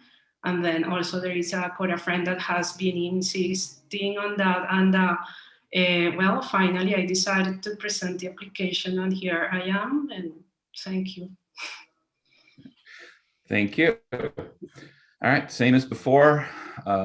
We got a question, raise your hand. I see David A, you have your hand up. You've had it end up for a while. So I'm assuming that's a question and you're not doing an impromptu, I want to join the board. Yes, my hand's up for questions. Yes, go ahead. The person from Events Committee who is running for the board, I can't see your name. Could you tell me your name again, please? Florence. My name is Florence. I'll change it. I'm sorry, I didn't realize. No, that's okay. That's okay. Florence, since you mentioned it, that you work to get 2 people as voting delegates from alternate meetings, I'm wondering where those delegates are at this meeting. Can you tell me what happened to the alternate meeting delegates for this conference? I believe there is someone from phone meetings here, Karen D. I believe she is one. I'm not sure if there is another one here or not. I haven't seen them. I've been looking for them as a member of that intergroup. Which intergroup? The alternative meetings intergroup. I didn't know that there was one at this moment. I'm not aware of any, and that there are any voting delegates from the alternate meetings here at this time. Since you mentioned it, I thought I'd try to identify them. Thank you. Thank you. David, I'm the voting entity liaison. I'll send you a private message about that. I understand. Thank you. Barbara D. Yes, my question is for Liliana. Hi, Liliana. Now, we were on the core board together and you left before the end of your term. Could you explain why that was? Thank you, Barbara. Yes, we were in the core board together, and I consider that that was because I was very passionate about this mission of taking the message to Spanish. I have been reflecting about that because, I mean, when I was elected for the core board, actually that was the mandate from the CSC. And I feel that I was always in the core board and consulting with my higher power to see what was the best way to do that. And I guess that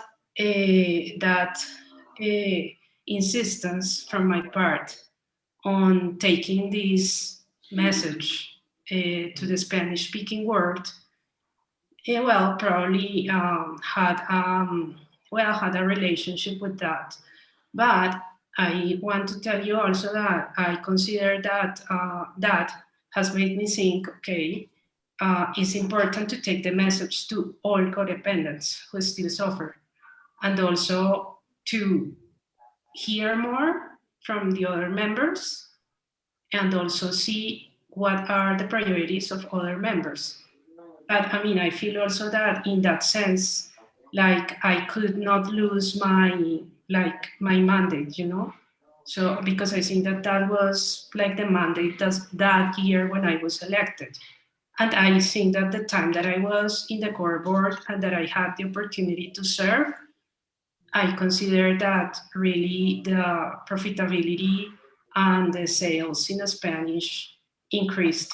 So I feel that that was part of the service.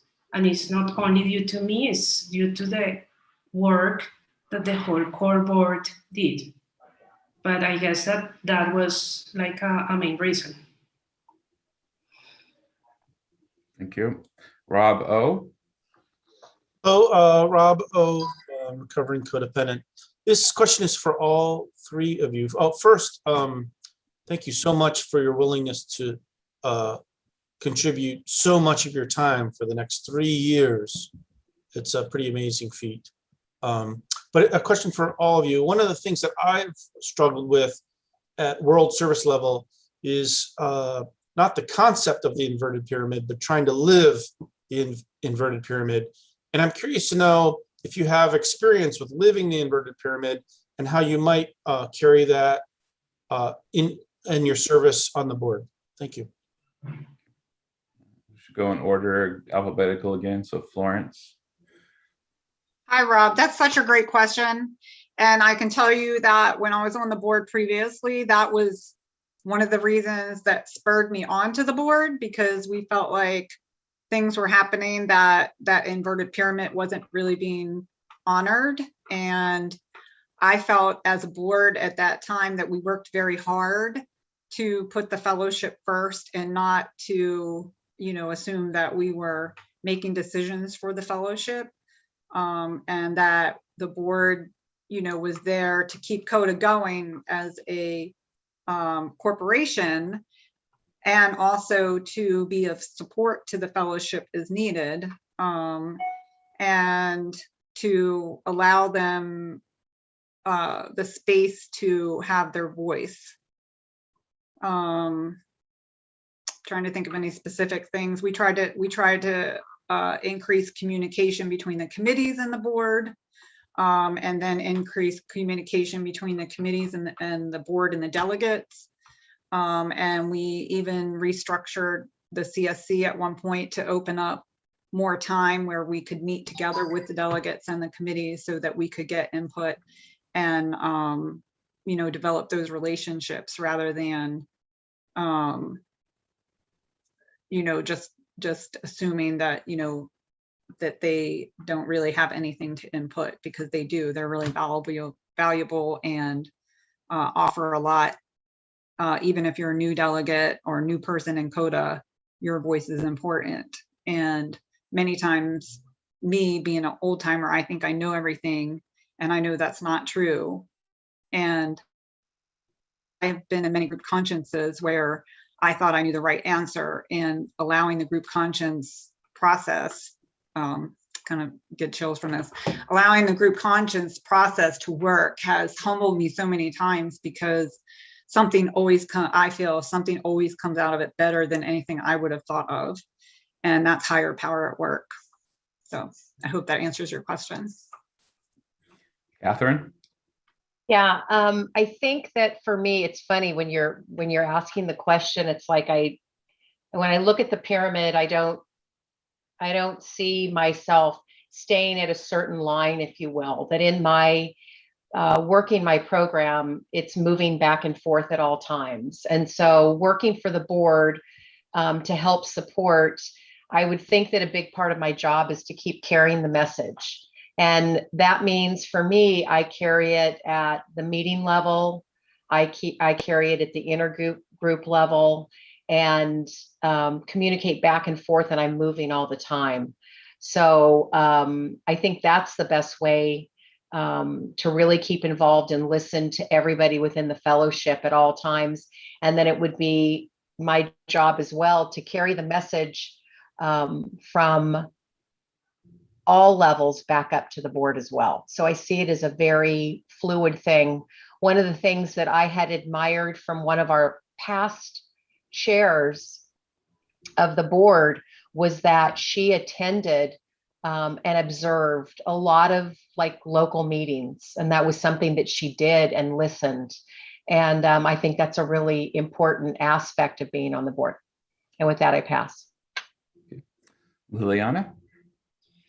Thank you. I feel that it has been great to have the experience of coming to this conference, and it allowed me to practice that inverted pyramid, because when we were here working in Colombia on creating consulting the meetings, it was like a great exercise where we started like, okay, well, we have to take these motions, translate them to Spanish, have different persons in the team, and that was great. And in the world level, in my last service before leaving world service for those 2 years was in the ad hoc committee. At that moment, we were working on that, on how important it is to keep that inverted pyramid. And that I think is something key for the recovery and for the fellowship. So that is a basic concept for my recovery. Thank you. Thank you. All right, so we only have 3 minutes left, and there's lots of questions, and so I'm not going to start the next question because there's no way to give all the people responses enough time to respond appropriately, and that's the only fair thing to do. Unless you guys, someone really wants to make a motion to extend time for questions, but their information is in the delegate packets. Emails are there, and you can email them directly.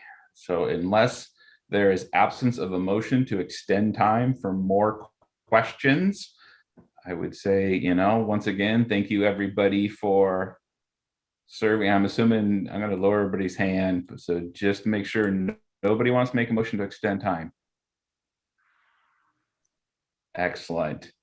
Oh, there's one. I'm not asking for more time, but not everybody's email addresses are available. Just letting you know. Okay, so email the core board. Let's see, CoDA board. Let's see, board at CoDA.org and core at CoDA.org. If that's right, and they will send you these people's applications. The applications are in the delegate package. But the emails aren't on there. But the email is not on there. Thank you. It's not core at CoDA.org. It is what? Board at corepublications.com. All right, we'll get an email to the delegates, and then we'll have their emails somehow sent out. But I do want to make a motion to extend the time. I think it's important that we interview applicants for the board.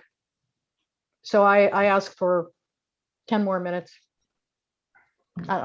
This Barbara D, I make a motion for 10 more minutes for questions. Lisa J, I second. Okay. Let's see here. Did you get that, Connie? So I don't have ability. Okay, I'm going to relaunch the procedure poll that was just sent, so hopefully that will work. Gail, did you have a point of order, or are you just getting ready for questions? Ready for questions because my hand was raised earlier. Okay, sorry about that. All right, let's see if that worked.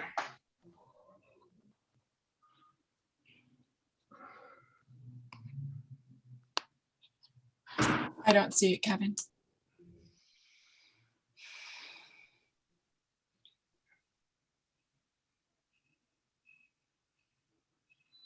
Is there going to be anything in the chat?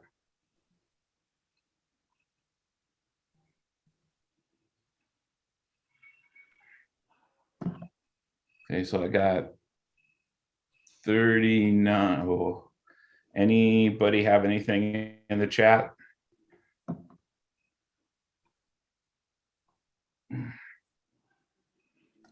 Okay. So if you didn't see the poll, go ahead and put it in the chat. There's nothing there yet.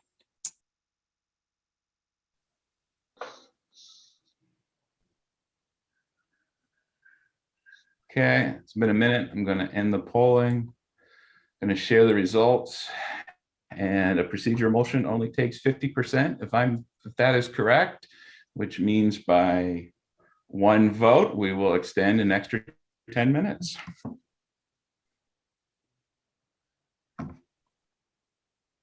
Okay, do you have that, Connie?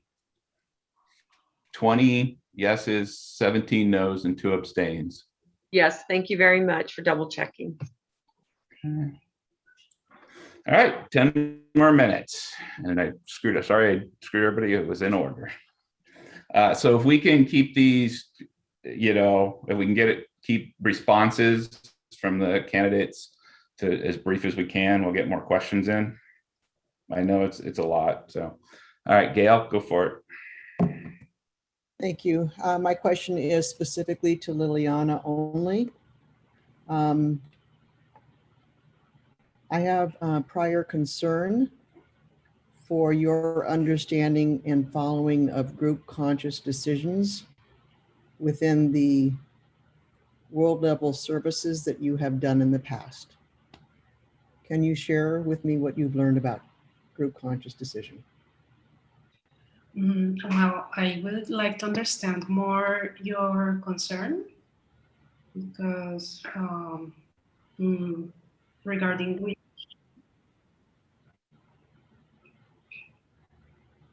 it's a general question about group conscious decision.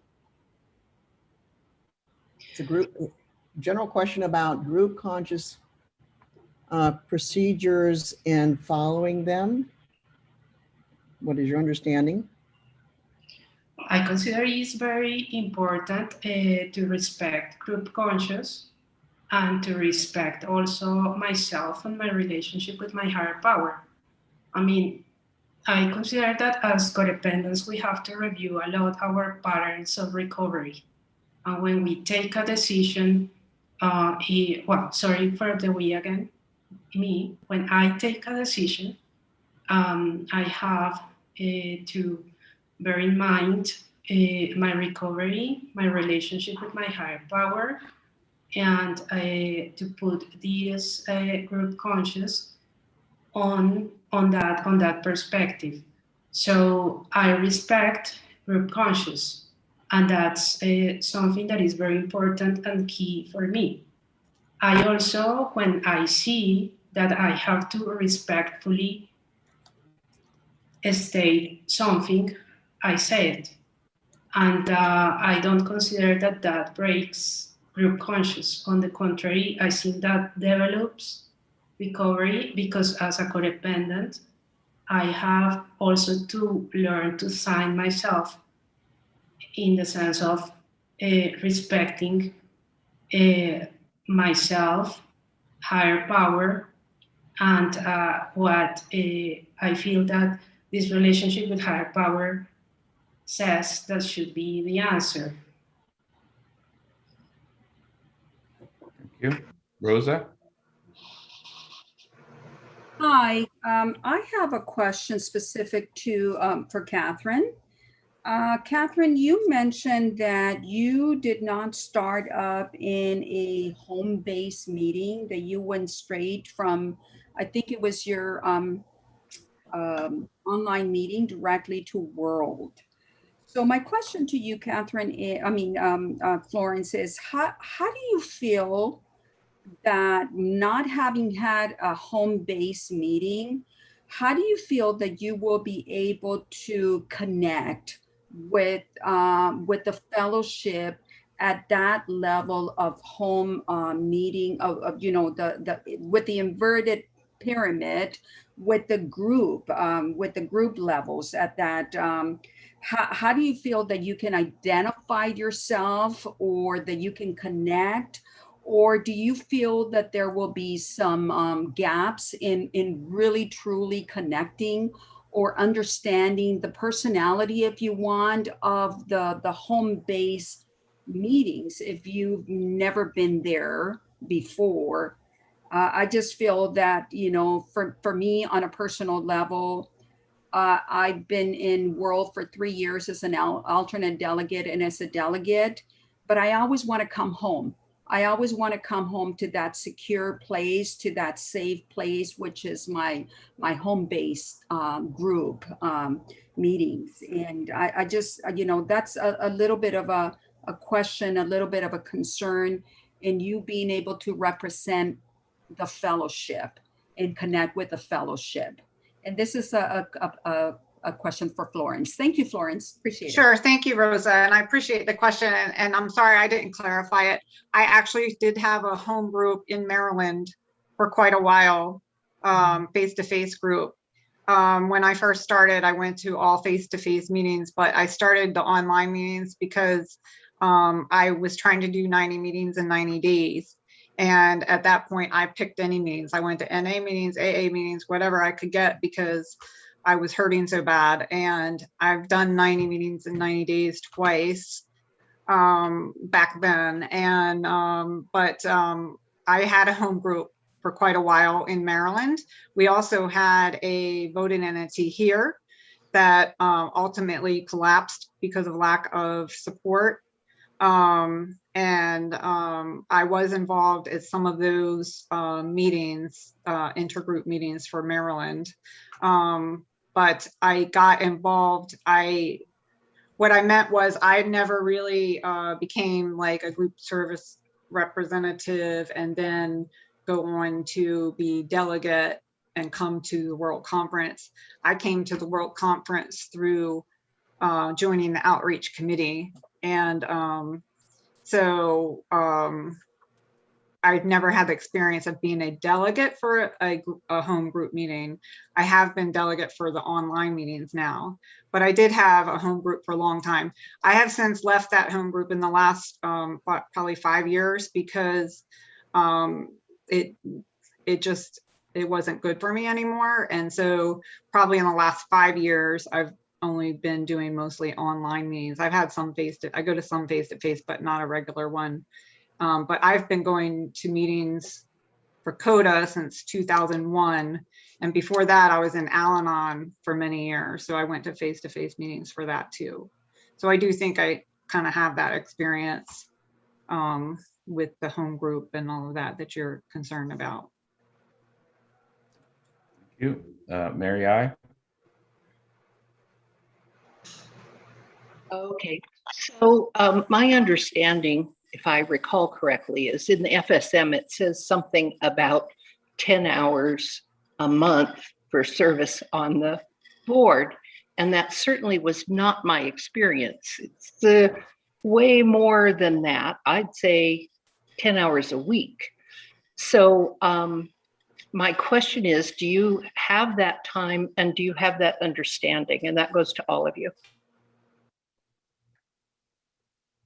I probably spend more than that time on the events committee, and I've done the board before, so yes, I do understand the commitment. Catherine? Hi, it's Catherine. So for me, I've seen how much work is put into it, and That's one of the reasons that I waited until I retired. And so now I'm in retirement and very committed to doing my service work and not having a career occupation get in the way of my service work. With that, I pass. Liliana? Yes, I understand that, and that was precisely the reason why I was pondering the decision very long, because I had been talking about this with my sponsor and thinking very much about it. And also, well, to do it, I would have to leave the current service that I am doing in other different areas. I mean, the only service that I would keep would be to keep with my sponsee and the CoDA board, and that's it. Nothing else. Thank you. So we only got 1:30 left. Again, I don't think it's fair to ask a question and not allow each of them to have a response back. That's how quick 10 minutes goes. So again, unless somebody wants to extend even more time, I would highly suggest we reach out. We'll get you emails. You can reach out to them, get your questions answered by, I think voting is tomorrow afternoon.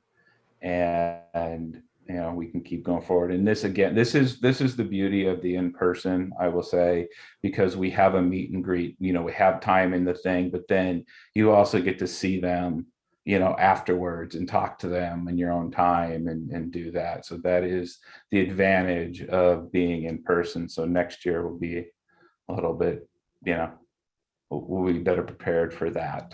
So, okay, I'm going to lower everybody's hand and then see if, just to make sure, does anybody want to make a motion to extend even more time?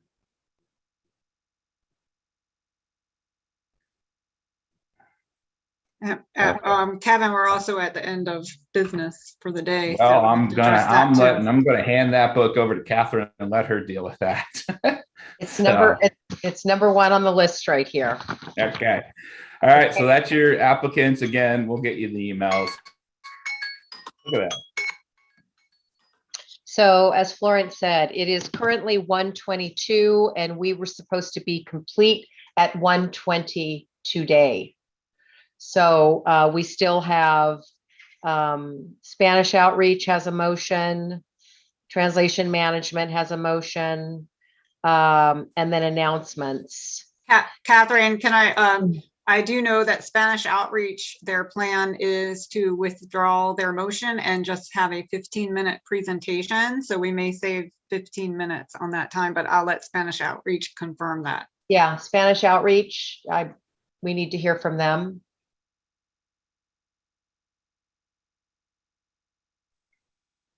Hola, buenas tardes. Soy Nadia, coordinadora del Comité de Divulgación.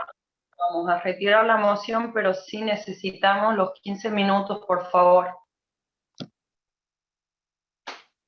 Okay, so that would be 15 minutes, and then we would have 30 minutes for translation management.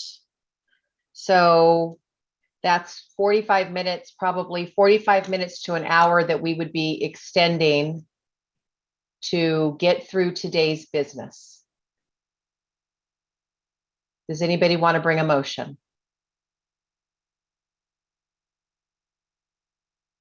Any motion? Yes, Lisa. Lisa J., delegate from Illinois. I motion that we extend our day 1 hour to allow enough time for all pieces of business. Thank you. Okay. Does anybody want to second that motion? James Kate from Pennsylvania will second that motion. Okay. So we have a poll, Florence. There we go. James K.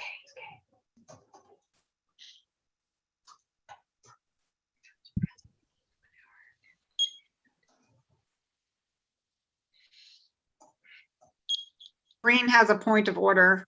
We have 2 of them. Okay, point of order. I don't know if this is in place, but I wanted to request a break, like a less than 5-minute break. Okay, so we have to finish with this motion first. Okay. Okay. Okay, and what I look at right now, we can do the results, but we took our last break, if you will, that's on the schedule for the day. So that would need to be another motion brought up. So it looks to me, Florence, you want to go over this because you may have some. Yeah, anybody in chat? Are there any answers in chat? If not, it's 21 yeses, 10 noes, 7 abstains, which makes it 21-17. So it still passes that we extend business for an hour. And then, yeah, that's it for this. And then I guess we need another motion from a delegate to have a break. Hello, this is Chris J. from IMC. Marlene also had a point of order, and there was someone who missed the poll and cast a chat no. I don't know if that changes the vote. So that what were the numbers? 21 to 10 as no's, so that would make 11 no's and 7 abstains. So that would be 21 to 18. Okay, so then it's if my math is correct. Okay, then it still passes. Okay. Okay, so that So who passes. was the one that asked for the break? Was she a delegate? Because then that would be her motion. Yeah, I can put a motion in for a 5-minute. Can you say who you are? Yeah, sorry, Yes. Breen from Oregon. Thank Okay, you. Breen has a motion on the floor requesting a 5-minute break. Shannon, Can I I'll second second it? it. hold on. Please introduce yourself. This is Marilee. I'd like to second it. Okay, so we have a second, Connie Marilee. And Marilee is from where? she's from Northern California, I believe. Thank you. You're welcome. Do we have a poll, Florence, for a 5-minute break?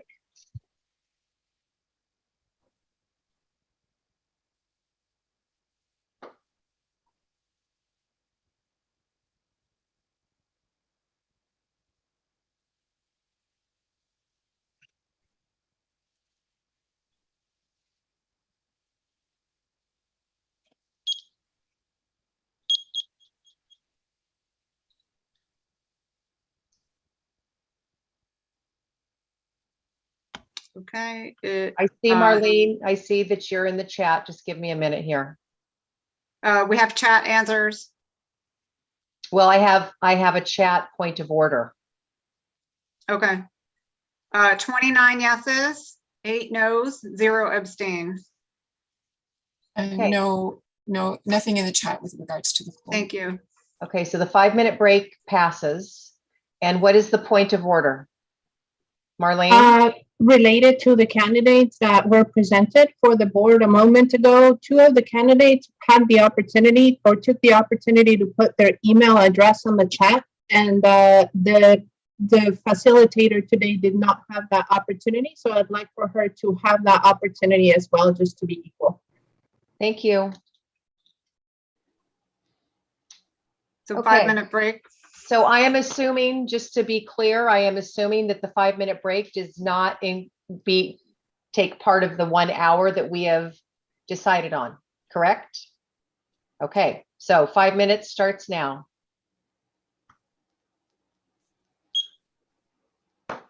Do the breakout rooms move also?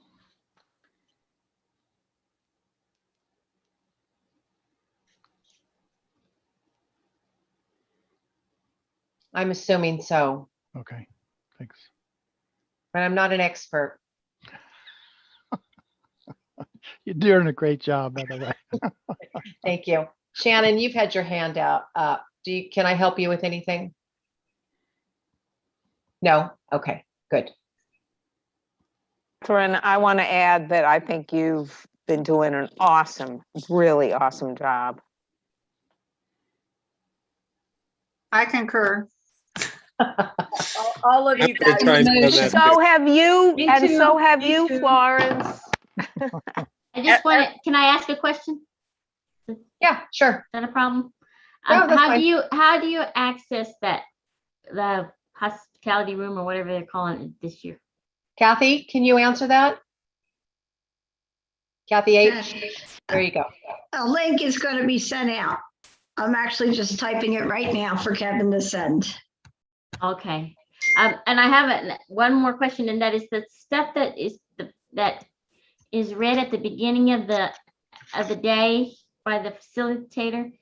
Is that in where is that in our delegate package? I actually think it might be at the top of the page on the delegate packet. The daily Zoom instructions. The daily Zoom instructions? Yeah. Okay. But I'll verify that, but if it's not, then it's in the everything else folder. Well, I looked in the everything else folder. I couldn't find it. Okay. I'm just not, that's why I thought maybe they might give me some more clear direction, because I've been looking, I haven't found it. Thanks. You're welcome. Jade, can I help you with something? I know your hand's up. Oh, no, that was my question about the breakout rooms. Okay, great. Thanks.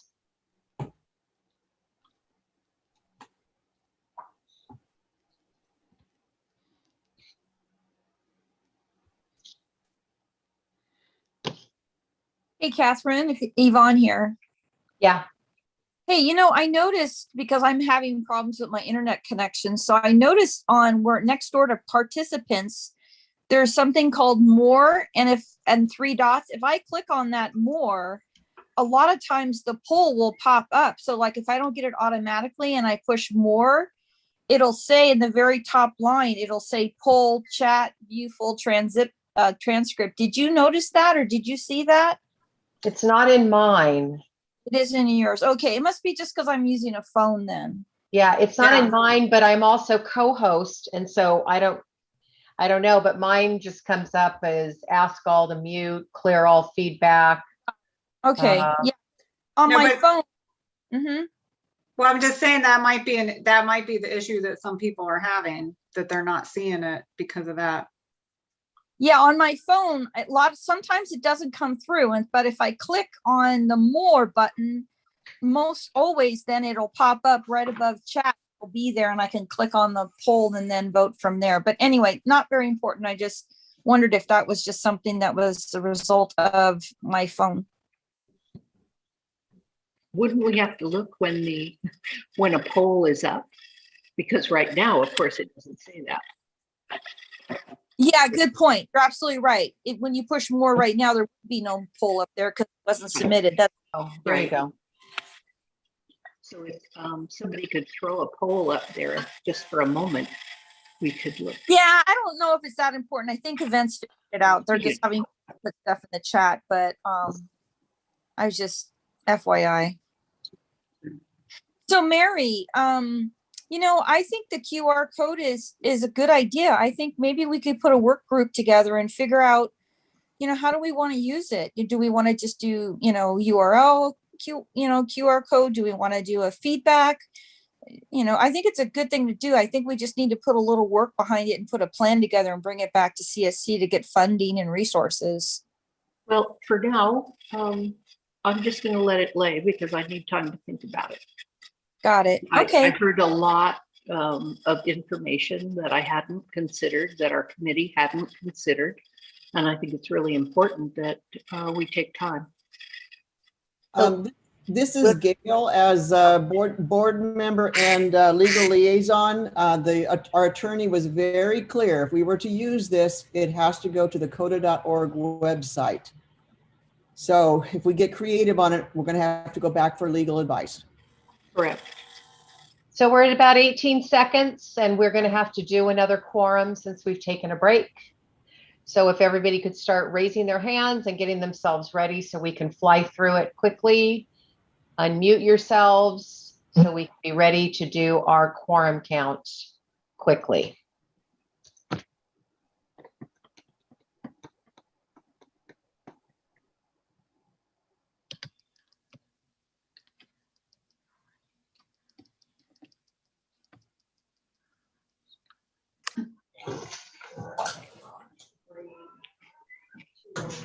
Okay, my timer is up. So why don't we get started? See how we do. Lisa J. 1, Carmen.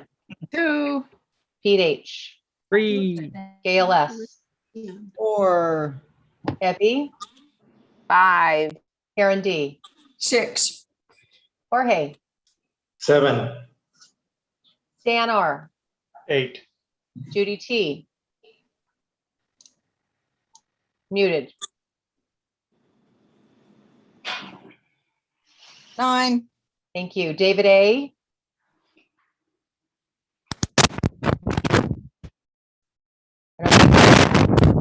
David, are you there? Can't hear you.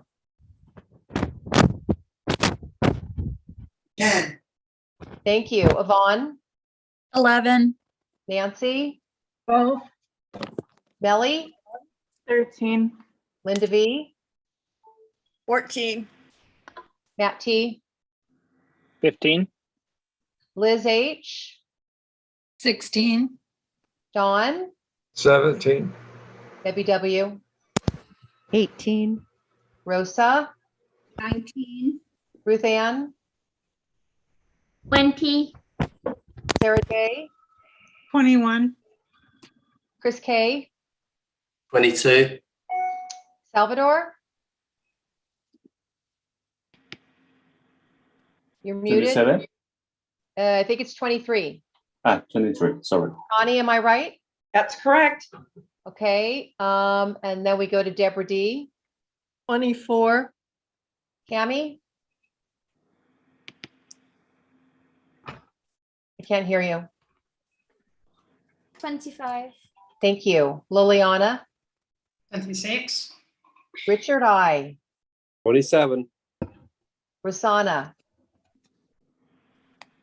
28, Elise. Oh, we're good. 28.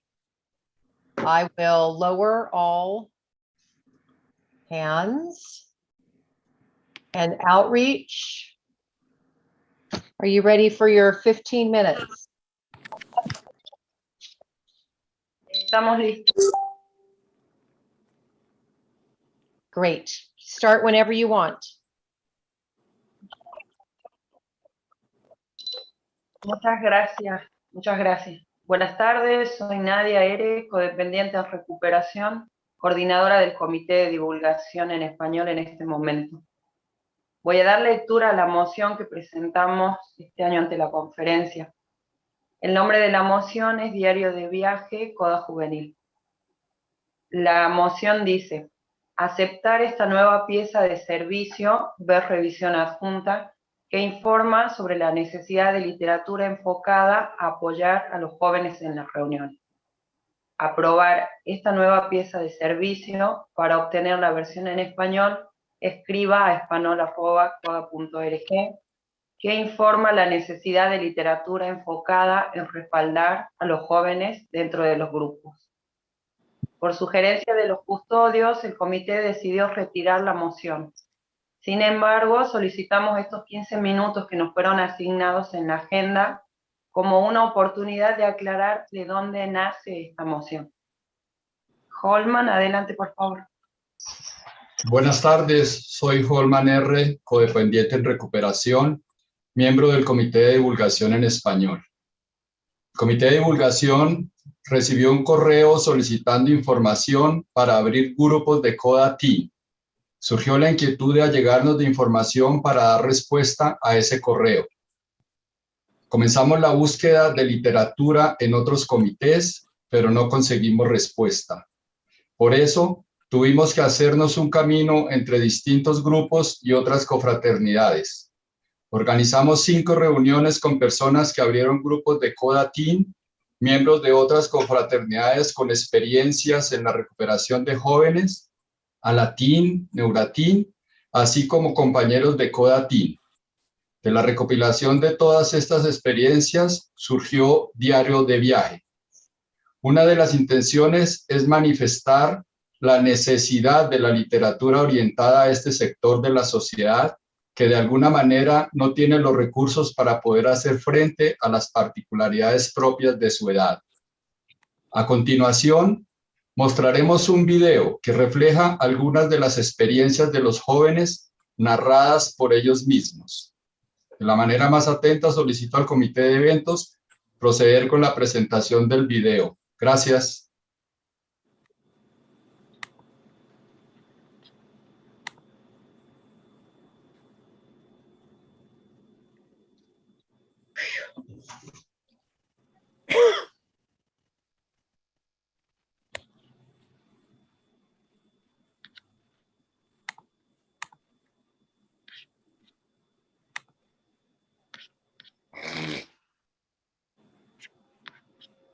Go to the middle of the screen at the very bottom. There's a very tiny little arrow.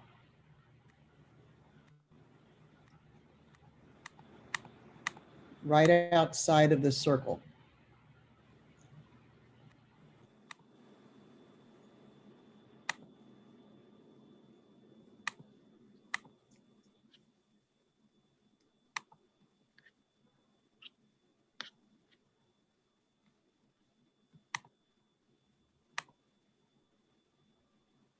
No se escucha el sonido, perdón.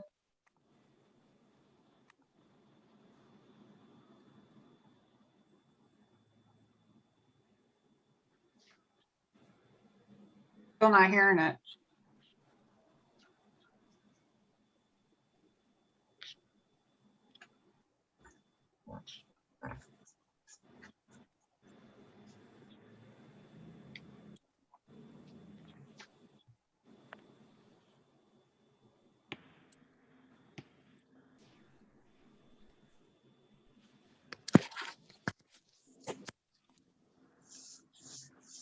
Are we trying to bring it back up?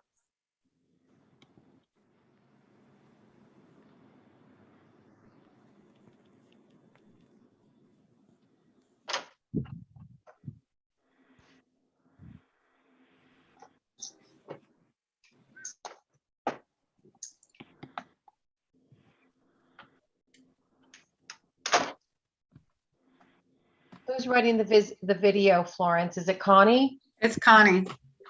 Connie, are we trying to bring it back up? It was not me running that video just a few minutes ago. Oh, It was Carol. Is Carol's running? I thought. Carol, are you running the video?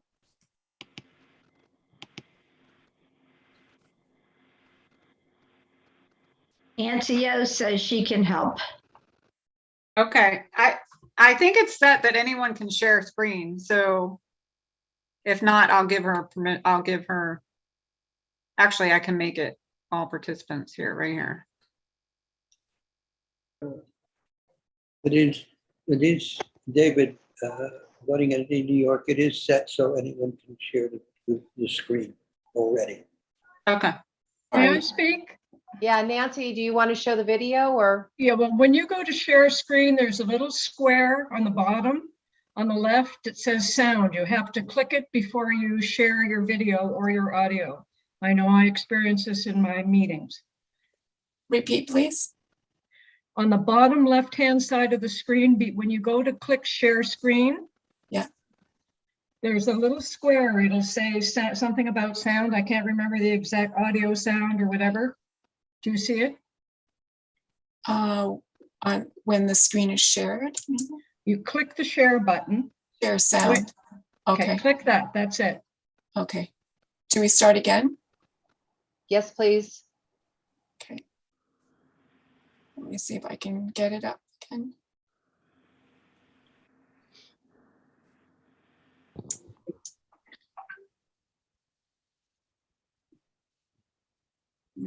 Might have closed it out.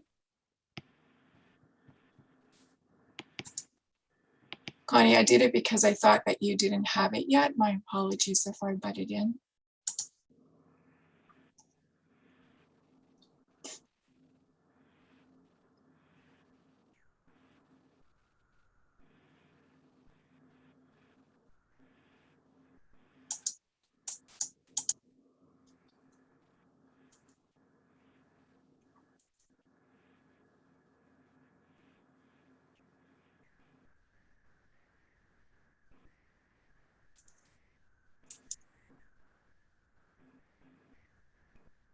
Just so you know, I paused all timers right now because of the technical difficulty. Is this hearable? Yeah. This is Evie from Connecticut. I have a question in the meantime while we're working on the technical stuff. Has somebody given Spanish Outreach all the old CoDA teen material and all the information about why we discontinued it?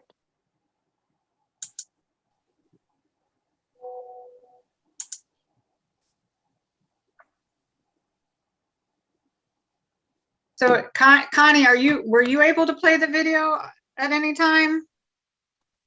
Is this on screen? I don't have it. No. Nobody sent it to me. Carol, we're not seeing anything right now except just there's no share screen going on. Okay, let me see if I can. I'm trying to come back to, oh, here it is. I sent that to you by email, Connie, this morning. Okay, can you see it now? Yes. We can see it. Okay, let's try again. Sorry. Yay. I hear something. I heard something. I heard something. Can you make it louder? Mensaje, que a veces es más fácil porque no las estás viendo a la otra persona, pero también me cuesta mucho decir que no. A veces no les respondo a los mensajes porque no puedo contestarles, no puedo decirles. Entonces prefiero no responder nada, que se den cuenta solos.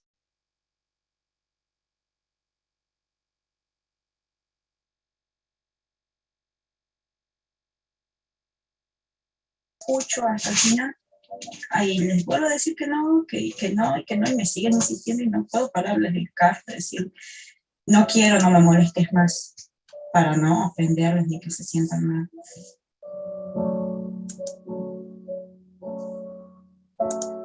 A mí me sucede que al momento de decidir sobre algún proyecto laboral, comienzo a dudar de mis capacidades.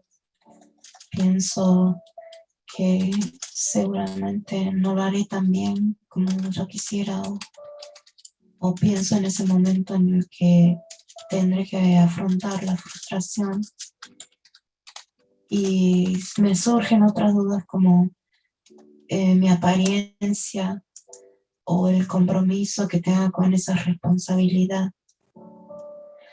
Esto se repite en varias situaciones de mi vida.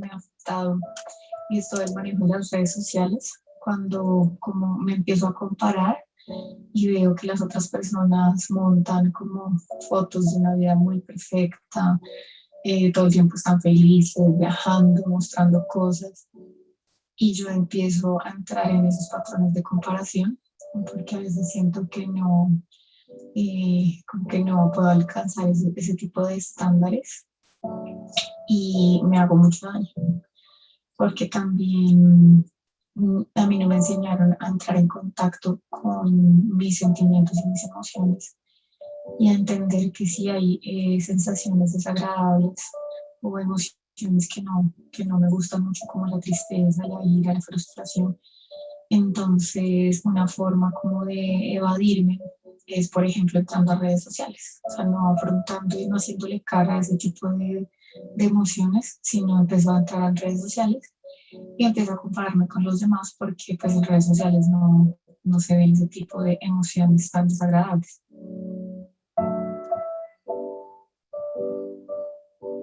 Creo que el sexo es un gran enigma para las personas jóvenes porque yo crecí en entornos religiosos muy fuertes, entonces pues siempre estuvo ese tabú, nunca se habló.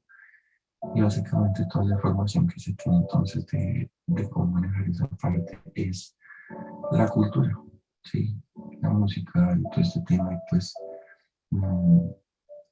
siento yo que cómo se maneja el tema culturalmente, pues a nosotros nos vende mucho como más bien un desenfreno, sí, como que esa es la manera, pues yo personalmente no me sentía cómodo con eso, pero también me sentía tonto me siento tonto por no manejar las cosas de esa manera. Sí, sí, como es hacer uso del sexo para ganar aprobación o sentirlo como que para disfrutar la vida hay que vivir esa parte desenfrenadamente.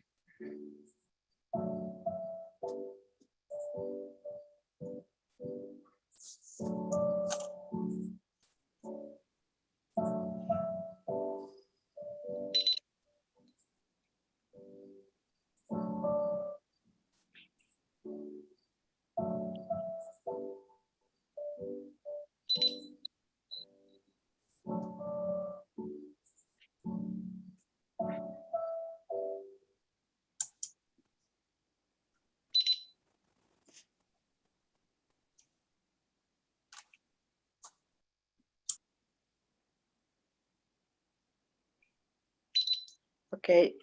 Nadia, Bueno, you still have 6 minutes, 6.5 minutes.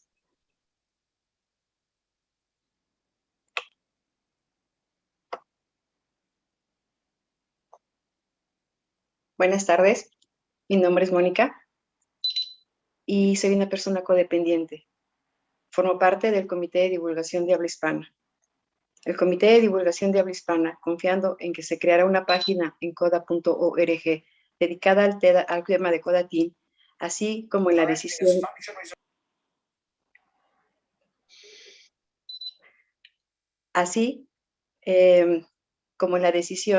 de que sea el Comité de Literatura el que se ocupe de la creación de la literatura para CoDA Teen, nosotros como comité no podemos dar mayores detalles sobre cómo procederá la Junta Directiva respecto al tema de CoDA Teen. Sin embargo, Divulgación tiene la buena voluntad de llevar el mensaje a jóvenes adultos, brindándoles distintas herramientas en las cuales se aborden los problemas que les aquejan. Para aquellos que estén interesados, favor de ponerse en contacto con el Comité de Divulgación al correo electrónico español@coda.org. El Comité de Divulgación agradece a CoDA en general por interesarse en un tema tan delicado y necesario para este sector, ya que a lo largo de cada una de las reuniones que presenciamos, pudimos apreciar el sufrimiento de los jóvenes y notar que así como nosotros, ellos difícilmente aprendieron cómo pedir ayuda. Y es precisamente a través de este recorrido que pudimos percatarnos que muchos jóvenes llegan a los grupos, pero no se sienten identificados en un ambiente en que solo participan personas adultas.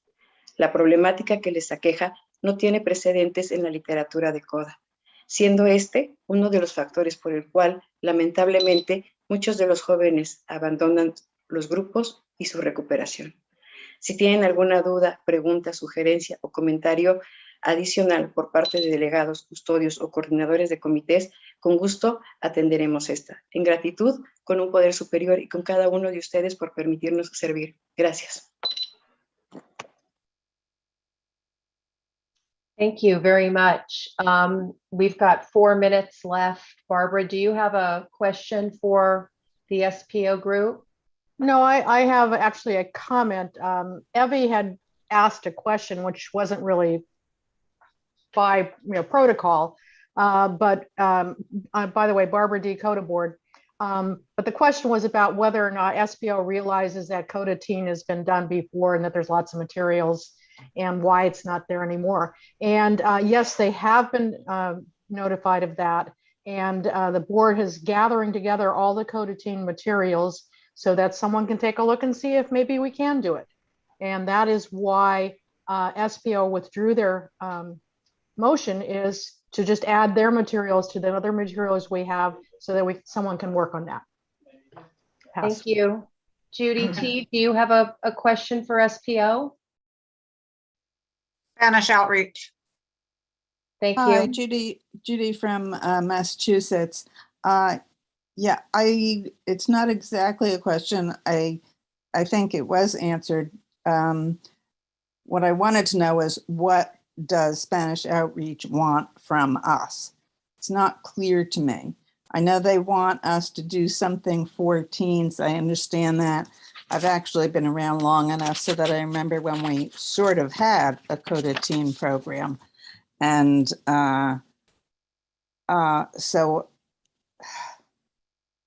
if there's something more direct, more specific that you want from us, that would be great. If various committees need to get together and have some kind of special powwow or meeting to work on it, that would be great. I think there's a lot of potential and there's also a lot of problems. Thank you. Thank you. Nadia, do you want to comment on that, or somebody from your team? A mí me gustaría responder esa pregunta. Muchas gracias por la pregunta que hizo compañera. El motivo de la presentación de la moción hoy y la retirada, también presentar el video y la presentación que hicimos, fue para invitar a todos los comités y también a los delegados y a la comunidad, a las personas que estén escuchando en este momento la conferencia, para podernos unir y hacer ya sea adaptación de literatura que ya existe, adaptarlo para las personas, los jóvenes adultos, o bien creación de literatura. Sabemos que dentro de la confraternidad participan muchos jóvenes y conocemos el potencial que tienen, pero no llegan hasta el comité de divulgación. A lo mejor no sean jóvenes de habla hispana, sino personas jóvenes de todo el mundo. Lo que nosotros necesitamos, la propuesta que queremos hacer, es a las personas que tengan el interés de participar en la creación de literatura o adaptación de la literatura, que se puedan comunicar con nosotros para que comencemos este trabajo una vez que finalice la conferencia. Sería una buena meta para encarar en este próximo año. Gracias. Jillian, do you have a question for Spanish Outreach? Yeah, I'm Jillian, codependent. I can see that, thank you. I read through the thing and it was so impressive. You obviously need support and connection. And I wanted to ask about as well, do you do any work in schools? I think that it's crying out for support. And I think the same thing in the English-speaking countries as well. And I feel I've been asking for ages, several of us have, about teen CoDA. And I know it didn't do well before, but I think now is the time to really seriously look at this. There's an abundance of experience there, experience, strength and hope. You mentioned about the 18 and 19 and 20-year-olds, but you also mentioned about 12 to 16-year-olds or 15-year-olds as well. And I've been asked even by doctors, can we not take this into schools? So I'm asking really, do you do it in schools in your country? And how about CoDA worldwide doing something? It's so important, this. I mean, this is our future. These are the young people coming up. And I think it's wonderful what you're doing. And thank you to the people that previously were involved in CoDA Teen. Please, can we go forward with this? But you obviously need support and connection and guidance. And there's an abundance of people here. I'm sure we'd all love to have something to do with this and support you. Thank you for your hard work. It's been wonderful. And the film was great too. Pass. Nadia, that's your 15 minutes. You've got 5 hands up to ask questions. Do you want to ask the conference for more time? Sí, nos gustaría pedir tiempo. A lo mejor So how much time would you like? 5 minutes. Sería. Okay, so you're asking for 5 minutes. Does somebody want to second that? I'd like to, this is Rosa from Southern California. I'd like to second that. Okay. Lawrence, do you have a poll?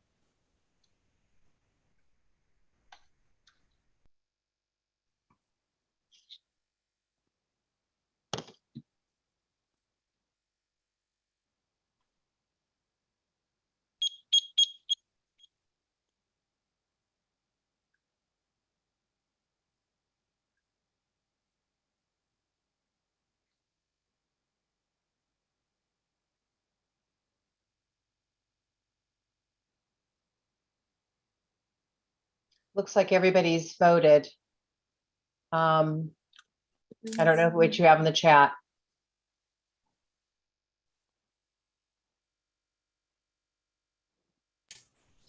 Anything in chat? It's 18 yes. Yeah, I've got a 12 yes. There's a yes in chat. So 19 yes, 12 no, 1 abstain. So they're granted the extra 5 minutes. Okay, so Nadia, I'm going to start the clock, and Rob O. Yes, thank you, SPO, for setting a high standard and presenting. A question for you is, and then a procedural question. One, the question for SPO is, have you looked at other sister organizations? My understanding is that AA and NA also have teen programs, and they are also very effective. And then I have a procedural question.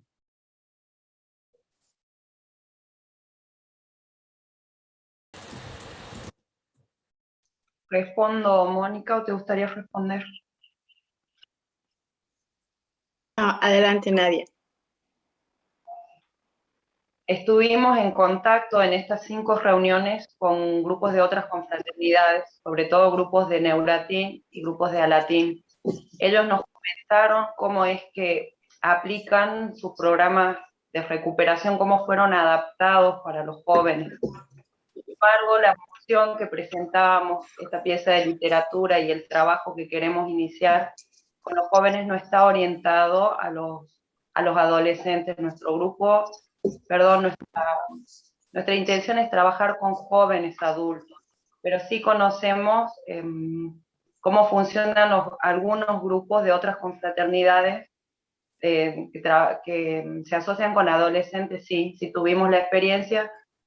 Los compañeros nos compartieron sus manuales y también nos comentaron de su propia experiencia cómo es que están funcionando. Espero haber respondido tu pregunta. Thank you. Rosa? Hi, hi Nadia. Thank you so much to SPO. I was coming to tears when I saw a beautiful video. It was hold on, I'm going to switch myself back to English so that everybody understands. I was just saying that as a mother of 3 young adults, this video was totally relevant to me. Being in CoDA for almost 8 years, I keep hoping that my sons eventually will come to CoDA. You know, it's by not by promotion, but by attraction. And I wish that they would have access to something like this. You know, so I applaud you. Kudos to SPO for having had the foresight to produce something as beautiful and as needed as this. The other thing that I wanted to say is that Hispanics or Latins in the U.S., you know, are a very young population.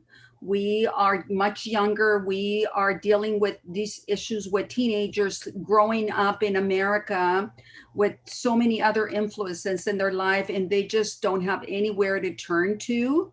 And I think this is something that is very much needed. I just applaud your efforts. And by any means, if there's anything that I as a delegate can support, promote this and move this forward, I'm here to assist in any way that I can. Thank you so much for the hard work and for the foresight. Melly? Melly from Arizona. I just want to say thank you so much for the presentation. I grew up as a Mexican-American young person in the US, and having something like this would have been very beneficial to me. English was also my second language, and I can see the impact that this would make for our generation, our youth today. I see it in my own workplace too. So I would be really happy to help and seeing how that works, because Spanish is not just in Latin American countries, it's everywhere and places we don't even know. So thank you for sharing. Thank you. And Pete H. Hi there, Pete H, UK codependent, representing the CoDA NSC. We've had lots of interest within the UK and lots of inquiries, as has already been mentioned, around the UK around what support we can give for for younger people. We have some of our online meetings. We have invited and accepted chaperoned people, attendees and members from 13 years upwards on occasion. And there's evidently a desperate need to help codependents who still suffer of all ages and all situations and circumstances. So we're very interested, and hopefully looking forward to any of that information that may come out of this this work and can be brought to light from the past and what can be developed now. If there is additional support, I'm sure I can bring it back to our intergroups and see if there is any, if there's a specific requirement support, we can take it back to our intergroups and see what we can do to help. Interested, we'd be very interested. My question would be that we are very interested to hear what the outcomes of your work additionally can be. Thank you. Nadia, that is time. Are you complete, or are you going to ask for more time? No, terminamos. Lo que sí me gustaría mencionar es el correo electrónico del comité, que es espanol@coda.org. A las personas que estén interesadas pueden escribirnos. Muchas gracias. Thank you very much. May I make a suggestion that if you come to the next chairs forum and bring it as a topic there, that might be a good place to start. Thank you. Dan, did you have a question? We're done with questions for Spanish outreach at this time. Dan from CoDA Canada. I just wanted to offer some experience, strength, and hope. The slideshow just really got to the inner core of me. I worked in the educational system with kids, and being in another fellowship which had a teen program going, we had difficulties being from Canada. Our school systems are, I'd say 40% separate school or Catholic, if you wish, and the other 60% being public. As soon as we presented material to the boards, the school boards, either French or English, the immediate reaction, unfortunately, was as soon as you speak of higher power, the door shut. And that was a kick in the head. That hurt. But that is the way it's set up. So I never got to attend an actual Alateen meeting.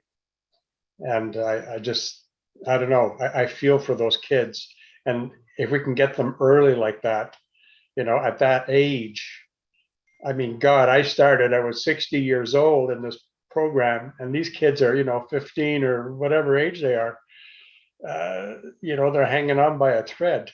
So I don't know what the solution is except to let it go. I know now that I was powerless then, and I'm all the more powerless now because I understand that. And I just have to let the darn thing go because I don't know what the solution is except, pray, meditate, let it go, share about it at meetings and hope that somebody will hear and, connect people together. That's about all I can offer in the way of experience. And I pray for you guys. Thank you very much. Thank you, Dan. As keeper in the clock, I've got to move forward because we are getting to the point where translation management is not going to have enough time to do their motion. Is translation management ready to present their motion? And who will be doing that?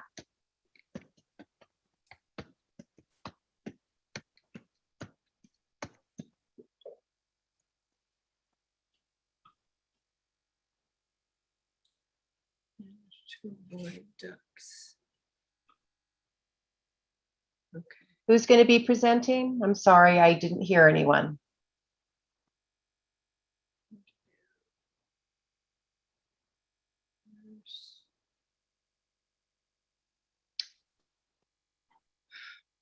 I don't know. Translation I'm here, management? I'm here, I'm here. I got kicked out for some reason. Okay. Sorry. Thank you, Crystal. No, that's all right. I just want you to know that right now you are at 30 minutes. Okay. The additional hour. So I want to be cognizant of time right now. And whenever you're ready to go, we can go. I'm ready. TMC works in conjunction with the CoDA board and CoDA Inc. lawyers to follow advice on legal standards to protect CoDA's copyrights, including the translations of its materials. We do not translate, and CoDA Inc. does not pay for professional translators or editors. To clarify that the translations are done by volunteers and that CoDA Inc. does not double check those translations, TMC is offering the following motion to promote clarity and uniformity on translated materials being published. The motion issue is to place the following wording on the title or information page of publications of translated CoDA materials. That the material is printed and distributed in X country by name and name of the organization publishing it or the country with permission under license from Codependents Anonymous, Inc. This pamphlet, booklet, or book was translated, edited, and approved by volunteers using the group conscience in the country that it was translated in. Or to place a footer in, if it's not a pamphlet, book, or booklet, to put a footer in the CoDA document. For instance, if it's the preamble or something that's taken off the web. This document was translated, edited, and approved by volunteers using group conscience in the country that actually did the translation. And then I will be doing some crafting saying this motion will take effect when initially printing or the next reprinting of translated CoDA materials. Open for questions. Okay, 1 second, please. Raise your hand if you would like to ask a question and I will get started here. We'll start with Barbara D, whenever you're ready. Hi, Crystal, Barbara D, CoDA board. Are you aware that some of the Spanish literature we have was translated by paid translators? Yes, but I wasn't absolutely sure, so I didn't want to raise that issue. But Spanish is the only language that's being done in. Yes, but then this says everything was done by volunteers, and that's not true. So I'm a little concerned about, was this run by core or literature or anything like that? No. Okay, thank you. Lisa J. Lisa J, delegate from Illinois. Hi, Crystal.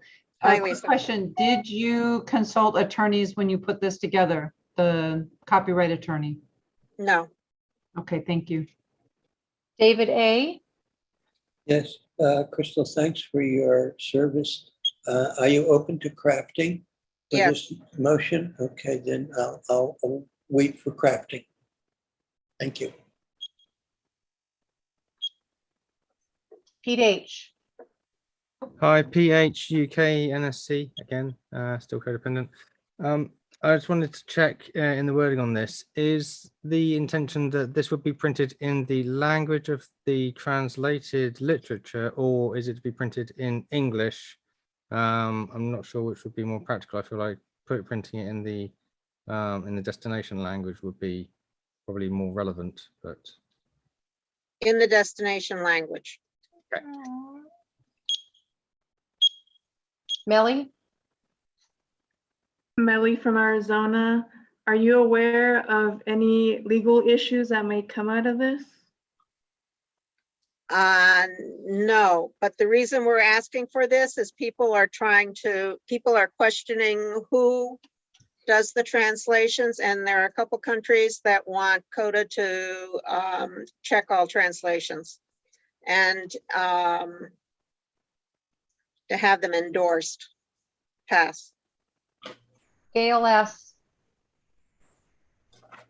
Yes, Gail S. from the CoDA board. Question is, how would we track and or determine that the translations I lost you, Gail. Yeah, Gail, where are you? Okay, sorry, forgot That's okay. to. Let me do it all over again. I was muted, damn it. So how will it be determined when we have multiple translators in a situation that it was GC'd by all translators? Is there going to be some form of documentation on that?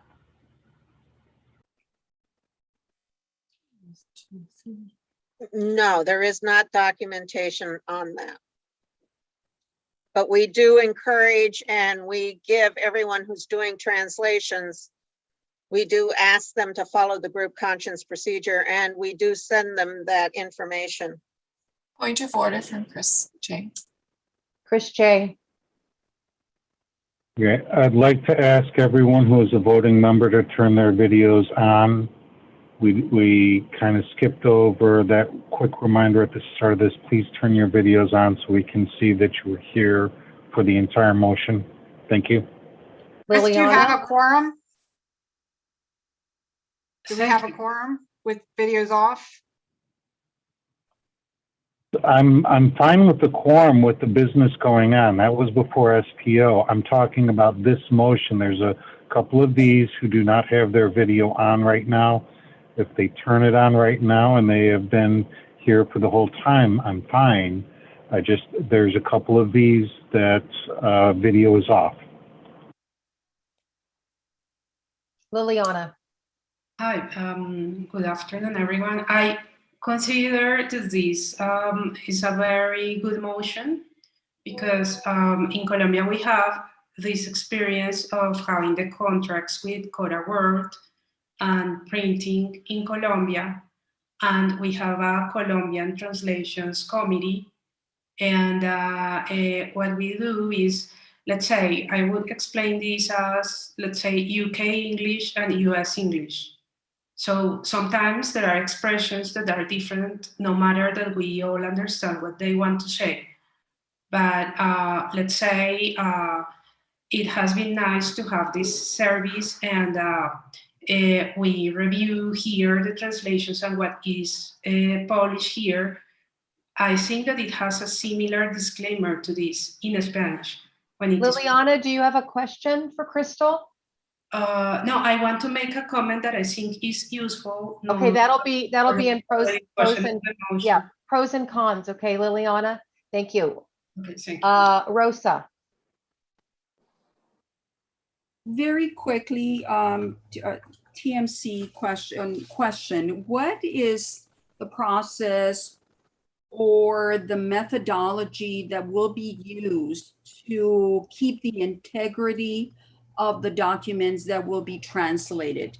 It seems to me that this by adding this wording where there might not be the level of accountability or integrity by allowing volunteer translators to do their own translations, since we now have a seal of approval. So my question is, as a CoDA as a whole, and then I'll come back with pros and cons, but what is TMC doing to maintain the integrity of the translated document, being that we are representing CoDA as a whole? Thank you. Basically, CoDA goes under the assumption that if this translation is done by a group under group conscience, it's going to be as close to the feeling and atmosphere that is created in the book. Every country has different ways of translating things, but we do not vet, we do not double check translations, except for Spanish. Spanish is a whole separate thing. And for whatever reasons, the board has chosen that, and CoDA has chosen not to double check language. And we've had, people bring it to and the committees, people spend hours discussing among one another, how a certain phrase is going to get translated. And I, as an English speaker who may be reading it and reading it as my second language, I'm not going to get that nuance and feeling that a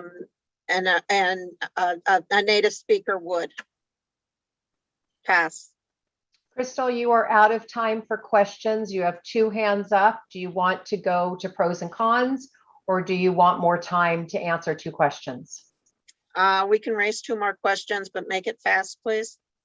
So how much time do you want me to put on the timer? Just those 2 questions? Just You've those got 2 right questions. now. That's it. Okay, you've got 19 minutes left. So Mary. This doesn't change any of the current process, does it? No. It merely acknowledges and that in print that CoDA does not vet translations. Matt? Yeah, my question is just about copyrights. Other languages, are there current copyrights, and adding this, does it affect copyrights in any way? I'm sorry, I don't understand your question, Matt. Our materials, do we hold separate copyrights for other languages, and adding this, will that take away from our copyright of literature in other languages if they're there currently? Okay. When someone wants to translate CoDA literature, they sign a translation agreement, and all the translators, as many as we can get, sign a copyright assignment to CoDA Inc., and CoDA Inc. owns that translation. Okay. We are ready to go to pros and cons. So I am going to lower all hands right now. Sorry, Barb, you might have been wanting to be a pro, and I just zeroed you out. Hold on 1 second. I just lost my view. Okay, so everybody that wants to be a pro, please raise your hand.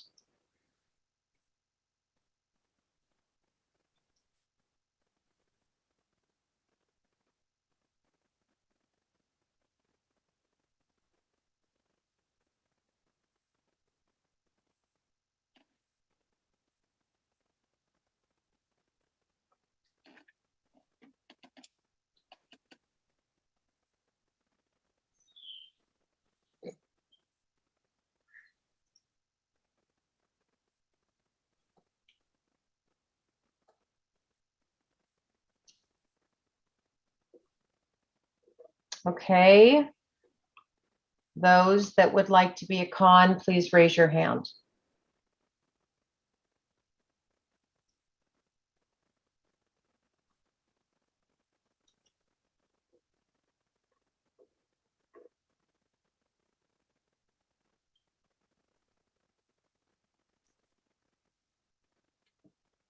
Right now I have 3 cons. Is there anybody else that would like to be a con before I close this out? 1 more, if you would like. If not, we'll just move forward.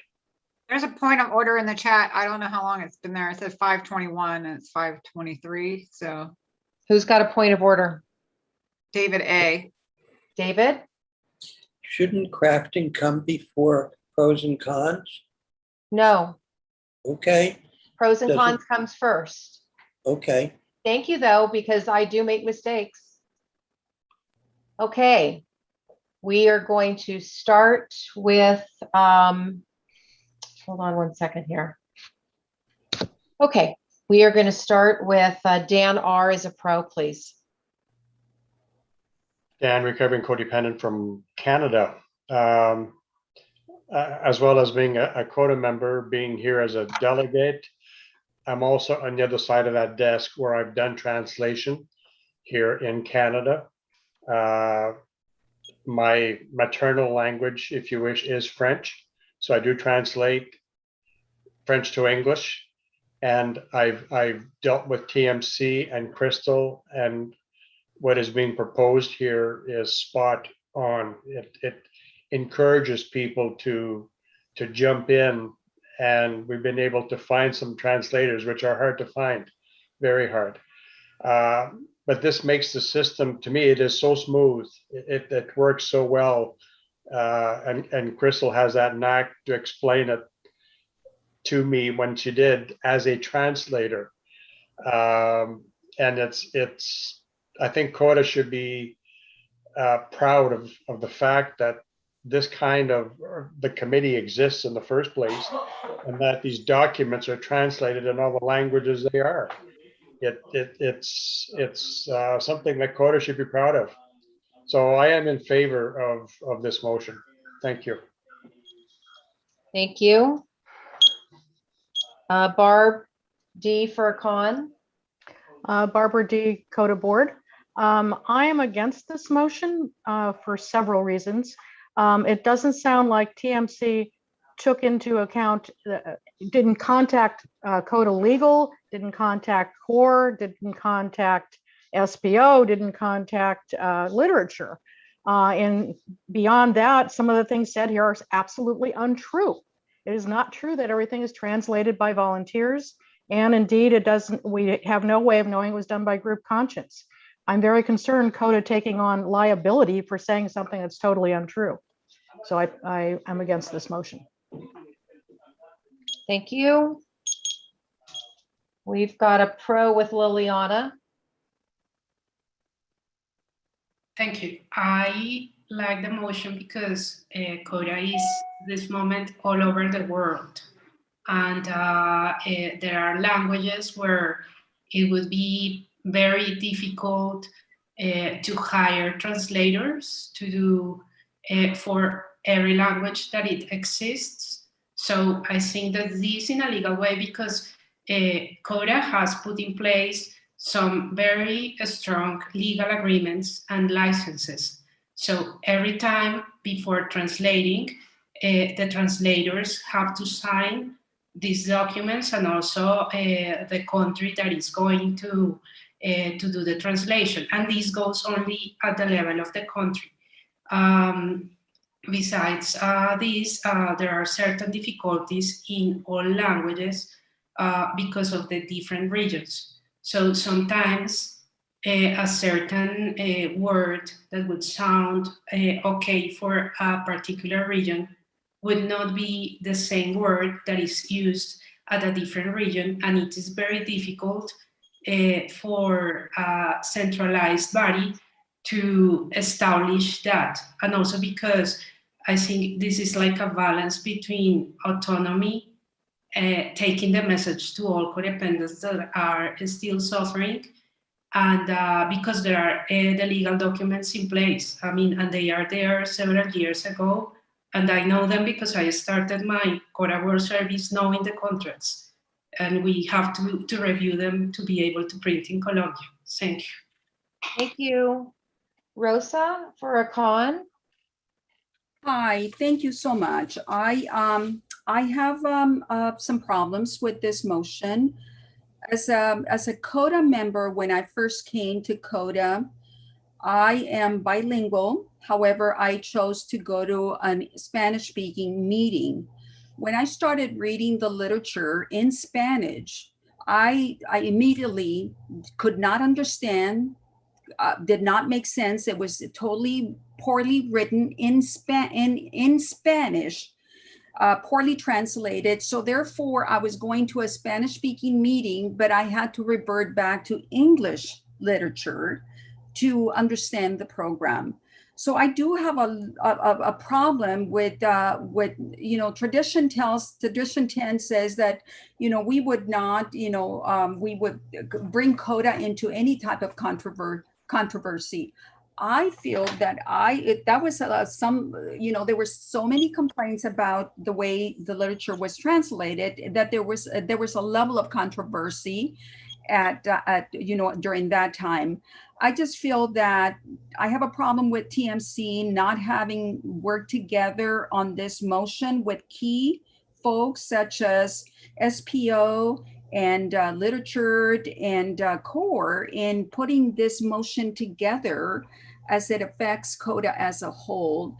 I do have a problem with volunteer I like the footer that it's acknowledged that this has been approved and translated and edited and translated by volunteers using group conscious. However, I don't know. I have a problem with this, and therefore I don't support this motion the way it was written. Thank you. Thank you, Rosa. Jerry B. For a pro.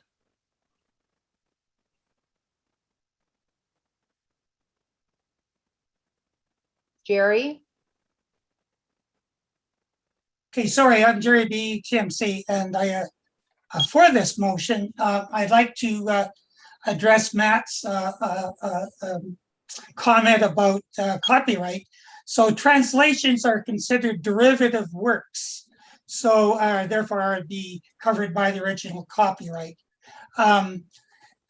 So countries have been allowed to vet their own translations, and so the organization, I would assume, does not have the finances to check every translation in the world. So I feel strongly that some type of disclaimer is needed in the translated works. It might not be the wording that we have here, but I do think that it's important that something is there to show due diligence in our literature. That's it. Thank you. Anna, for a con?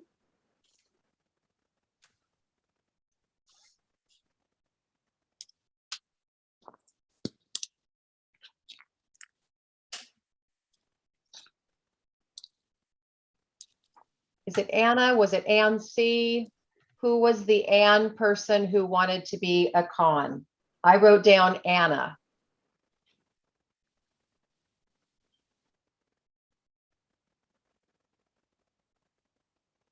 Anyone?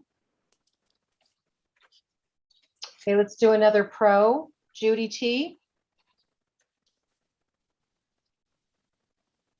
I withdraw. I lowered my hand.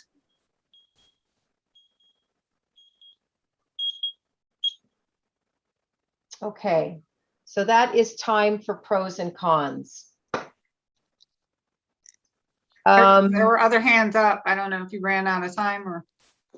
Well, all of the hands are lowered now because basically I write down all the pros and I write down all the cons. I So know, if but somebody more went up after that just now. Nancy has a hand up and Evie had a hand up. Actually, I had it up before under cons and I was skipped. Okay, so I don't know where it went because it didn't come up. So we are out of time for pros and cons. Crystal, would you like to give more time for another con and another pro?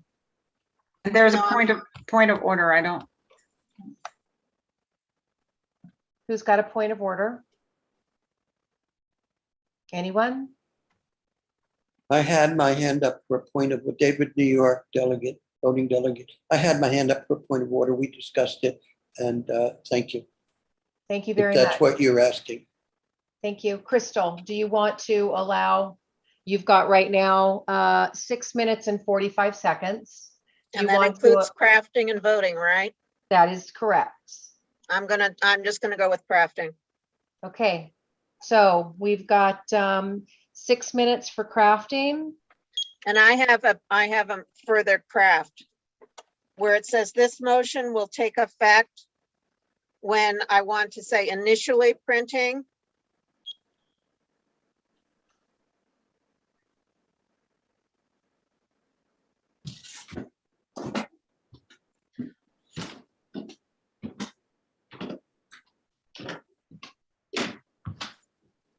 So it'd be initially printing and at the next reprinting.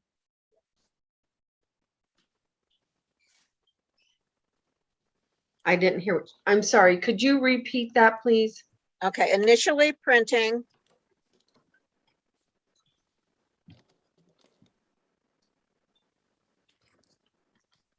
Or at the next reprinting.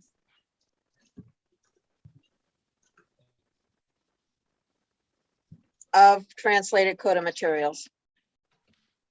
If I may, there's an error initializing. Okay, I see it's being changed to initially. Spell that. INITIAL, Double L. double LEY, sorry. It took it out. I think. For the next one. I don't think reprinting is spelt correct either. I think it's missing a T. David, David, you have crafting. Yes. You can't write I it would- down like I would write down. I'm Mute wonder- yourself, please, if you're not speaking. Thank you. There was an object. Can I continue? Yes. So David A., voting delegate, New York. There was some concern about the use of the word all, if that could be removed and say that just this document was translated, only referring to the document this message appears in. And then could you add, are you willing to add at the bottom some way for anyone who has questions or comments about the translation, who to contact? Some method for feedback on the translation. yes. Thank you. Okay, so please repeat what needs to be done here, please. If there is any reference to the word all, documents are translated by volunteers, to take that out and just say this document was translated or by volunteers. That's one thing. Two, at the bottom, add some words to the effect that questions and comments be directed to, and some place to send feedback regarding that translation. Questions and comments about this translated document be sent to. Am I making sense? Yep. Thank you, Crystal, and thanks for your service. I would like to say that nowhere in the, I've just reread the whole thing, and I don't think that there's anywhere that we said all translations. We said translations are done by volunteers. We did not say that all translations are done by volunteers. Right, well, maybe it should specify that this document was translated by volunteers, just that this footer or this disclaimer or whatever you want to call it, indicate that it applies only to the document in which the disclaimer appears. Okay, so up above where it's, so under the foot, in the footer, it has this document was translated. So up above, put the same thing. This document was printed and distributed in. Up above, all the way up. Yep. Right underneath CoDA materials, printed and distributed in country. This document.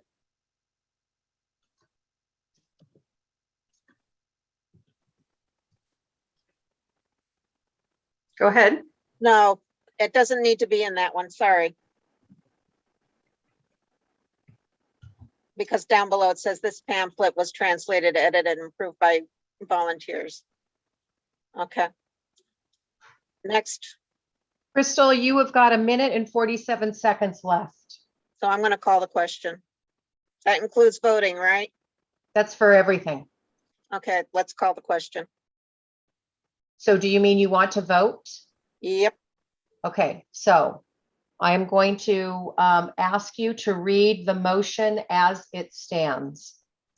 To place the following wording on the title or information page of publications of translated CoDA materials, printed and distributed in the country by the name of the organization or the country with permission under license from Codependents Anonymous.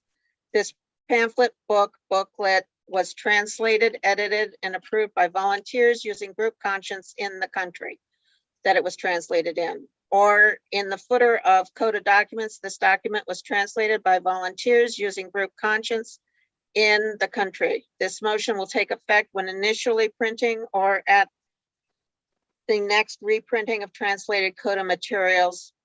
And so questions and comments about this translated document will be are to be sent to, and that would be, and then the country would fill in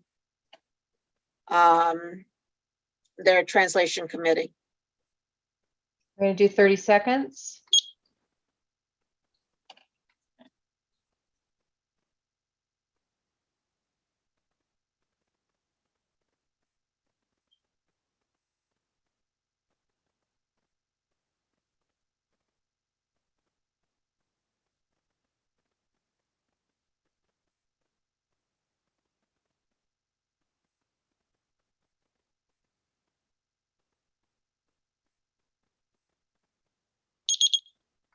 God. Grant me the serenity. Miss Renee. Grant me the Accept serenity. the things I cannot change. Accept Things I cannot change. To change the Courage things I to change the can. things I can. can. And the wisdom to know the know the difference. difference. Crystal, if you could just please read it one more time, and then Florence, are we ready for the poll? Okay, to place the following wording on the title or information page of publications of translated CoDA materials, printed and distributed in the country by the name of the organization or country with permission under license from Codependents Anonymous. This pamphlet booklet was translated, edited, and approved by volunteers using group conscience in the country that it was translated in. Or in the footer of the CoDA document, this document was translated by volunteers using group conscience in the country that it was translated in. This motion will take effect when initially printing or at the next reprinting of translated CoDA materials. Questions, comments about this translated document are to be sent to, and will it fill in the translating organization of the country? Chris J, anybody that isn't supposed to be voting? Yes, Joe from the board did not turn his video back on, so I would ask if he's present not to vote. Okay, Connie, do you have that? And the poll has been started.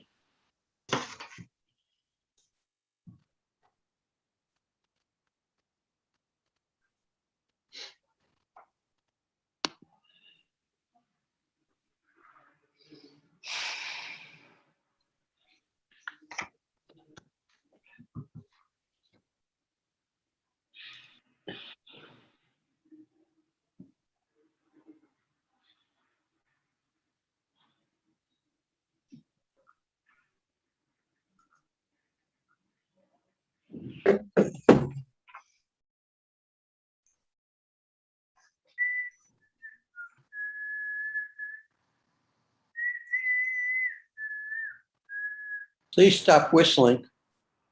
Sorry, I hit it, but it was only 2 seconds left. That's fine. It hadn't moved. Okay. Is there anybody in the chat? I had one no in the chat. Oh, somebody misvoted. All Somebody right, I'm gonna misvoted. relaunch. I'm gonna relaunch.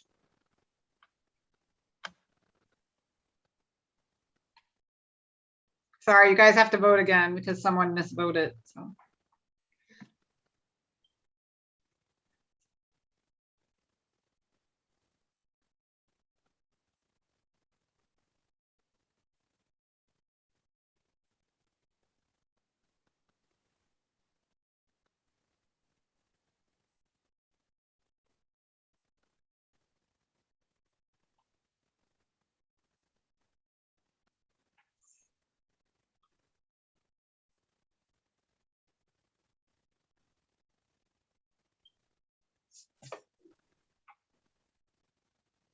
So it looks like you have a no in your chat window.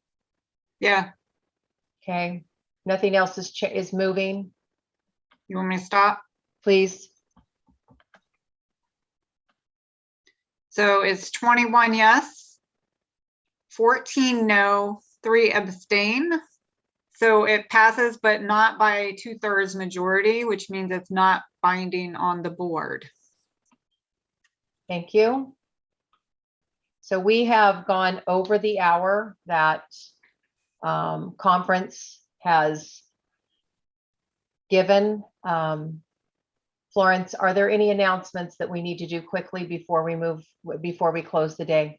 I just have a question. Did everyone receive the resend by Jeff earlier today with the motions from yesterday? Because it's really important because we'll be sending out the motions tonight and I need to make sure everybody's receiving those announcements. Yeah, Krista, did you not receive or? Yeah, Krista Z, the candidate delegate. I got the email for the link. Like, I don't know if you resent it 2 emails, but I got a resend for the link for today after I was already here. But I have not received a link for the motions yet. I used the one that was shared in the chat earlier, so I do have them, but just so you know, I haven't received an email on it. Okay, so when you got the resend today, it should have been attached.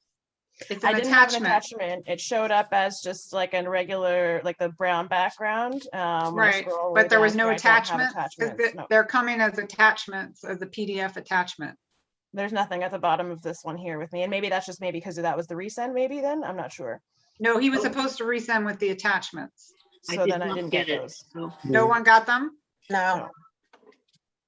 I got them all. Pete, David? UK. Yes, David. You have your hand up. Yeah. Right. The resend this morning did not have any attachments in it. I got the attachments last night. I didn't have a problem, but I'm just commenting that the resend this morning did not contain any attachments. Okay, so I'm gonna ask a quick thing because I can easily send a second, regular Lisa. email to the delegate list with attachments if the world announcements is not working correctly. But we've been expressly told that we're not allowed to do that. And I can have Jeff try it again tonight, but I don't want to have this problem again tomorrow. Lisa? Lisa J. Lisa Delegate from Illinois. I did receive an email at 10:03 a.m. my time. That's Central Time. And it did have attachments in it. So that's my experience. Thank you. Chris J. I had the same experience. 10:03 my time, and it did have attachments. Judy T.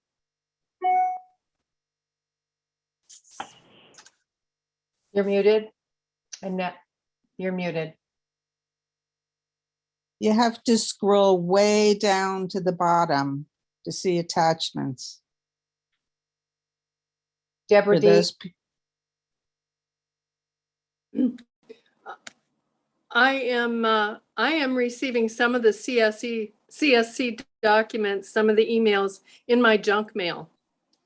I did get them this morning, but they're coming in my junk mail for some reason. So people might want to check that. Also show up in promotions. Richard I. Yeah, Richard I. Core Board. I have nothing. And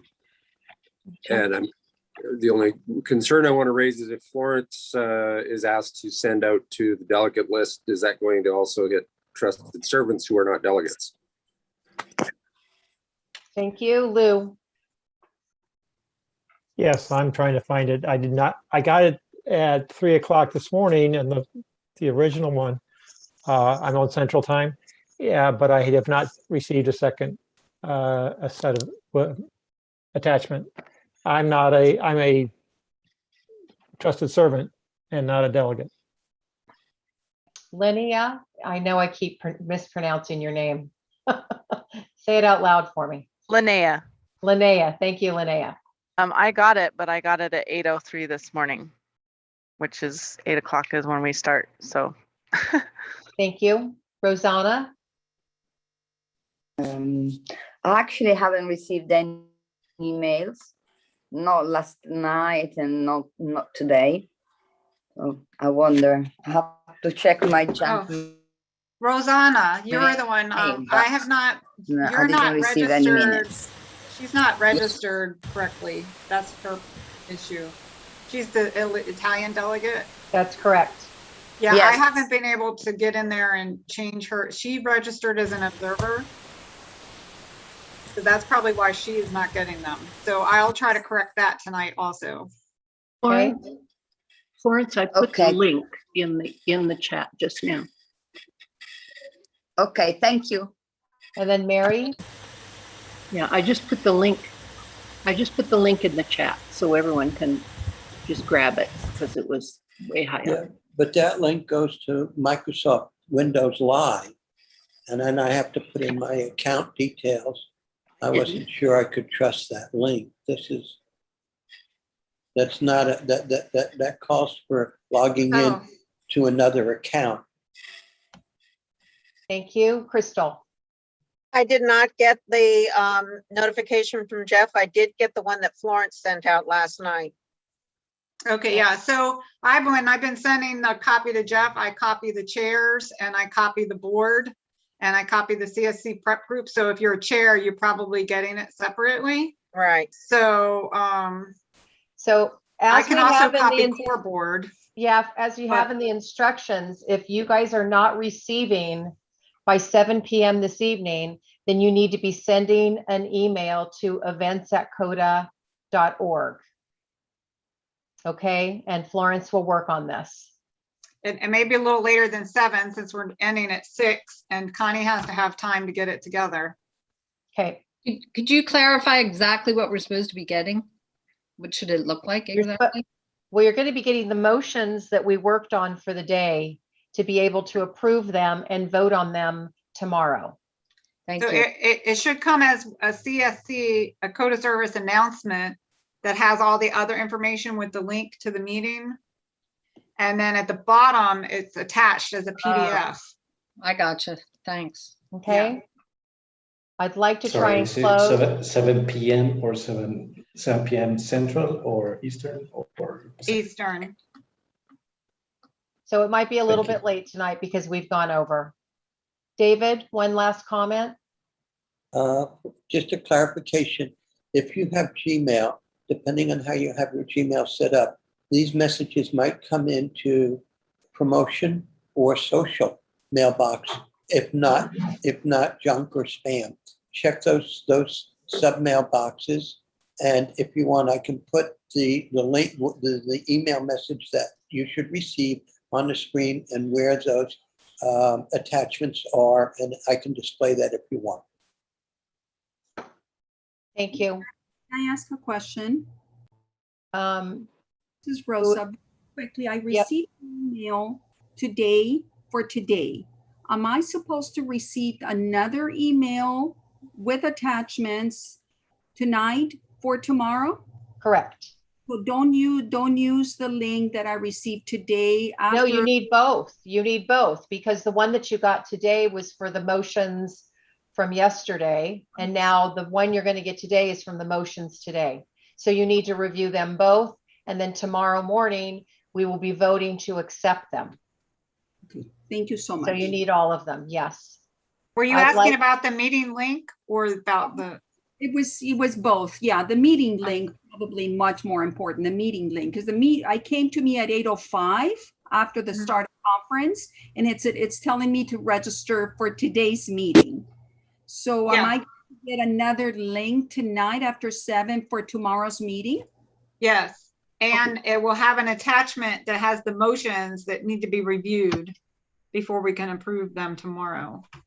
Thank you, ladies. Let's close with the serenity prayer. God, Higher power. Serenity. With the serenity. Things I cannot Things I cannot courage change. to change the things I can, I can.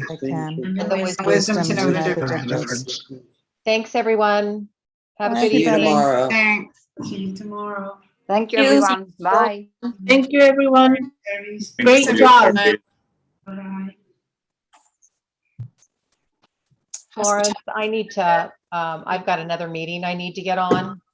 So I'll be No on. problem. I'm not expecting anybody to stay today. It's late, so. Okay, I'll get on. Maybe if you want to get early on tomorrow earlier, to tomorrow at 10:30 or something, or. Yeah, I'll get on 10:15. it. I'll get on at 7:30 again.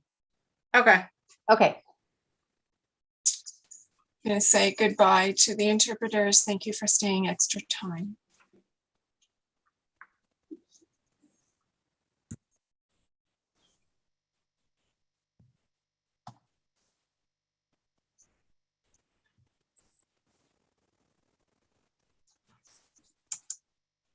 Can you close off the YouTube as well, please? Yeah.